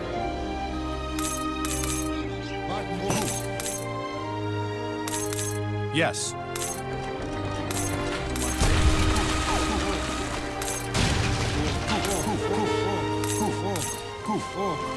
Live our Van Ok. Ku, Ok.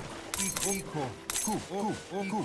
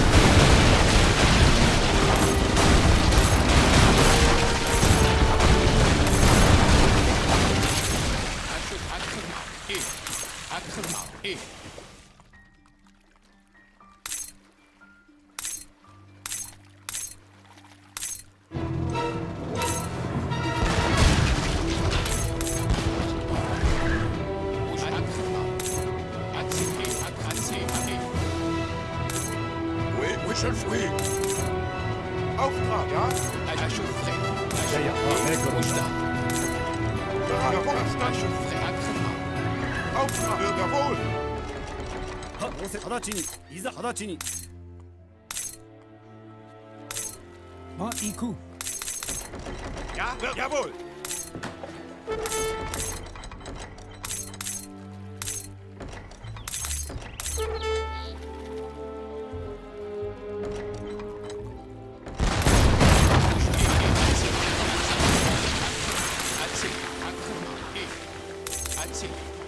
Emanut Aomi. Ruhig da. Atsili. Aomi. Atsili.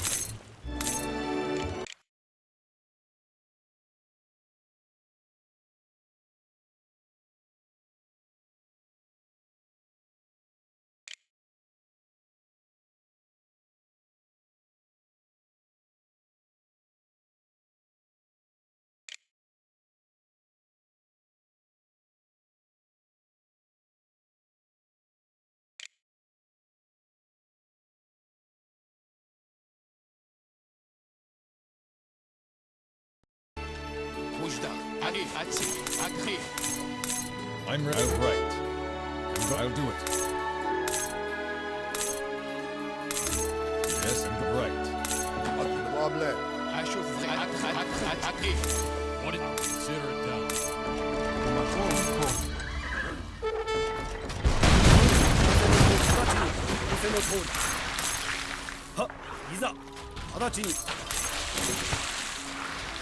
Licht um Geier.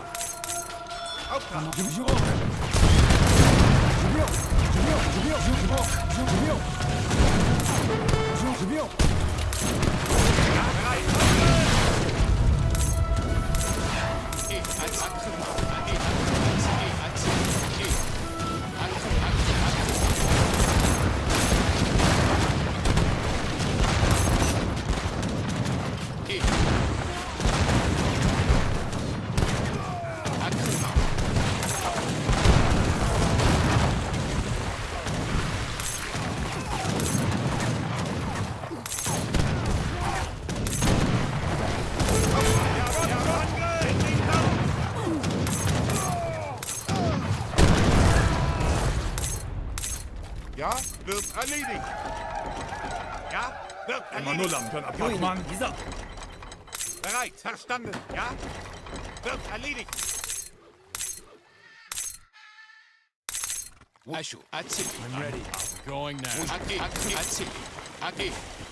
Licht Aomi. I'm ready. I'll do it. What is your... I'll do it. I'm going right. Alidel Hatemeni.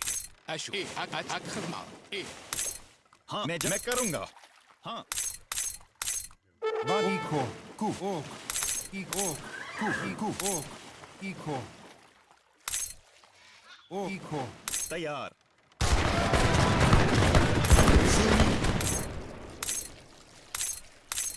Achève-frei.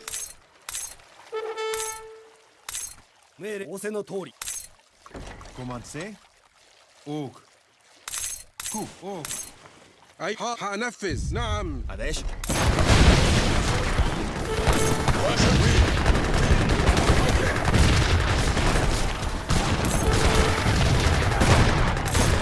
Commencez.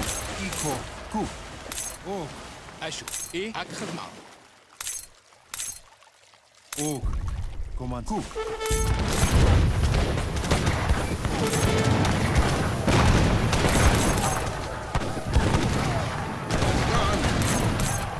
أعمل شنو؟ نعم حاضر. أنا.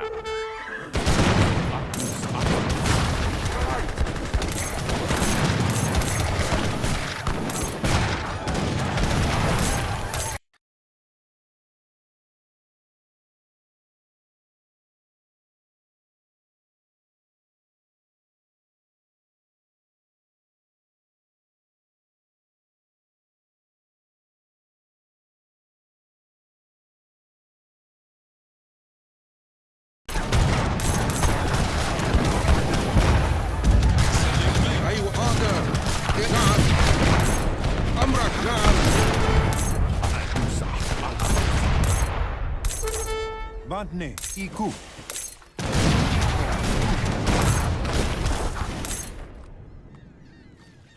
Conroy, Hawk, Commencez. Bereit. Jawohl, jawohl, verstanden. Emanuela, Pac-Man.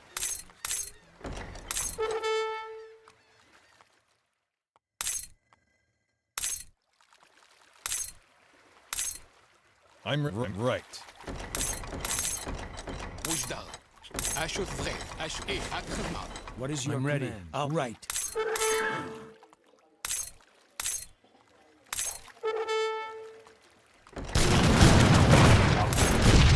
اللعبة يتسوي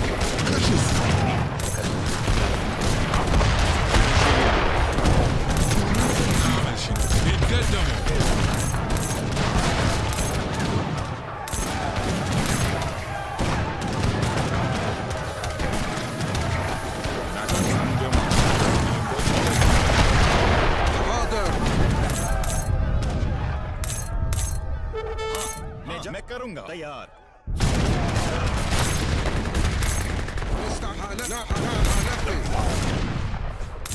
Oak. Iku. Wuj Akhemal. Atsik. Van Iku. Ashut Vred. Yes. Ashut. What is your I'm command? ready. I'll do it. What is right? I'm going now. Wujdal. Ashut Vred.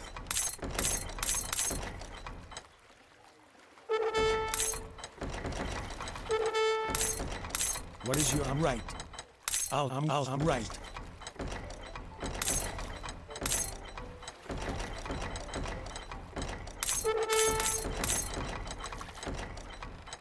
Yes, I'll do it. Commencez. Wuj Ashut Atsik. Akhemal.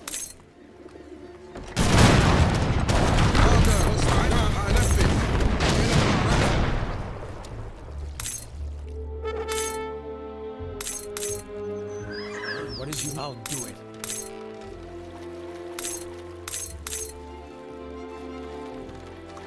I'll do it.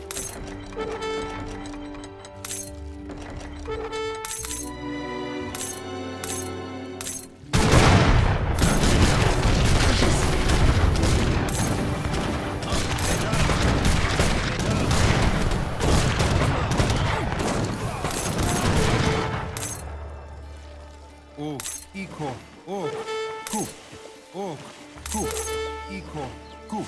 Oak. Ku. Iko. Vantne. Ku. Oak. Ashut. Atsik. Akhemal. Akhemal. Akhemal. Atsik. Akhemal. Oak. Ku. Iko. Wujdal. Ari. Emanuela, Ari.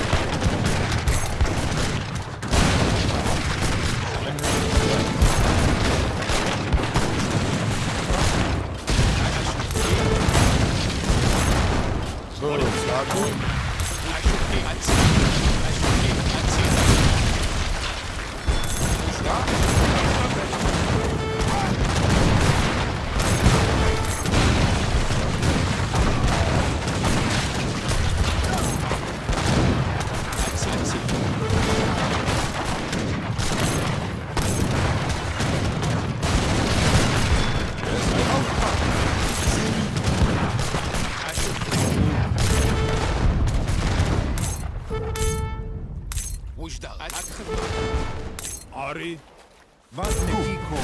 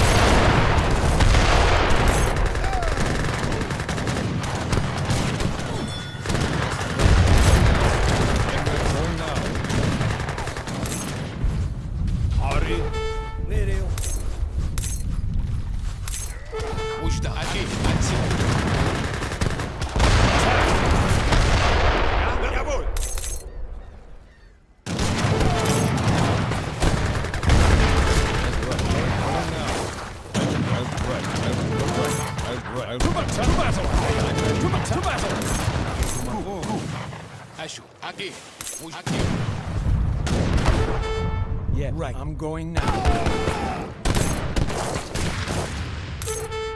On cool. Botany. Bereit. Commencez.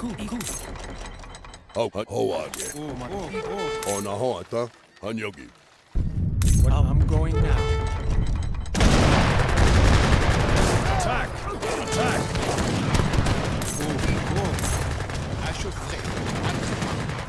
I'm ready. To battle! Attack!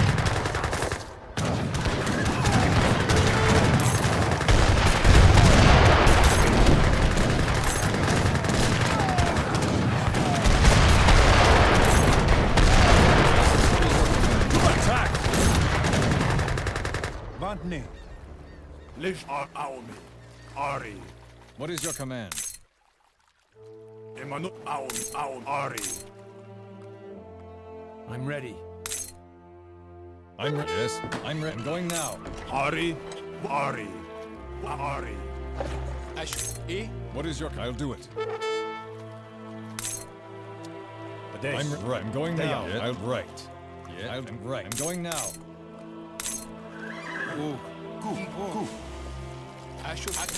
Botany. Botany. Commencez. What is your command? Yes,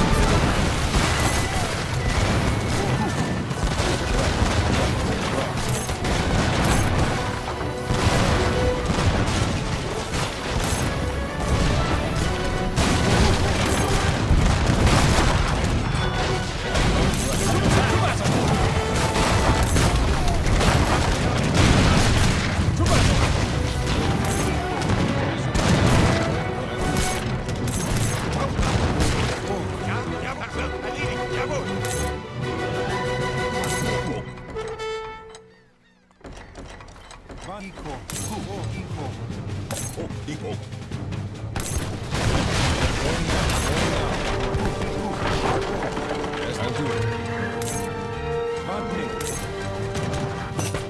What is your command? I'll do it. What is right? To battle! To battle!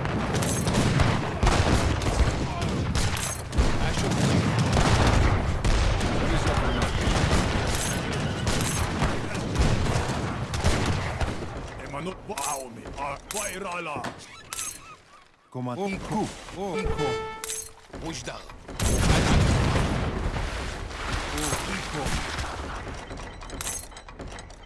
Oak. Hauki. Ka. Hanyogi. To attack! To attack! Attack!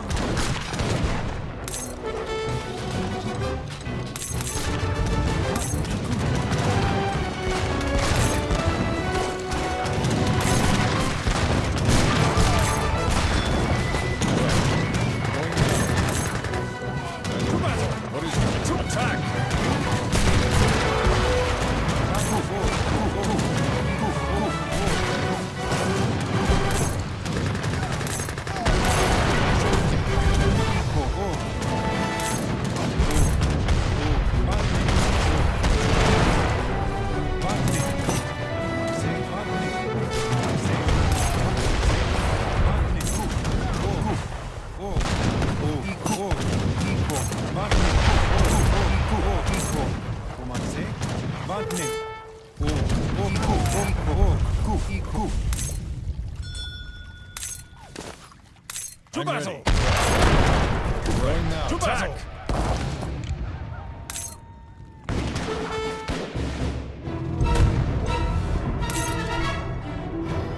Rustic suas. Usta agi. Now, come on. Dantere. Ari.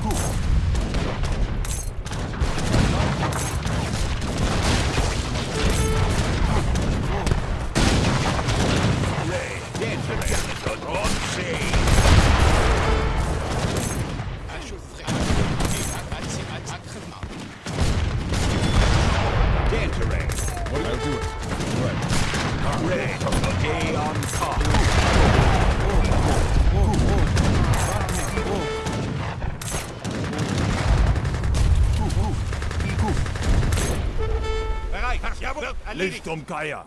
Ari, Ari, Ari. Lichtum Manulam Tanapakman. Vantne, Iko. Ok, Vantne, Ok.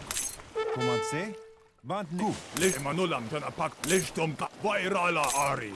Emanul Ari. Lish Au Vairala. Emanulam Tanapakma Auni. Vairala. Ashakma. Now, come on. Dantere.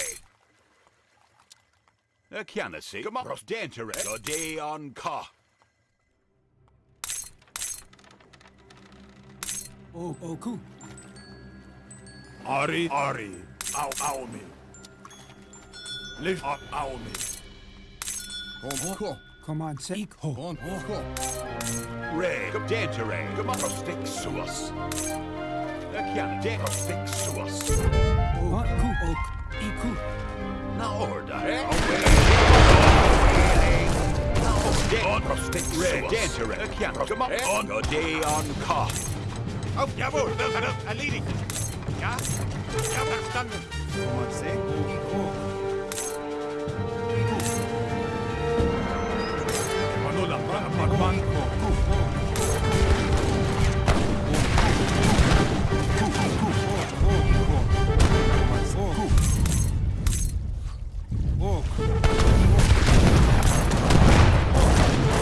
I'll do it.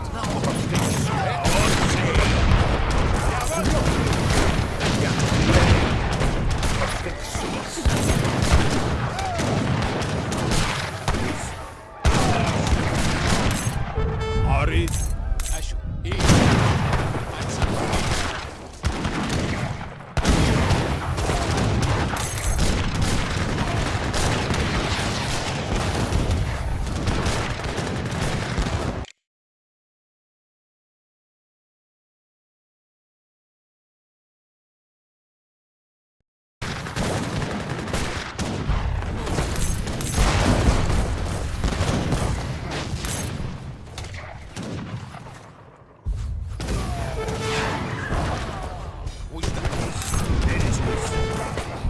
Auftrag, jawohl. Verstanden. Angriff. Iwis, of uns. Ja? Jawohl.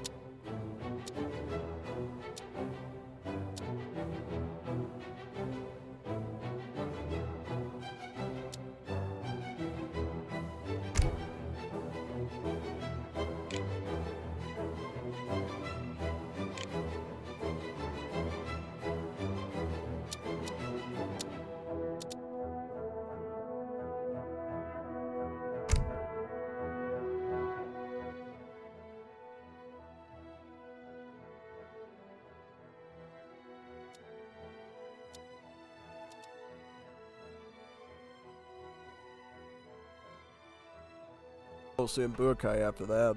That was like really, really crazy. I was trying to play 4D chess the whole time, and then when I did have to fight, it got really messy really fast. But it was a good one, though. It was a really good match. That's the type of matches you hope for in Risk. Yeah, it reminds me of the good old days of Risk on the Asian Dynasties. Back playing with Altair and, you know the rest of them. Got Altair and Quasi and Irincourt, or whatever his name was. You got Shane's, the anime girl lover extraordinaire. And then the other Turkish fellas. Oh yeah, no, there's a ton of good Risk players in Legacy, but they don't play anymore because, you know, they're all busy doing stuff. I don't know what stuff, but they're doing stuff. Lots of stuff. So much stuff you could put in stuffed bread. Yeah. So yeah, I want to do a Bukai. I'm gonna like keep this lobby up for a little bit while checking what I see here too. Yeah, because none of the lobbies look really, really good. At least not for what I usually go for in games.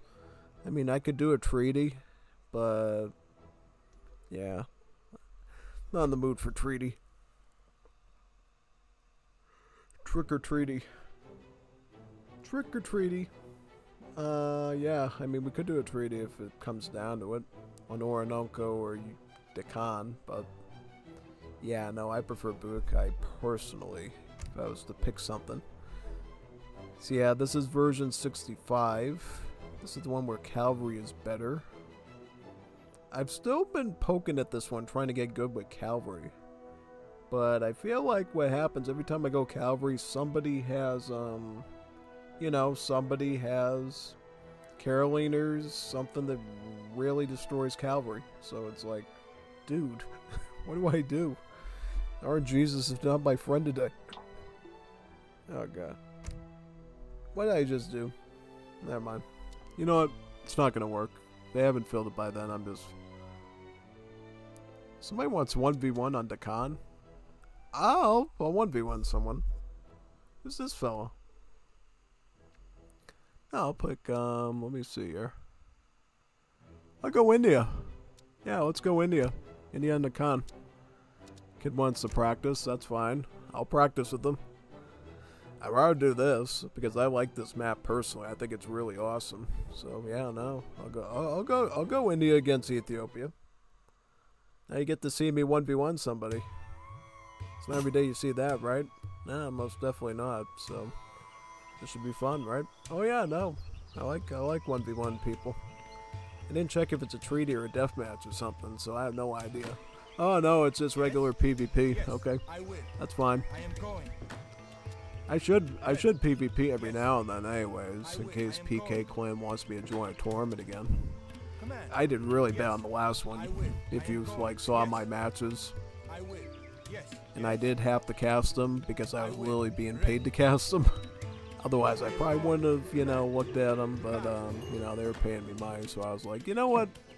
If I'm being compensated, I'll go for it. But and I guess people can learn from it, so I'm wasn't too critical of it, but yeah, they're games I definitely wouldn't feel comfortable like posting as videos, for instance. I think I uploaded one as video and then I decided, you know what? This is kind of dumping garbage into the pail at this point, and I really don't want to.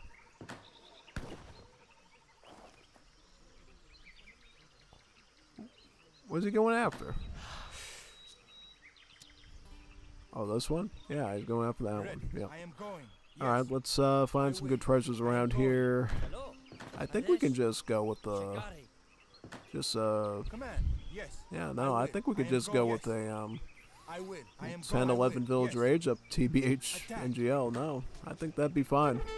Especially since we have so much Vilku right now. Yeah, no. I'm probably gonna go Agra Fort. Just looking for the side to put it on. Where's my main hunting stuff? My main hunting stuff is up over here. Yeah, I'm probably gonna just build an Agra Fort up there right now. About 4 villagers right here in this spot. Yeah, no, I'll take this spot. I'd rather do it to stay safe. And now we can just take all these bills off and just peel them onto there. Yep. Yeah, get on the wood. I need wood right now. I don't need anything else at the moment. It's a bit sloppy, but I think it's just fine. I don't, like, when do I ever play Definitive Edition 3 PvP anymore in 1v1? Like, never. So, yeah, alright. So, this time, since we are aging up a bit faster here, or a lot faster, we're going to skip the first wood trickle and go for the bigger one. Right out of the gate. That to me seems like the strategic play. Right, so that's what I'll do. I will go with my 1v1 deck, Hamla. This is the standard one that I always go for, so I think to me this is... Oh, they removed a card from the game. Did they? Oh, that's fine. I mean, I'm not concerned about it, but I'm just curious. I'm just curious what card that is, so I can, like, maybe alter it a bit later on. But no, I mean, we got everything we need here. I mean, we'll be fine. Just a little bit shocked that cards missing there. Like, how long have I been out of this game for there to be cards missing from balance patches? That's like crazy. Tell me about. It's like insane. Insane in membrane.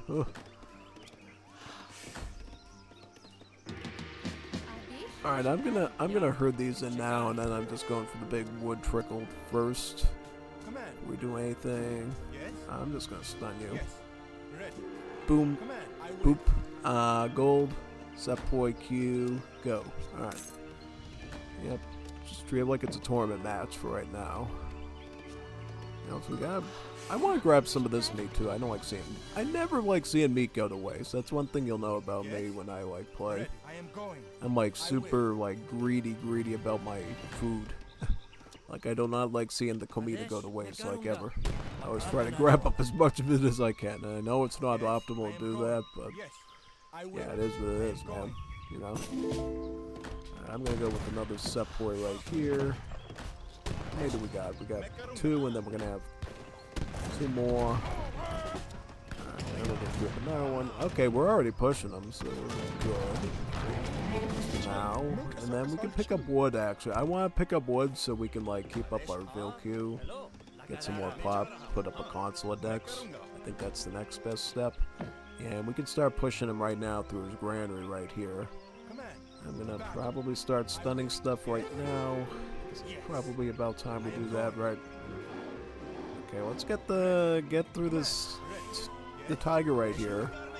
Tony the Tiger. Oh, I'm gonna start sieging his embassy. That's great. See, that's why you gotta be aggressive when you can, because it can reward you pretty good. It can reward you very good, actually. So, looks like he's probably going Spanish. He's probably gonna go conks. At least that's what I think he's gonna do. So let's maybe add a gherkin. I mean, he could totally be going something else as well, but typically when you see a native embassy, that means conquistadors are on the menu. So the best thing we can do is take out that embassy right away.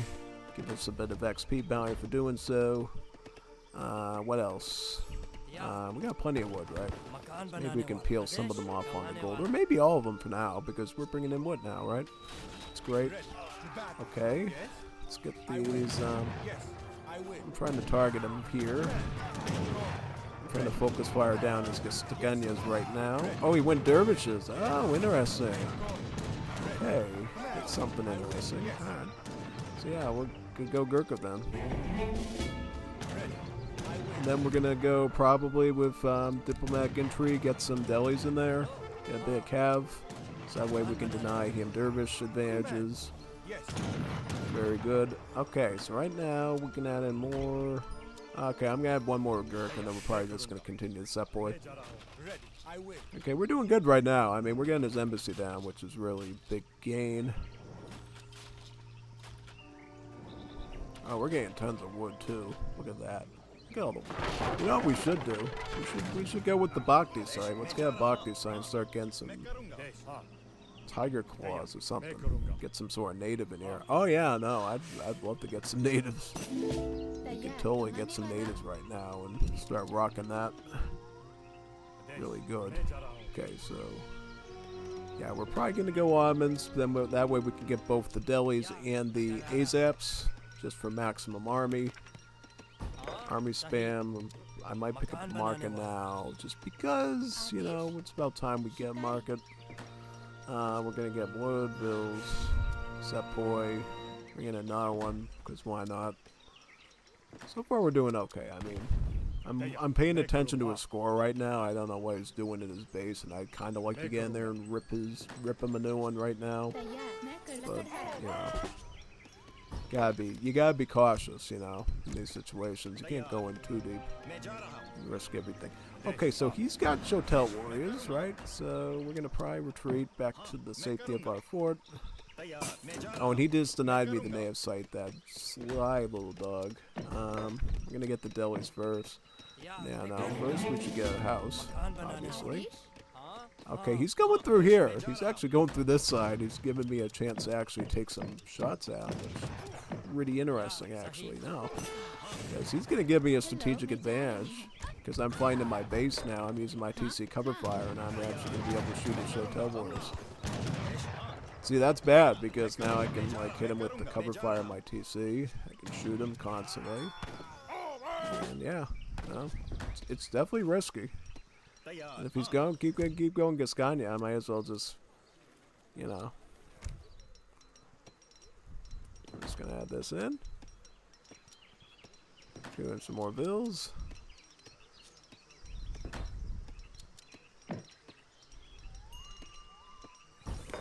Get me the delis first, and then we'll add some more stuff in afterwards. Yeah, okay, let's find them. Let's go for a push. All while maintaining economy, picking up basic techs. I'd like to, like, rush his base and, like, hit him hard and make him scream a bit. That's mainly what we need to do. We gotta make him bleed like a stuffed pig. And that way we'll be able to push in a bit deeper. Alright, so now we got Gurks, right? What else we got? We gotta get these apps, right? So we gotta bring in all the troops we possibly can get onto this front. Yep, very nice. Get the house here. I'm not too worried about optimization right now because, you know, okay, so he's got a granite right here. Let's wipe this out. Take his mill out. Very nice. Hit his economy. Maybe hit his monastery next. That'd be super duper good. Ooh, he's coming from the side. Look at this guy. Look what he's doing, man. Whoa, whoa. Oh, he's going in hard. Look at this. Look at this dude. Okay, let's back up. Back up. Back up. Let him take damage from the TC. Let him take damage from the TC. It's fine. We could just build more houses up here. That's what this is all about, you know. If you want to hang out near my TC and take all this TC cover fire, let him do it. Let him take damage. That's fine. If he wants to play hit and run, go, let him do it, you know? Because I can just hit him back with the bigger army later. Really doesn't bother me too much, you know? Then we get a big batch of sepoys and just chase after him. Because I think right now we have enough, like, stuff to, like, hit him. I think we can make him bleed out a bit. Just gotta take his army head on. We got skirmishers, we got muskets, we got cavalry. We're alright right now. We're all set. Like, we got every unit class we could possibly want. And then to boot later on, we can actually ship in the Sawars. Get even more stuff. Okay, so he's got a monastery right here. So we're gonna wipe that out first. That's one thing that he's doing sort of risky, is he is leaving his stuff kind of vulnerable, which I like, because it makes my job a lot easier. Okay, so now I just want to ship in probably some Sawars. Just keep numbers. Okay, and then we can, because I would like him to, like, actually fight me head on. Because if he keeps running around and avoiding me, I'm just going to go after him in his base and stick it down his throat with my army. And then he's not going to like that at all. Yeah, that's what I'm going for here. And I have a feeling he's going to come up on this side and try to attack my hunt next. Because I see him, like, creeping in and out like a creepy crawly, trying to look for angles. So I might take some of you up there, take some of you here, and we're just going to find out where he is, where he's hiding. So I guarantee you he's going for some sort of weird raiding thing. Obviously get the Sawars out of here, because I'd rather them be put to good use and not wasted away on the front. Yeah, okay, so it looks like you don't see where he is right now, right? Vills. Get these Vills up here. So now I'm gonna take a strike at him right now. I think we got enough stuff. You know what I'm saying? Yeah, no, okay, yeah, he's buying himself time. So I think it's about time. We just, you know, just back tons of Sepoys up in our base and like just turtle up. Like let's force a fight onto him because I think we got the army to like take him out right now. Yep, most definitely. I think we got enough. Also, let's go down here. Let's take a ride down here. Yeah, see, his base is completely vulnerable now. Yeah, no, he's got like no like protection. He's got like no guardian. Got like nothing in his base right now, so it's like. And then we'll get Tiger Claws because here's the thing: as long as we, you know, do more damage to him, it's all good. It's fine. Like, you know, I'm just gonna get all my emergency stuff out now, so we can like devastate him a bit. Which ones are these? Oh, okay. Let's put them onto the Shotel Warriors there. I see. Now he's forced to sort of like. Alright. Let's take out his CC first. Take his CC out. Ah, beautiful. Right. CC is dead. We got we got Tiger Claws up there, right? And then all we have to do is just move across, meet them up halfway here, come up to his area. Yeah, no. What are you doing over here? You're supposed to be down there helping. What are you doing? Okay, so we killed his TC. That's a huge loss, mind you. Let's get everybody up here. As long as we save some of the vills, that's fine. Like, you know, we got a wood trickle. Still got Tiger Claws here, ripping through his stuff. So we're prepared. Fine. No. Shoot! Shoot him in the brain, you. Oh God! Blast his head off. Like that. There you go. That's how you do it. All right. So, yep. He's gonna lose all his army here. It's all dead. Problem solved. We can build another TC because we're Indian. We love chopping wood. Wood chopping for India is like super easy peasy, lemon squeezy. Put the TC up right dead in the middle, so this way he can't run around. You can just hold the center, you know? Hold the center. Gives us a bit of an area of control. Also, we can hit him with Gurks. We got Gurkhas. We got skirmishers. Yeah. Let's fall back. Let's micro him down as Gascanyas. Just like that. Yep. Good. Got him here. Very nice. Got some more in this area. Oh no, we're doing alright. Those troops. Dead. Perfect. Beautiful. Okay. So now what we do? We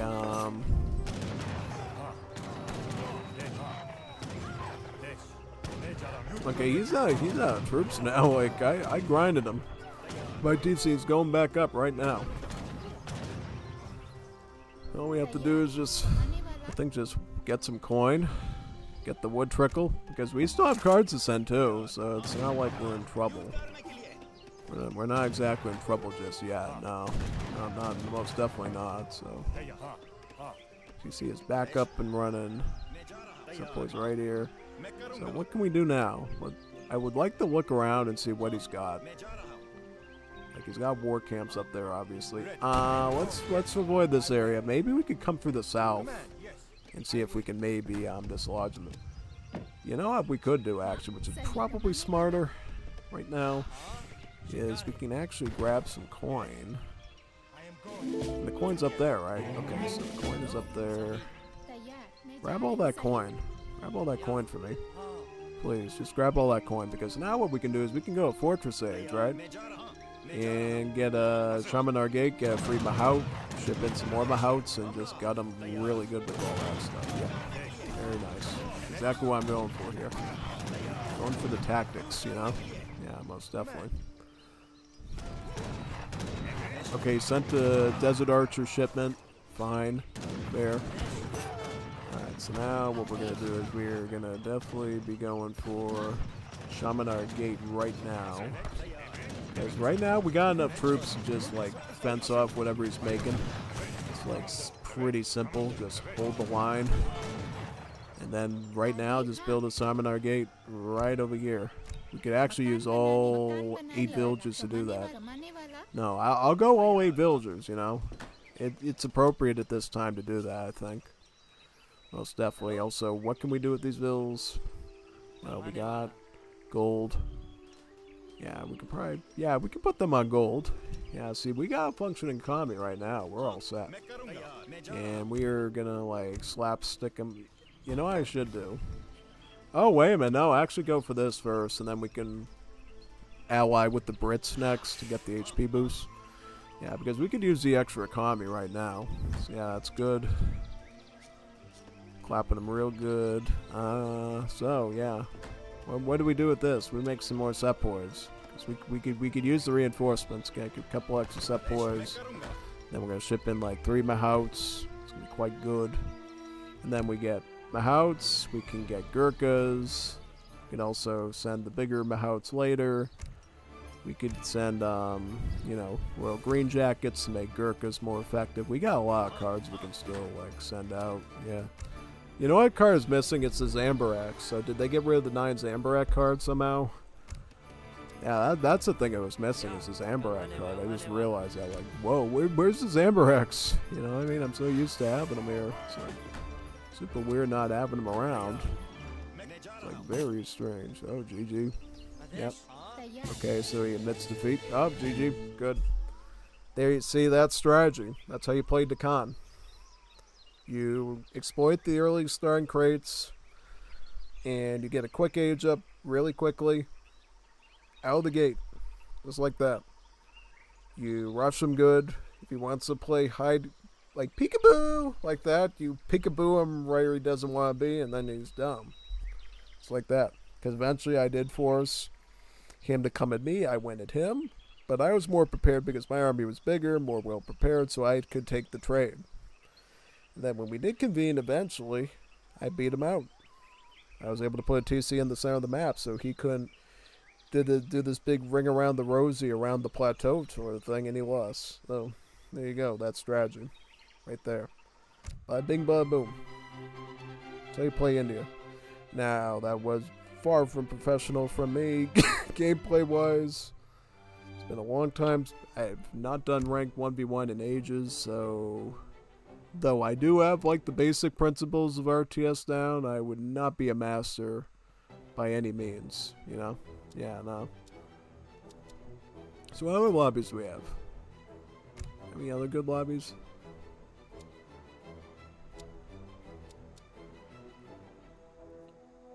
Black Forest, no noob.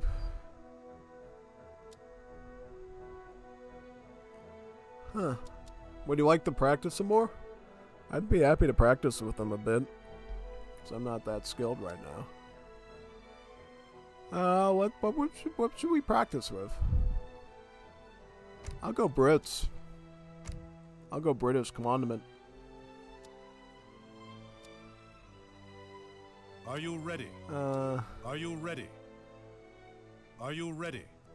Okay, this deck is accurate, right? Yeah. Do we have everything we need, or I'm just checking it over, making sure we're all good. Well, we should probably get rid of Greenwich time and put in 600 wood. Just saying. I mean, Greenwich time has its applications, but it's not always the best choice, typically. Yeah, no. I love my upgrade cards, as you can tell. Yeah, no. Are you ready? I love my upgrade cards with a passion. Like a passion fruit. So, yeah. And you know, I was thinking, too, like, instead of Cherokees, realistically, in the match, we're going to want rockets. That's going to go a lot farther, typically. Yep, we're ready now. We're ready, Freddy. We're ready, Freddy. Let's do another one. I mean, he's gotten lots of practice from this, so I think he appreciates having me here. So I'm happy to keep doing with them. They also help sharpen my edges, too. So, yeah, it's always good to get the practice with somebody. So here we are again. We're going to just pick up tons of crates, right? Now, in this situation, I believe we could potentially go for, Yes? I think we could potentially actually go for a Virginia company. Yeah, no, I think we could. There's a good chance we could actually pull that off, actually. I think it would be a bad idea, you know? I could go for one, and I could go for a real greedy one, too, to boot, so I think that's actually good. Yeah, no. Yep, let's just get in the hole. Fire in the hole. Get in the hole. Okay. Can we do that? Yeah, okay. I think we'll have to build like one mare, though, just to maintain population, but yeah, that should be fine. Yeah, no. Okay, so what treasure we got? We got 40 wood. Very good. Wood is good. Especially, you know, when you need manor houses and all the stuff like that, right? Yep. So I think right away, the way we're going to handle it is we're going to start with musket spam, just like you would in a British situation. It's really what all the best Brit players will start with, you know, if it's Phoenix, if it's Optimus, you name it. Any British player knows you start muskets, and then if down the line you can add in hussars. If it's a really hard situation, you can add longbowmen in, but it's rarely ever going to be the called for thing unless you know that they're going like huge heavy infantry spam and you know you can exploit that, but it's a huge risk, so it's always better to start musket. And what we're going to do now is just queue up some settlers here, get them on the area. We got mine there. Gold, 60 gold, I like that. That's actually a good one. So right away we're going to pick up the Virginia company, I think, and just skip the villagers, right? Yeah, no, I think that would be fine. Actually real good. I think this was from like an older time when I had to like readjust the deck or whatever. So yeah. Definitely between two settlers and Virginia company, I'm going Virginia company because I feel like that has the best late game application for me personally. Yeah. It's just going to serve me better in the long haul if I go with that than anything else. I'm just trying to regenerate a little bit so I know I can take this 60 gold successfully and safely. Yep. Alright, so we got 600 there. I think we should be good. So I'm gonna start the chain of manor house booming right now. So I think it's about time we actually start that right away. We don't fall too far behind. Yep, we should be able to age up with Governor right now, pick up a tower, get some gold. It's good for affording musketeers. It's good for, you know, setting up some defense or offense with the barracks. It's usually what you want to go for, typically. Yep, we're going to put you all onto wood right now. Just like that. And we're going to actually set up another mare house right now. But we can't commit too much because it's a 1v1. If it was like a team game, we could go all the way.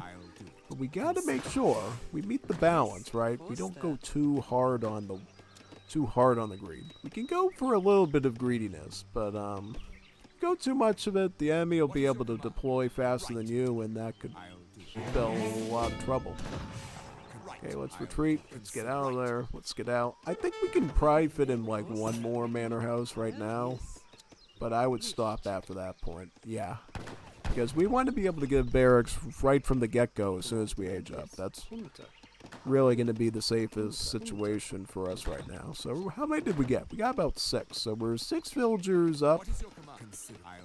Well, not really, because, you know, we obviously didn't ship villagers in. So it's really like we're 3 villagers up, which is still very good. You know, it's still very effective. Yep, we will build a barracks right out of the gate. I will start queuing up towards that, gold mine right now. Can we fit in? Nope. I will get a barracks right here, right now. Market. We want a Mercado as well. Start thinking about getting that hunting dog. Start getting placer mines. This is when you want to think about those techs as well. 700 wood followed by 600 wood. That's usually going to be the play when you're the Brits. That way you can maximize musketeer production. It's really going to be rewarding for you to do that. Okay, so right away, I think we're going to get the hunting dogs first. You also want to pick up gang saw because guess what? Brits are one of the few civs where wood chopping is super critical, so pick up that gang saw as soon as you can, right? Okay, so we already got musketeers on the go here. I mean, we could probably fit in another mayor house, right? All right, start that up. Trying to get as much food as possible out the door. Thankfully, we have a huge surplus of gold because of this map, so technically we're good for a while, right? I think we should start pushing right away, though. Yeah, I would like to start rushing him very quickly. I don't know what he's plotting. He could be going for a fast fortress to punish my, you know, early aggression, which would be a big risk, so we gotta be secured against that. Alright, so now we're just gonna keep making muskets, right? Yep, let's just push at him. See what we can do. If he puts a palace right there.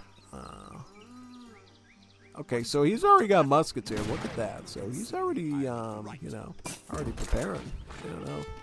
You see here, let me micro around this guy. I might sacrifice the explorer so my muskets get out safely.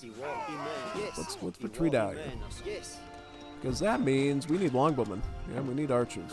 We actually need archers right now. We could get another barracks up too, which might be a good idea. Because we're going to have to maintain some good production here. I feel like. Yeah, no, we're going to need some good production. So we better get started on that now. Okay, he's got some Shotel warriors here, but he's running them right into my stuff, which is not smart. Really not recommended. Yeah, no. Okay, I'm gonna get HP up on my bills too. Great coat. Alright, so now we got longbowmen here. We're gonna shoot muskets in. Okay, in the TC you go. He is kind of being annoying right now. He is splitting his armies up, which is super skilled. And we're just gonna pick up Hunt right now.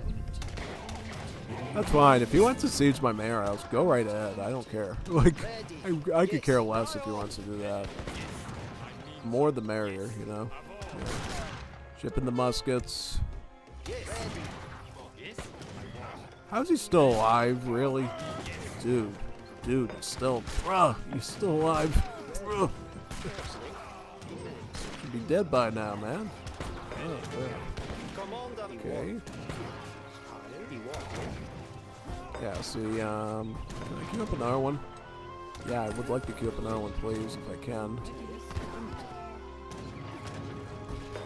Oh, we're fine. I mean, he's wasting his time on my tower. I'm gonna, like, slap him with my tail, so to speak, and it's not gonna be fun.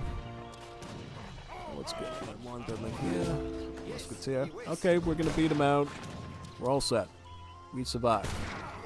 In fact, I'm going to go for this hunt now right over here just so we can, you know, maximize our food expansion on the map, keep our map control up. Basically, yeah. Oh, perfect. Okay. So now, what do we get? I'll get another batch of... Okay, he's going Shotel Warrior. And it might be wise to eventually, like, set up a wall right here. Just to wall this area off a bit, I think. Yeah, no, I think that'd be a good idea. Should probably wall this area off a little bit. Now we can stay up here, it's fine, but you know, obviously we're gonna have to build a gate up. Yeah. Perfect. Now okay, he's going right into the gate. Look at that. I got my great coat though, so I can actually fight back a bit here, which is good. Asai! No, we're fine. I mean, we're booming like crazy. Yes, commandant.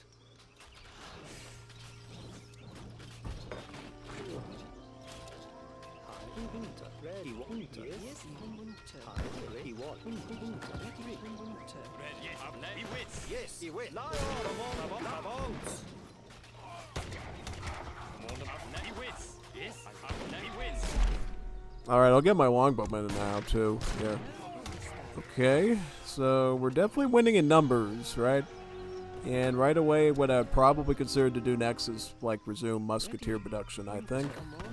Because he loves his Shotel warriors, you can tell, so...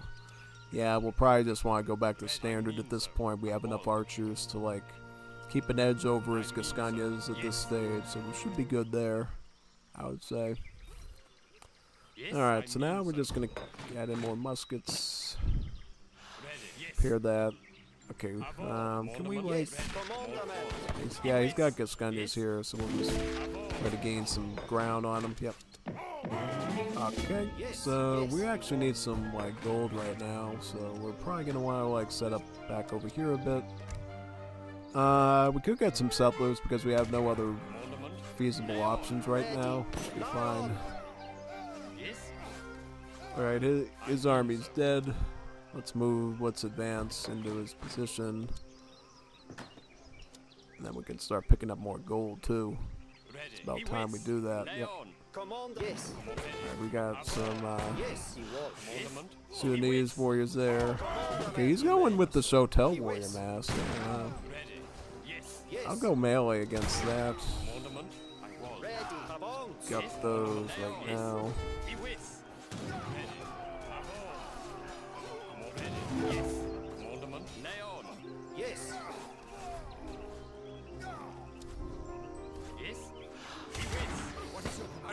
Alright, and then we can just advance on too at this stage. Advance! Monument! Alright, we got a place in mind there. Attacking his embassy. So we can pick up that mine too. Like, we're all right. Attack!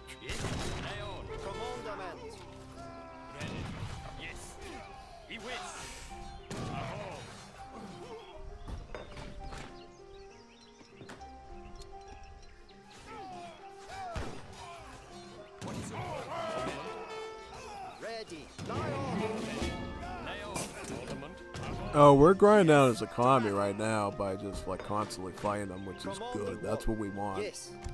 We can add more vills in. Okay, we're idling like crazy. You always have to check your economy to make sure you're not idling. Idling units is like one of my worst weaknesses, by the way. You know, I get like so into the fighting, like ADHD, that I just forget what I'm doing. And it can often haunt me pretty badly if I'm not paying attention. Oh yeah, no, it can get serious sometimes. I'm gonna just back up over here.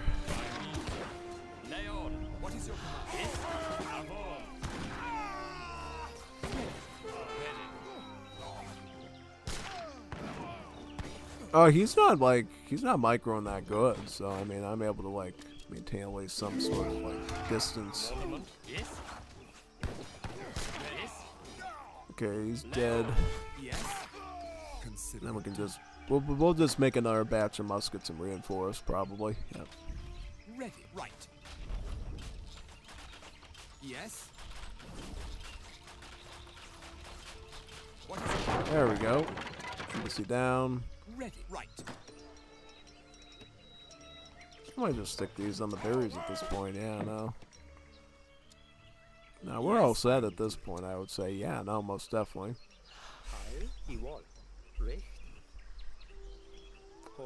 Okay, we stopped most wood production, right? So we're not really pumping in a lot of wood anymore, correct? Yep. Okay, back up, back up, back up, back up. We send the muskets in. Yeah. Hey, now he's targeting a bit. Yeah, no, I mean, we got enough, like, resources to just musket him to death right now. Musketeer death ball, as they say.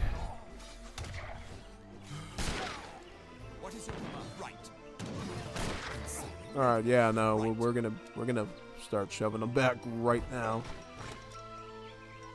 Unequivocally. Yeah, I'm gonna add in my musketeer hit points right now, I think, just so we can withstand these guys a little bit more. Take out his monastery there. Also, one of those things, got all this hunts, right? Yeah, no, we got all this food, and yeah, let's eat all this food up right away.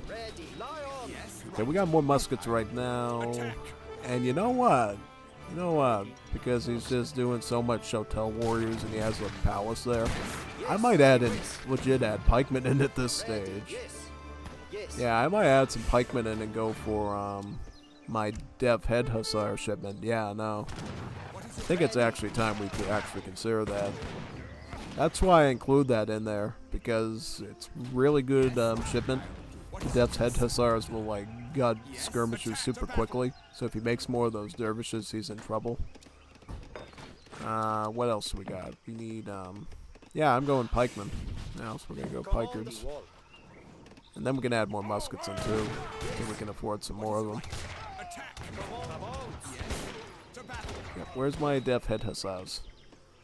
Okay, so we got pikards right here, right? Yep, we can actually queue some more in right now, which I would prefer to do. What's the train time on these Deaf Head Hussars? Is it long? Is it... Okay. I want to get some more pikemen in now. Let's put some more onto the wood line. I'm just trying to get my pikards out so I can like rush his palace. And then, yep, there we go. We got Deaf Head Hussars, and we probably could start focusing on age 3 very soon. Getting falconets, getting a hussar shipment in there. Yeah, no, that would be a pretty good move, I would say. Yes, ready, man. Yes, Yep, he's going dervishes, but I'm gonna like run him down with like Deaf Head Hussars. Hope he knows that. That's why I include that shipment in there, by the way. That's for a purpose, you know. Not for nothing. It serves you really well if you know what you're doing.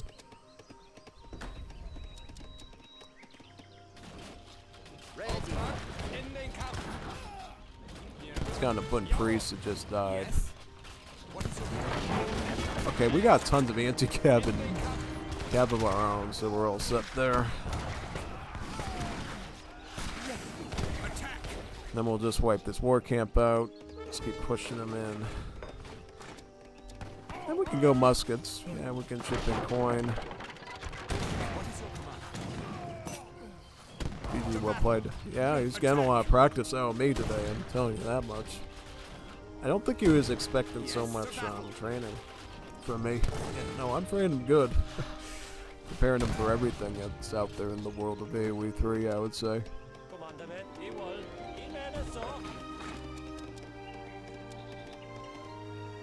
And then we'll just drive in towards his base. He doesn't resign yet, and we'll just have falconets ready for him. So, make him want to quit at that point. What is your attack to battle? Yep, he's got his hut here. Did he forget to resign or something? Unless he wants me to siege his town center, which I'm more than happy to do. Just grab that gold very quickly.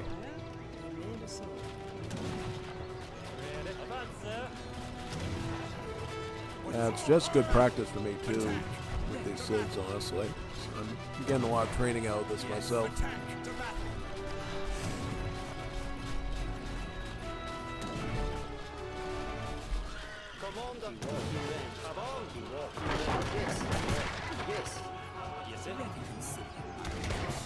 Oh, he disconnected. I think he legit disconnected. He like acknowledged that I beat him fair and square there, so he probably disconnected, I would say. Most likely. Most likely.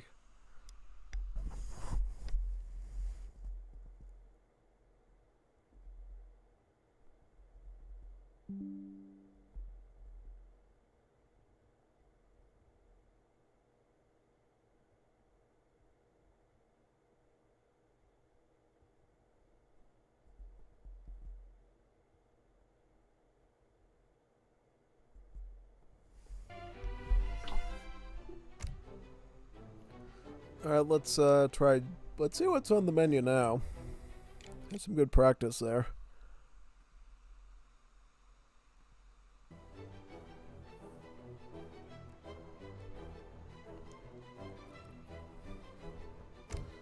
That means that we need to refresh our stuff.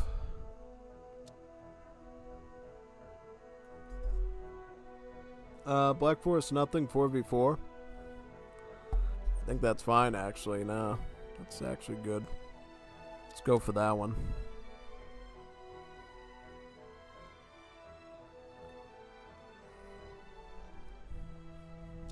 I'm gonna go Portuguese.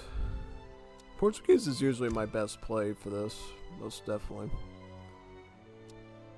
Let's make sure my deck is all good. Yep, my Black Forest nothing deck is superb.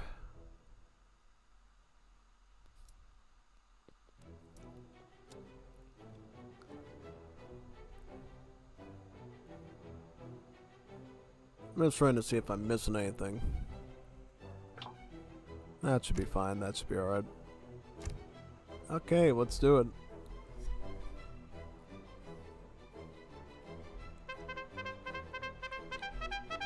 going random or? Okay, so all the Chinese folk are teaming up. So they're all friends, probably. Me and Spicy Mango and Ronan are probably not part of their little coalition, so we'll have to be careful. Most definitely.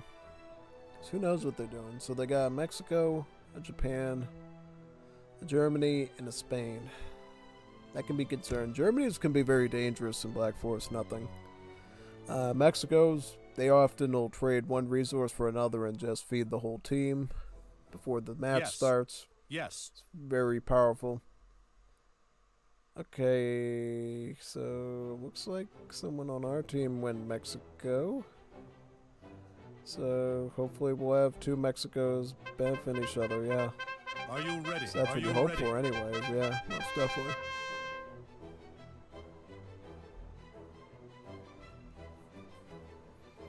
That's what I'm going for, yeah.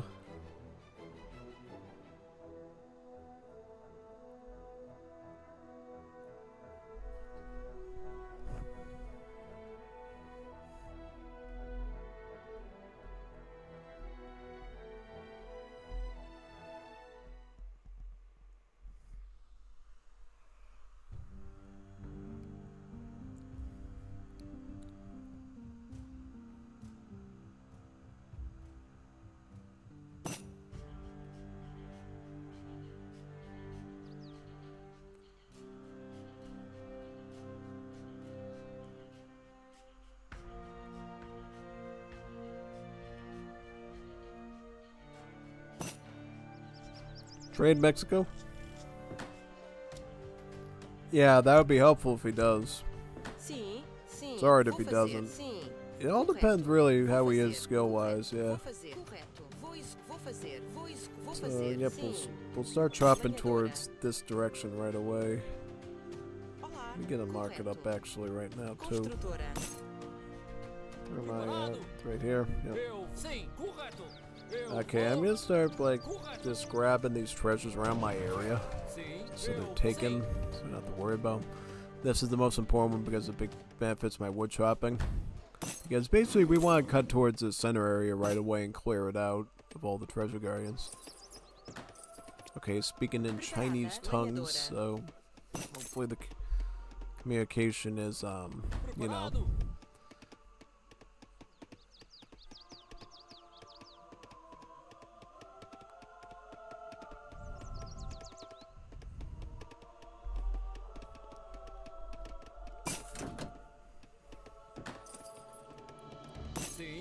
Yeah, I'm just gonna see what they do minute by minute. Alright, so we're gonna scroll down here. Forest nothing. Wood. Oh, they're speaking with each other in Chinese. Hopefully they're not setting us up to fail. An inside job. Yeah, that wouldn't be good. Not at all. Go up to Fortress Age now with mercenaries. I mean, we rarely ever use them, but you never know. Sometimes you might use them. Eco Theory next. Got the second wood chopping now. Yep, basically in Black Forest nothing. Right away, just go to Imperial Age. Every second you don't go to Imperial Age, you're literally wasting potential economy in getting, you know, all of your technologies. Right? Like, research text as fast as you can, age up as fast as you can. That's really the way to play on Black Forest Nothing.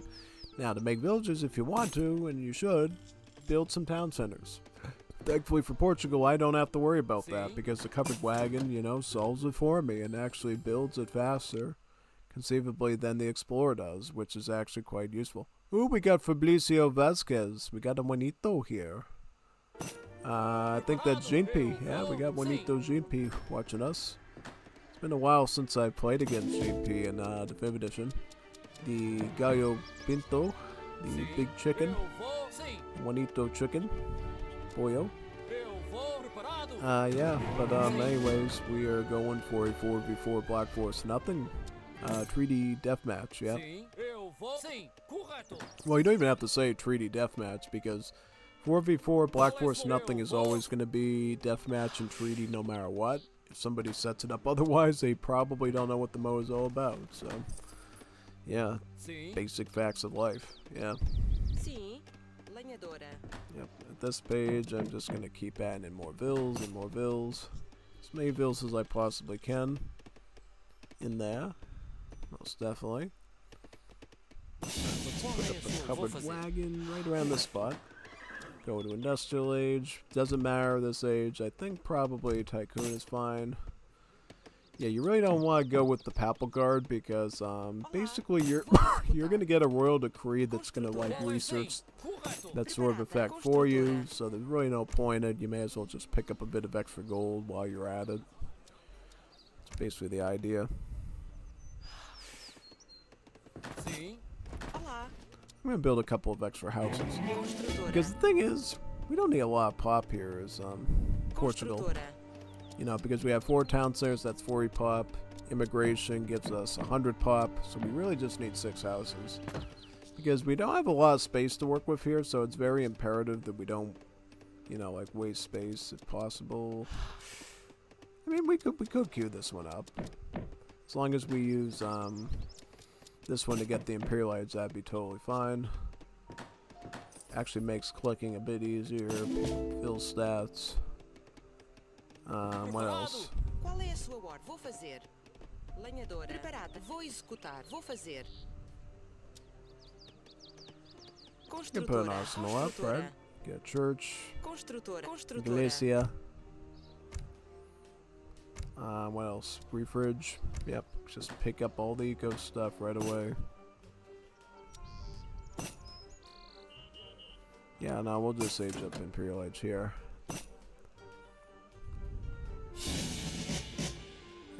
Mercenary contractor just because of the value. PC.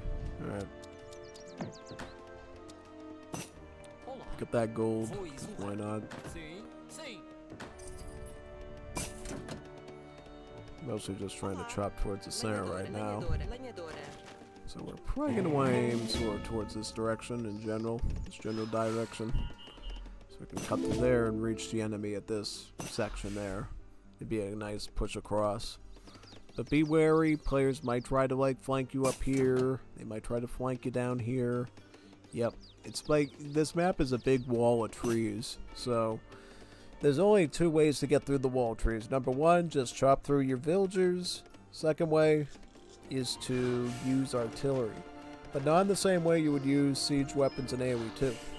In AoE 2, we can use siege archers to just shoot the trees down directly, right? But as you know, we don't have that feature in AoE 3 because none of the normal maps we've had for the past like decade or so before this game came out even had trees that were this thick, right? So yeah, no, the developer just never thought you'd need to use it for that, I guess. And probably to make micro a bit easier too, because, you know, imagine trying to target somebody's infantry and then you shoot a tree instead. Yeah, I guess they wanted to avoid it, so... Yeah, no, in generally speaking. Alright, let me get my vills around here, very good. Yeah, but no, the way that you would actually cut through trees in Black Forest Nothing is to see one of these treasure guardians? You shoot them with a can, they run through the trees, and then your cannonball shoots at the treasure guardian, and then the splash and the crush damage actually knocks the trees down. So it's like a siege archer that doesn't know how to target a tree, basically. So, yeah. It's not perfect. The cannonballs go all over the place. They might hit where you want them. Yeah. Orange, build in my base.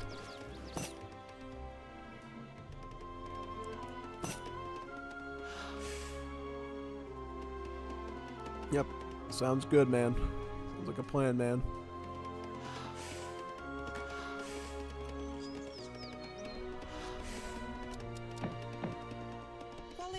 Yeah, I'll build. Yeah, I'm gonna build some capital tree houses, that sort of thing. And then I'm gonna probably get my 2 factories now too, right? Yep, most definitely. Just seeing what they're all building. Keep chopping out this direction, yeah.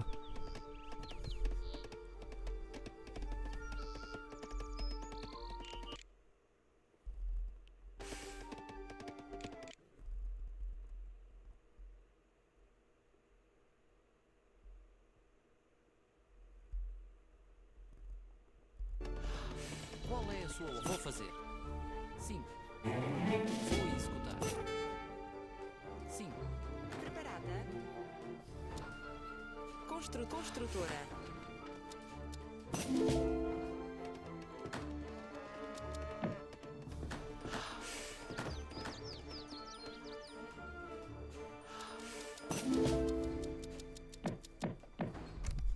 And then just get all the eco ones first, I think, yeah.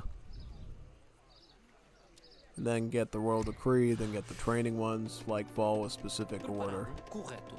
Vou executar. Vou fazer. Sim, correto. Vou fazer. Correto. Olá, vou executar. Sim. Sim, correto. Lenhadora. Qual é a sua ordem? Sim. Qual é a sua lenhadora? Sim, vou executar. Construtora. Start building some houses here.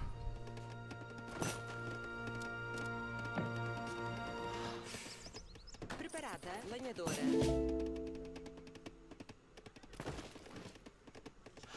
Preparado. Qual é a sua correto? Lenhadora.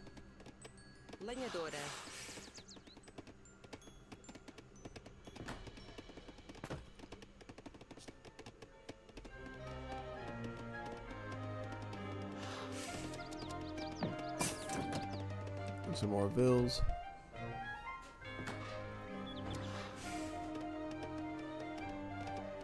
Sim. Qual é a sua ordem? Vou fazer. I'll get one mill back here now, just so we can afford stuff. Construtor. It's definitely, yep. Keep Sim, everything in the back, lenhadora. because eventually there's going to be mortars rolling through here, and we do not want our economy being just shelled left and right. That's mostly what we're trying to avoid for the most part when we're setting this up, yeah. Just avoid tons of howitzers going boom, boom, boom, and just wiping everything out. It's never a good thing. It's always good to avoid if possible, yeah. That's basically what we're going to do here.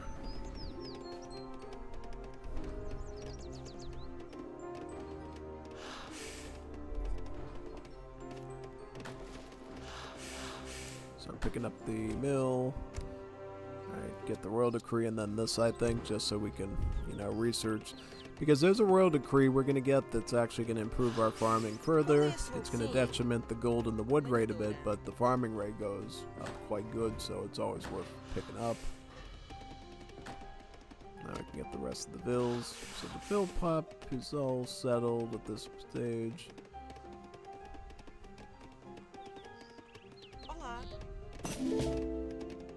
Yeah, because we're hitting so many brick walls with these villas, we may as well start building some eco back here. Yeah, I'll put a estate over there. We'll likely get a mill somewhere else soon. Yeah, we could likely get a mill, right? A mill or two. Yeah, we could. Yeah, let's get about 2 mills. Because mill food is very important for the Portuguese to spam their trash units. The ordnance pikemen and the ordnance riflemen. The ordnance riflemen good against the infantry, and the ordnance pikemen good against the cavalry. Yeah.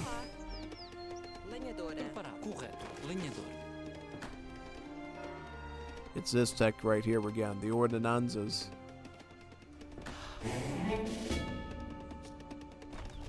Sim, lenhador. Preparada, lenhadora. Olá, lenhador.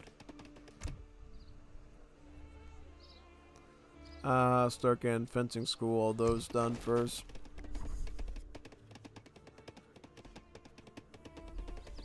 Preparado, lenhador. Sim, lenhadora.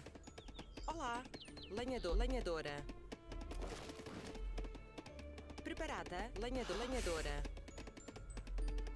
Olá, correto. Sim, lenhadora. Olá, lenhador. Vou fazer, lenhador. Qual é a sua lenhador?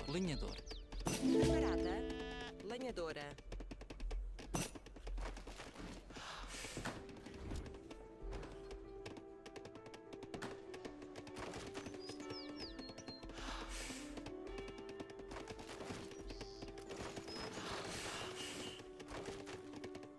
Sim, lenhador. Lenhador. I'll start chopping this direction now, Qual yeah. é a sua ordem, lenhadora? Olá, correto, lenhadora. It's usually okay to, and pretty easy to find a place for your bills, but if it's not, you can obviously stick them back on farms. Sim, Actually, I should start getting estate upgrades now too, right? Yeah, basically. Pick up the farming one now. Also pick up my ordinances ahead of time qual so é a we sua have it. Vou fazer. Construtora. Start putting a Construtora. barracks up here just so we can start upgrading stuff.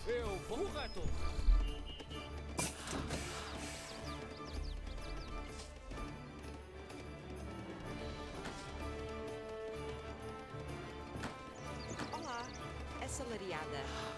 Olá, assalariado. Preparada, assalariada.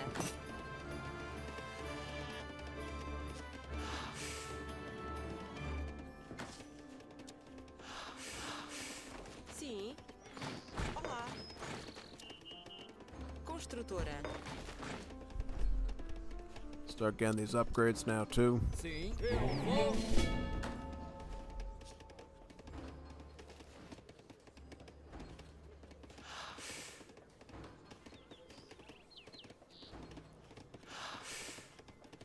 Qual é sua... Sim, correto. Atacar! Eu vou.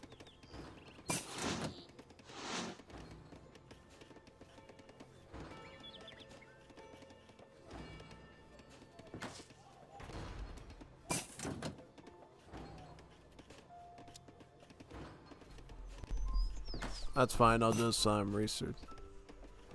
Yeah, I don't know what Yo's doing. Did he say that he is?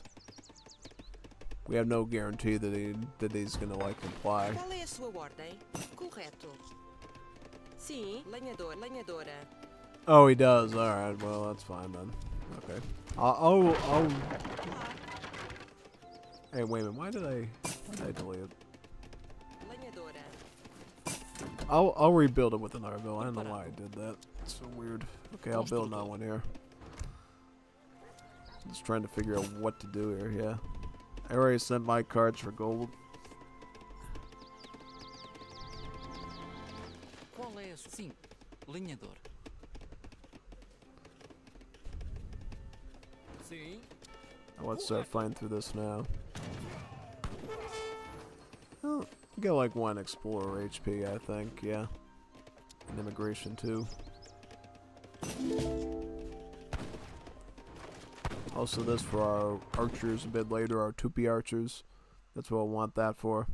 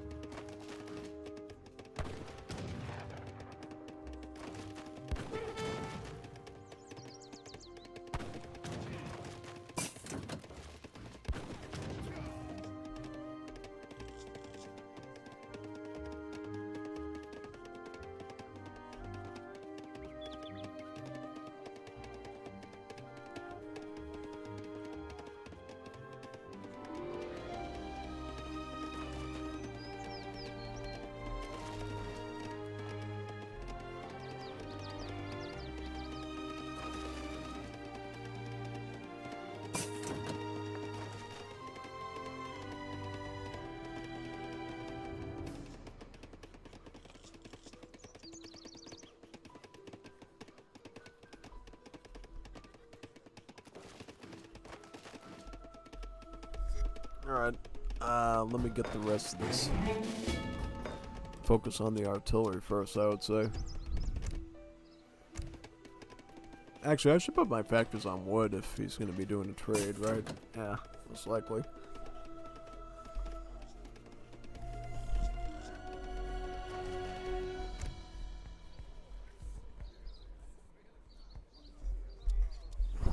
Get my engineering school now.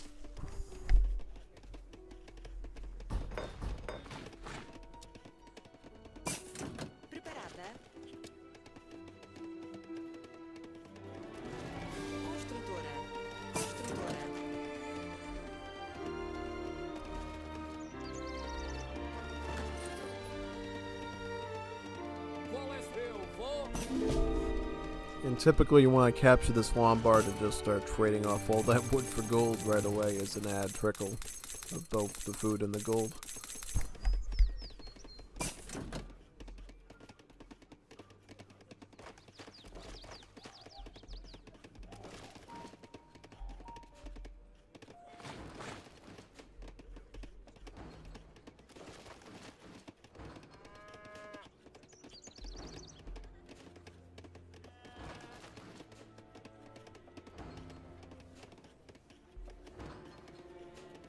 Olá.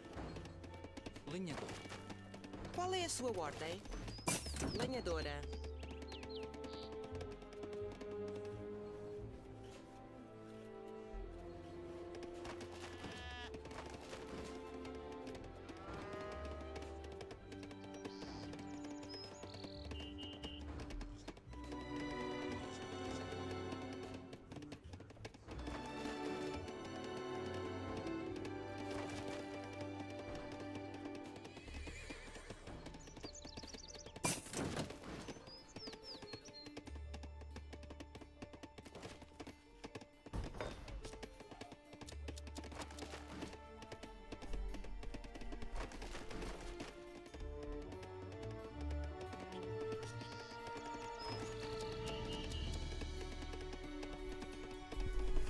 We're gonna decide which artillery to get at the start. It's good to usually get culverins and mortars, but sometimes I'll want organ guns too for the anti-infantry aspect of pushing in, yeah. Qual é a sua ordem? Vou fazer. Vou executar. Vou fazer. Sim. Vou atacar. Qual é a sua ordem? À luta. Sim. Sim. Vou atacar. Vou fazer. À luta. Sim. Vou fazer. Sim.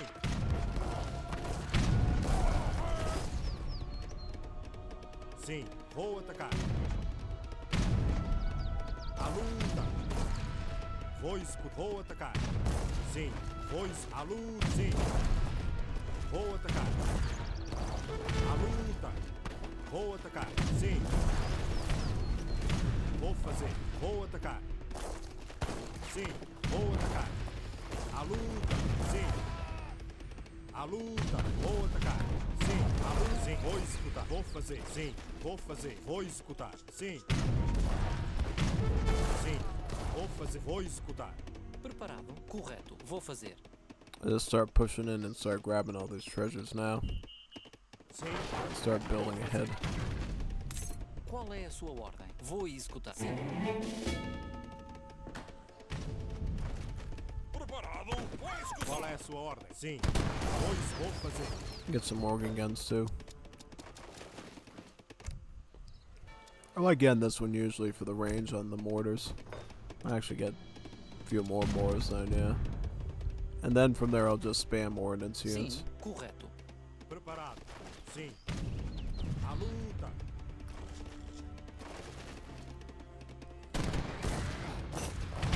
Preparado. Vou fazer. Lenhador. Vou executar. Lenhador.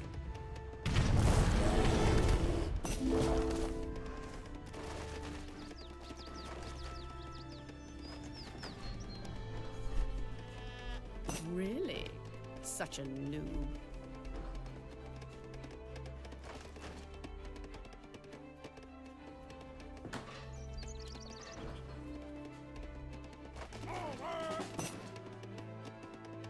Sim, correto. Vou executar.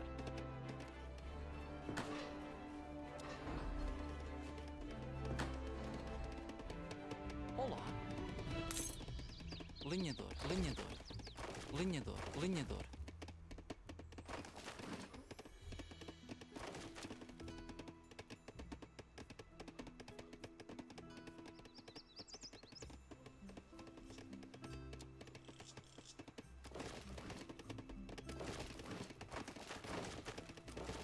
Sim. Lenhadora. Lenhadora. Olá. Preparada? Sim. Preparado? Vou fazer. Camponês.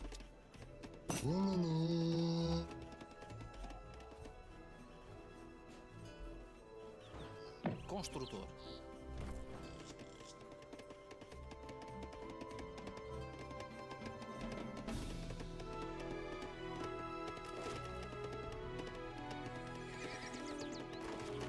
Olá. Sim. Preparado. Camponês. Vou executar. Construtor.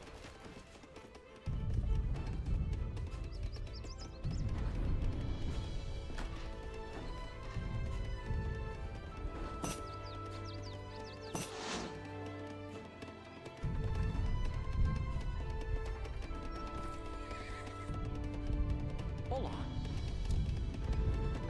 Construtor.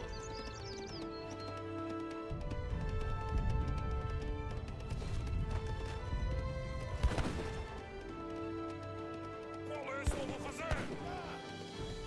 Vou escutar!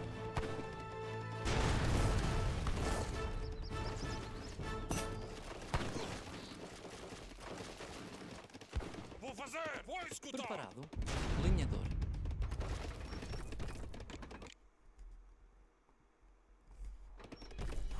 And that's where we see a bit of clash of philosophies. Sometimes people say walls are a waste. Some people say they need walls in this map. I'm really fine with either camp, depending on, you know, how they're willing to set them up. But of course, as Mega point out, walls can be a real risk because that's space that you could be putting into, you know, actually building the barracks and foundries you need to actually defend and stuff, so you gotta be careful, basically.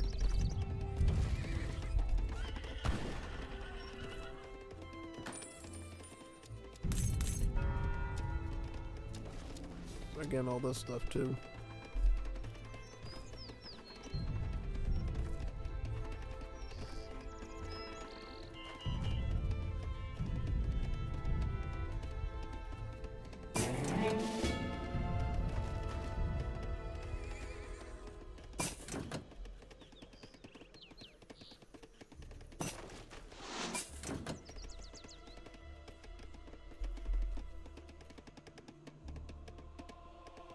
Oh, he wants a native, yeah.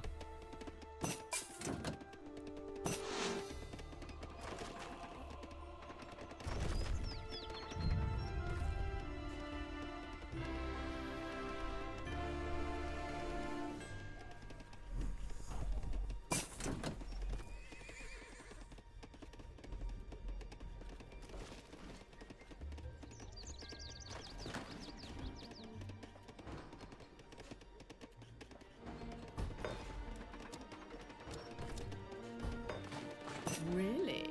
Such a noob.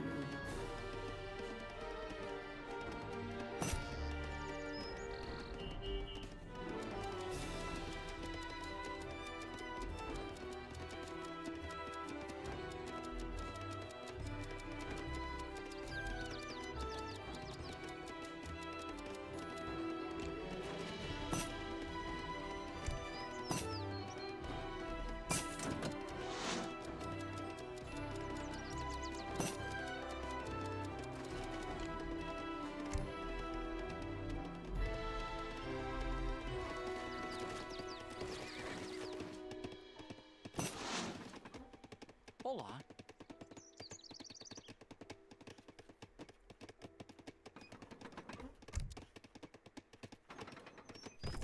Preparado. Lenhador. Olá, lenhadora.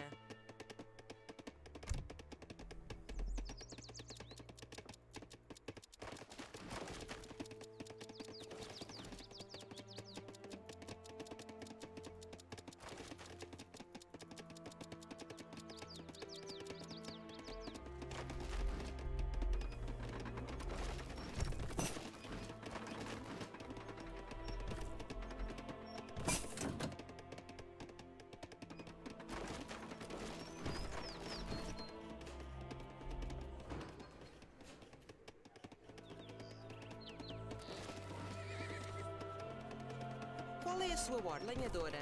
Qual é a sua? Vou fazer lenhador.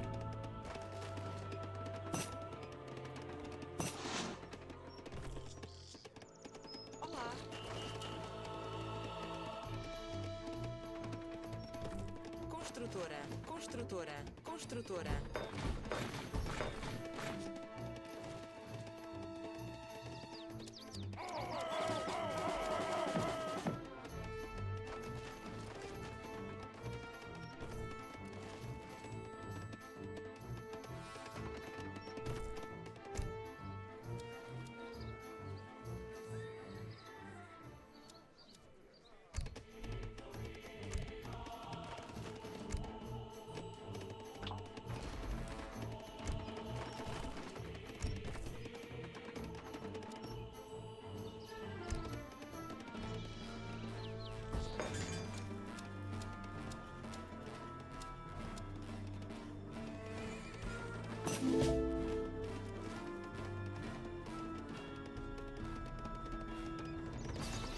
Olá. Sim, assalariado. Sim. Assalariada. Qual é a sua ordem? Olá. Vou executar. Assalariada.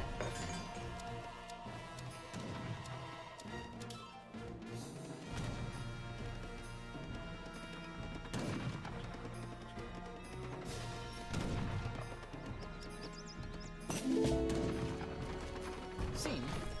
Lenhador. Lenhador.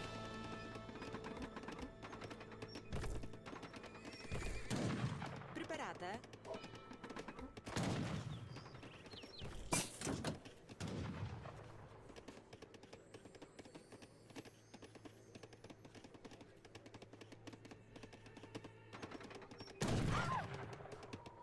Qual é a sua lenhadora?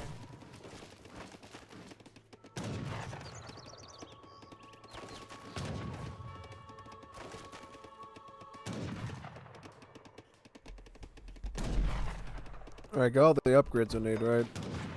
I would like to get a stable bow and maybe get dragoons. Olá. Correto. Vou executar. Construtora. Construtora. Sim, lenhadora.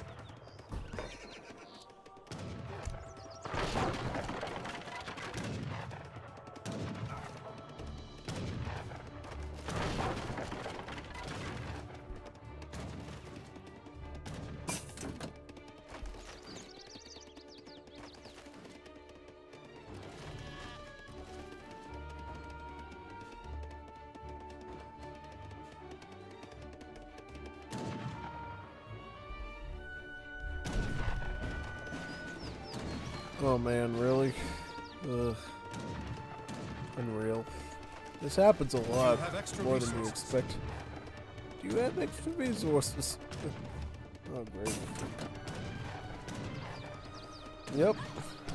Absolutely. Absolutely.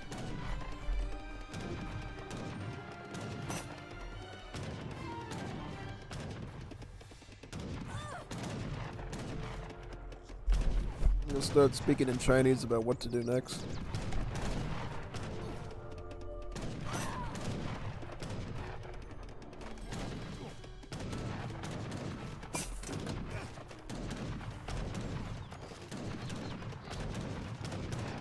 Yes.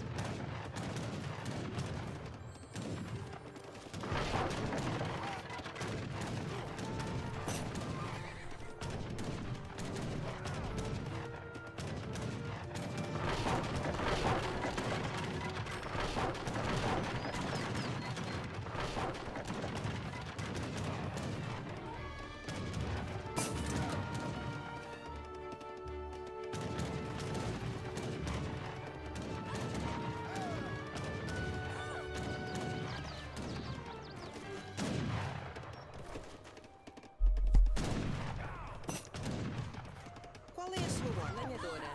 Lenhadora. 2v3? What do you mean 2v3? What are you talking about, man? I won't participate in the battle. Alright, that's good to hear. Some integrity, as Revnak would call it. Gotta keep the integrity.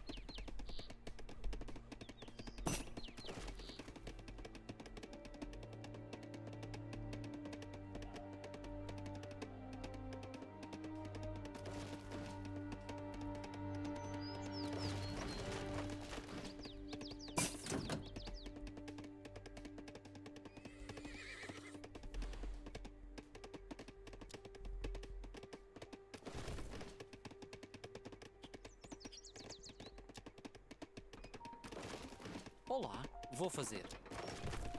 Construtor. Construtor, construtor. Qual é a sua ordem?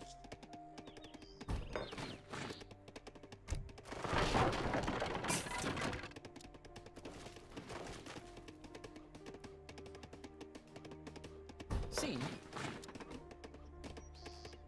Construtor, construtor.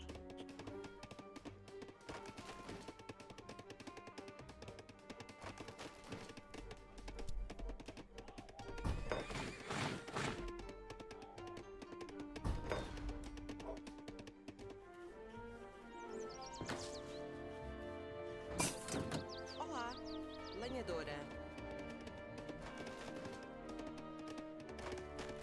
Qual é a sua ordem? Preparada? Lenhadora. Lenhadora. Preparado? Sim. Lenhador. Sim. Olá, lenhadora. Lenhadora. Lenhadora. Lenhadora. Lenhadora.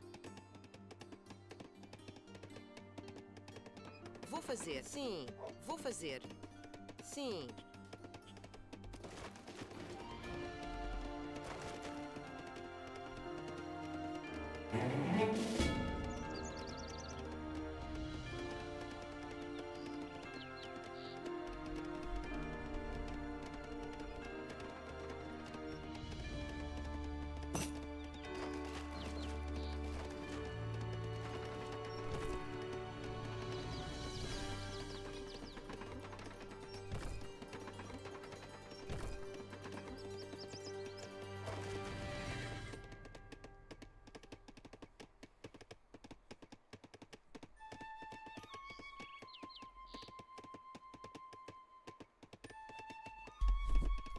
Yeah, tell me about it. They got like the one with the most score participating. They got their best one. Cream of their crop.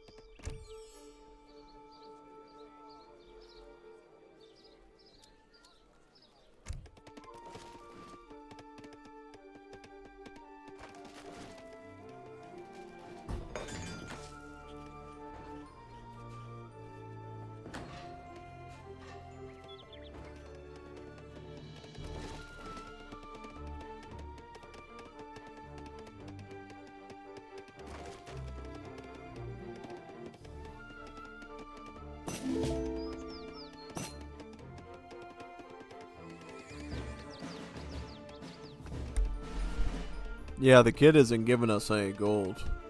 I don't know if this was planned or what. I don't like it because they were speaking in Chinese with each other and said, "Oh, 5 minute. Give it to a 5 minute." He didn't get gold, I didn't get gold, so this might be rigged. Lenhadora. Lenhadora. Lenhadora. Lenhadora. Lenhadora. I'll try it. Sim, lenhadora. Because that's what you pay me to do is try.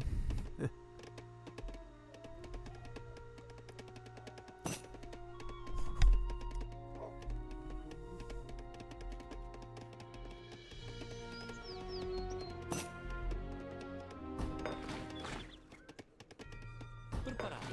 Lenhador.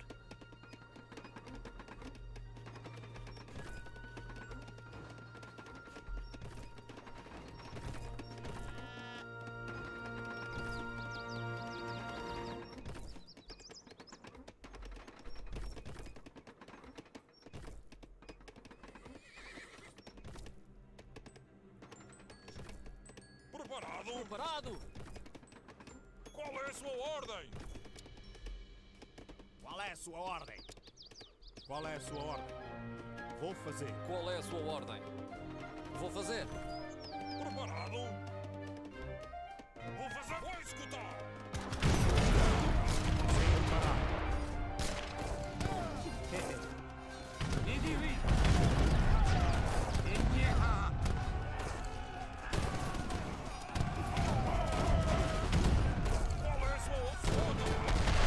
I'm gonna start blasting all these down, yeah.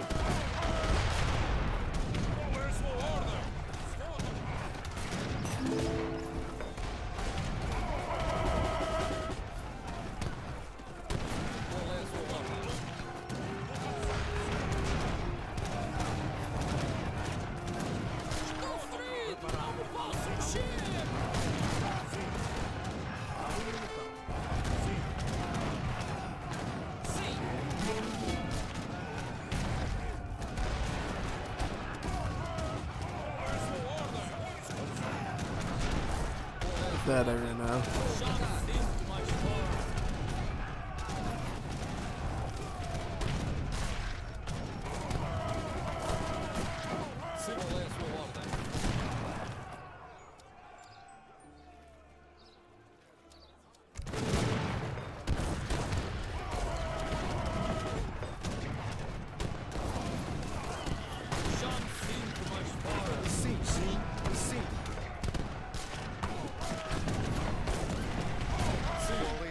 Vou atacar. Sim, vou atacar. A luta!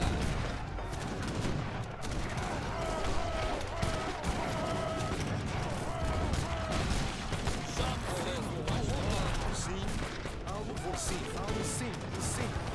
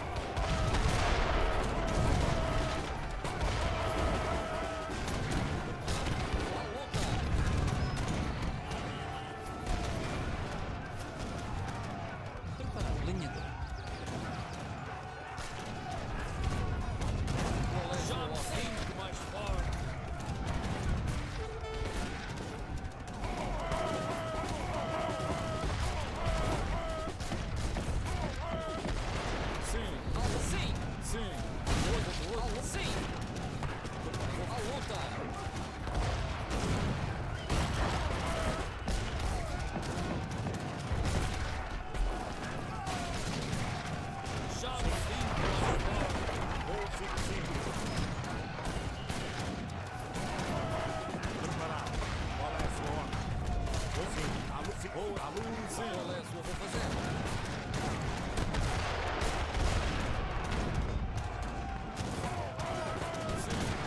Preparado. Boa, sim. Vou sim, vou sim. Já sinto mais forte. Boa, atacar.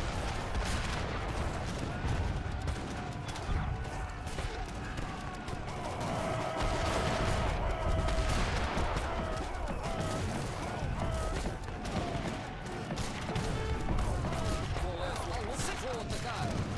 Sim, linhador. Construir. Alvo à luta.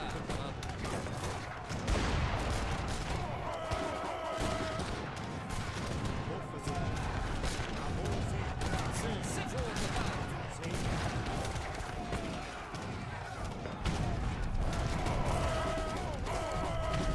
Qual é a sua ordem? Já sim, vou fazer mais forte. Separado. Separado. Sim. Sim.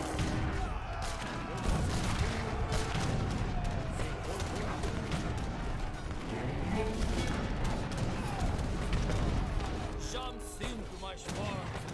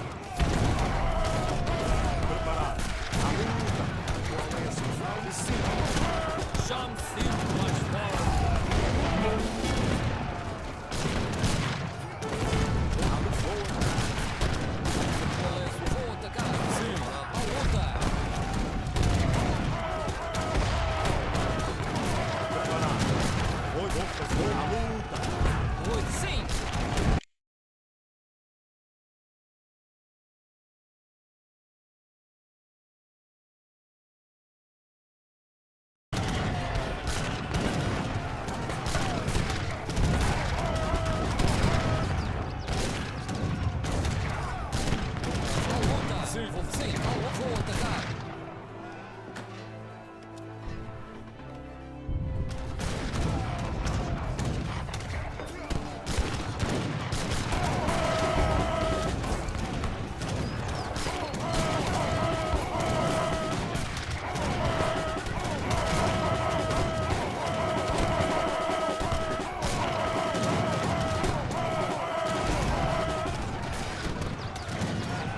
Já me sinto mais forte. Vou escutar. Construtora.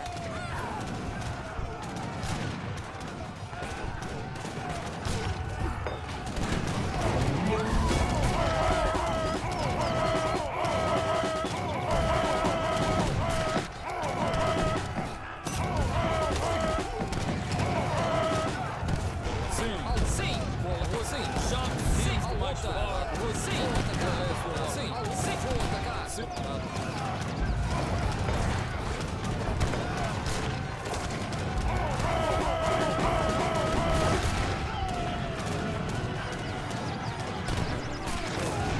Vou sim.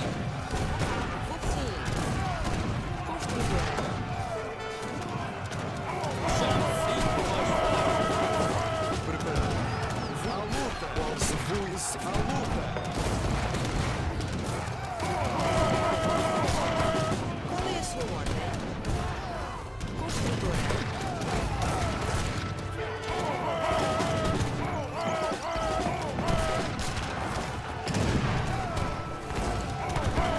Vou executar. Construtora. Qual é a sua ordem? Construtora.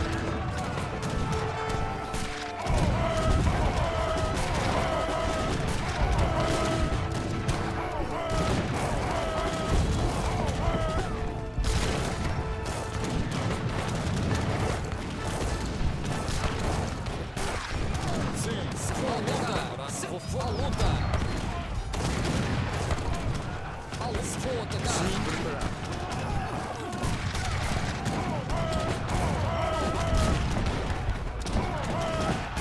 Se vou atacar. Qual é a sua ordem? Qual é a sua ordem? Sim. Correto. Vou correto. Construtor.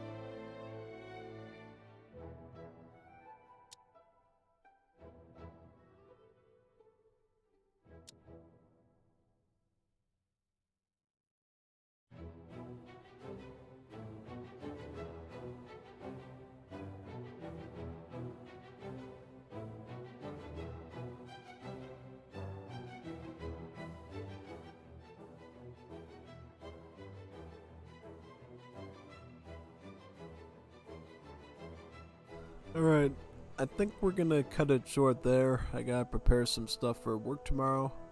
And I don't really see anything super good on the menu right now, at least for me. So, yep. I think we'll be streaming some Wars of Liberty casted games tomorrow. Unless I want to do Zero AD or something. Yeah. I have no idea yet what would be the stream idea for tomorrow, but we'll get something good. For sure. So, yep, anyways, thanks for coming tonight. Wish we got a little bit more people for the return of the Inuits since Age of the World is super popular, but whatever. Anyways, see you tomorrow for the next stream. GG's and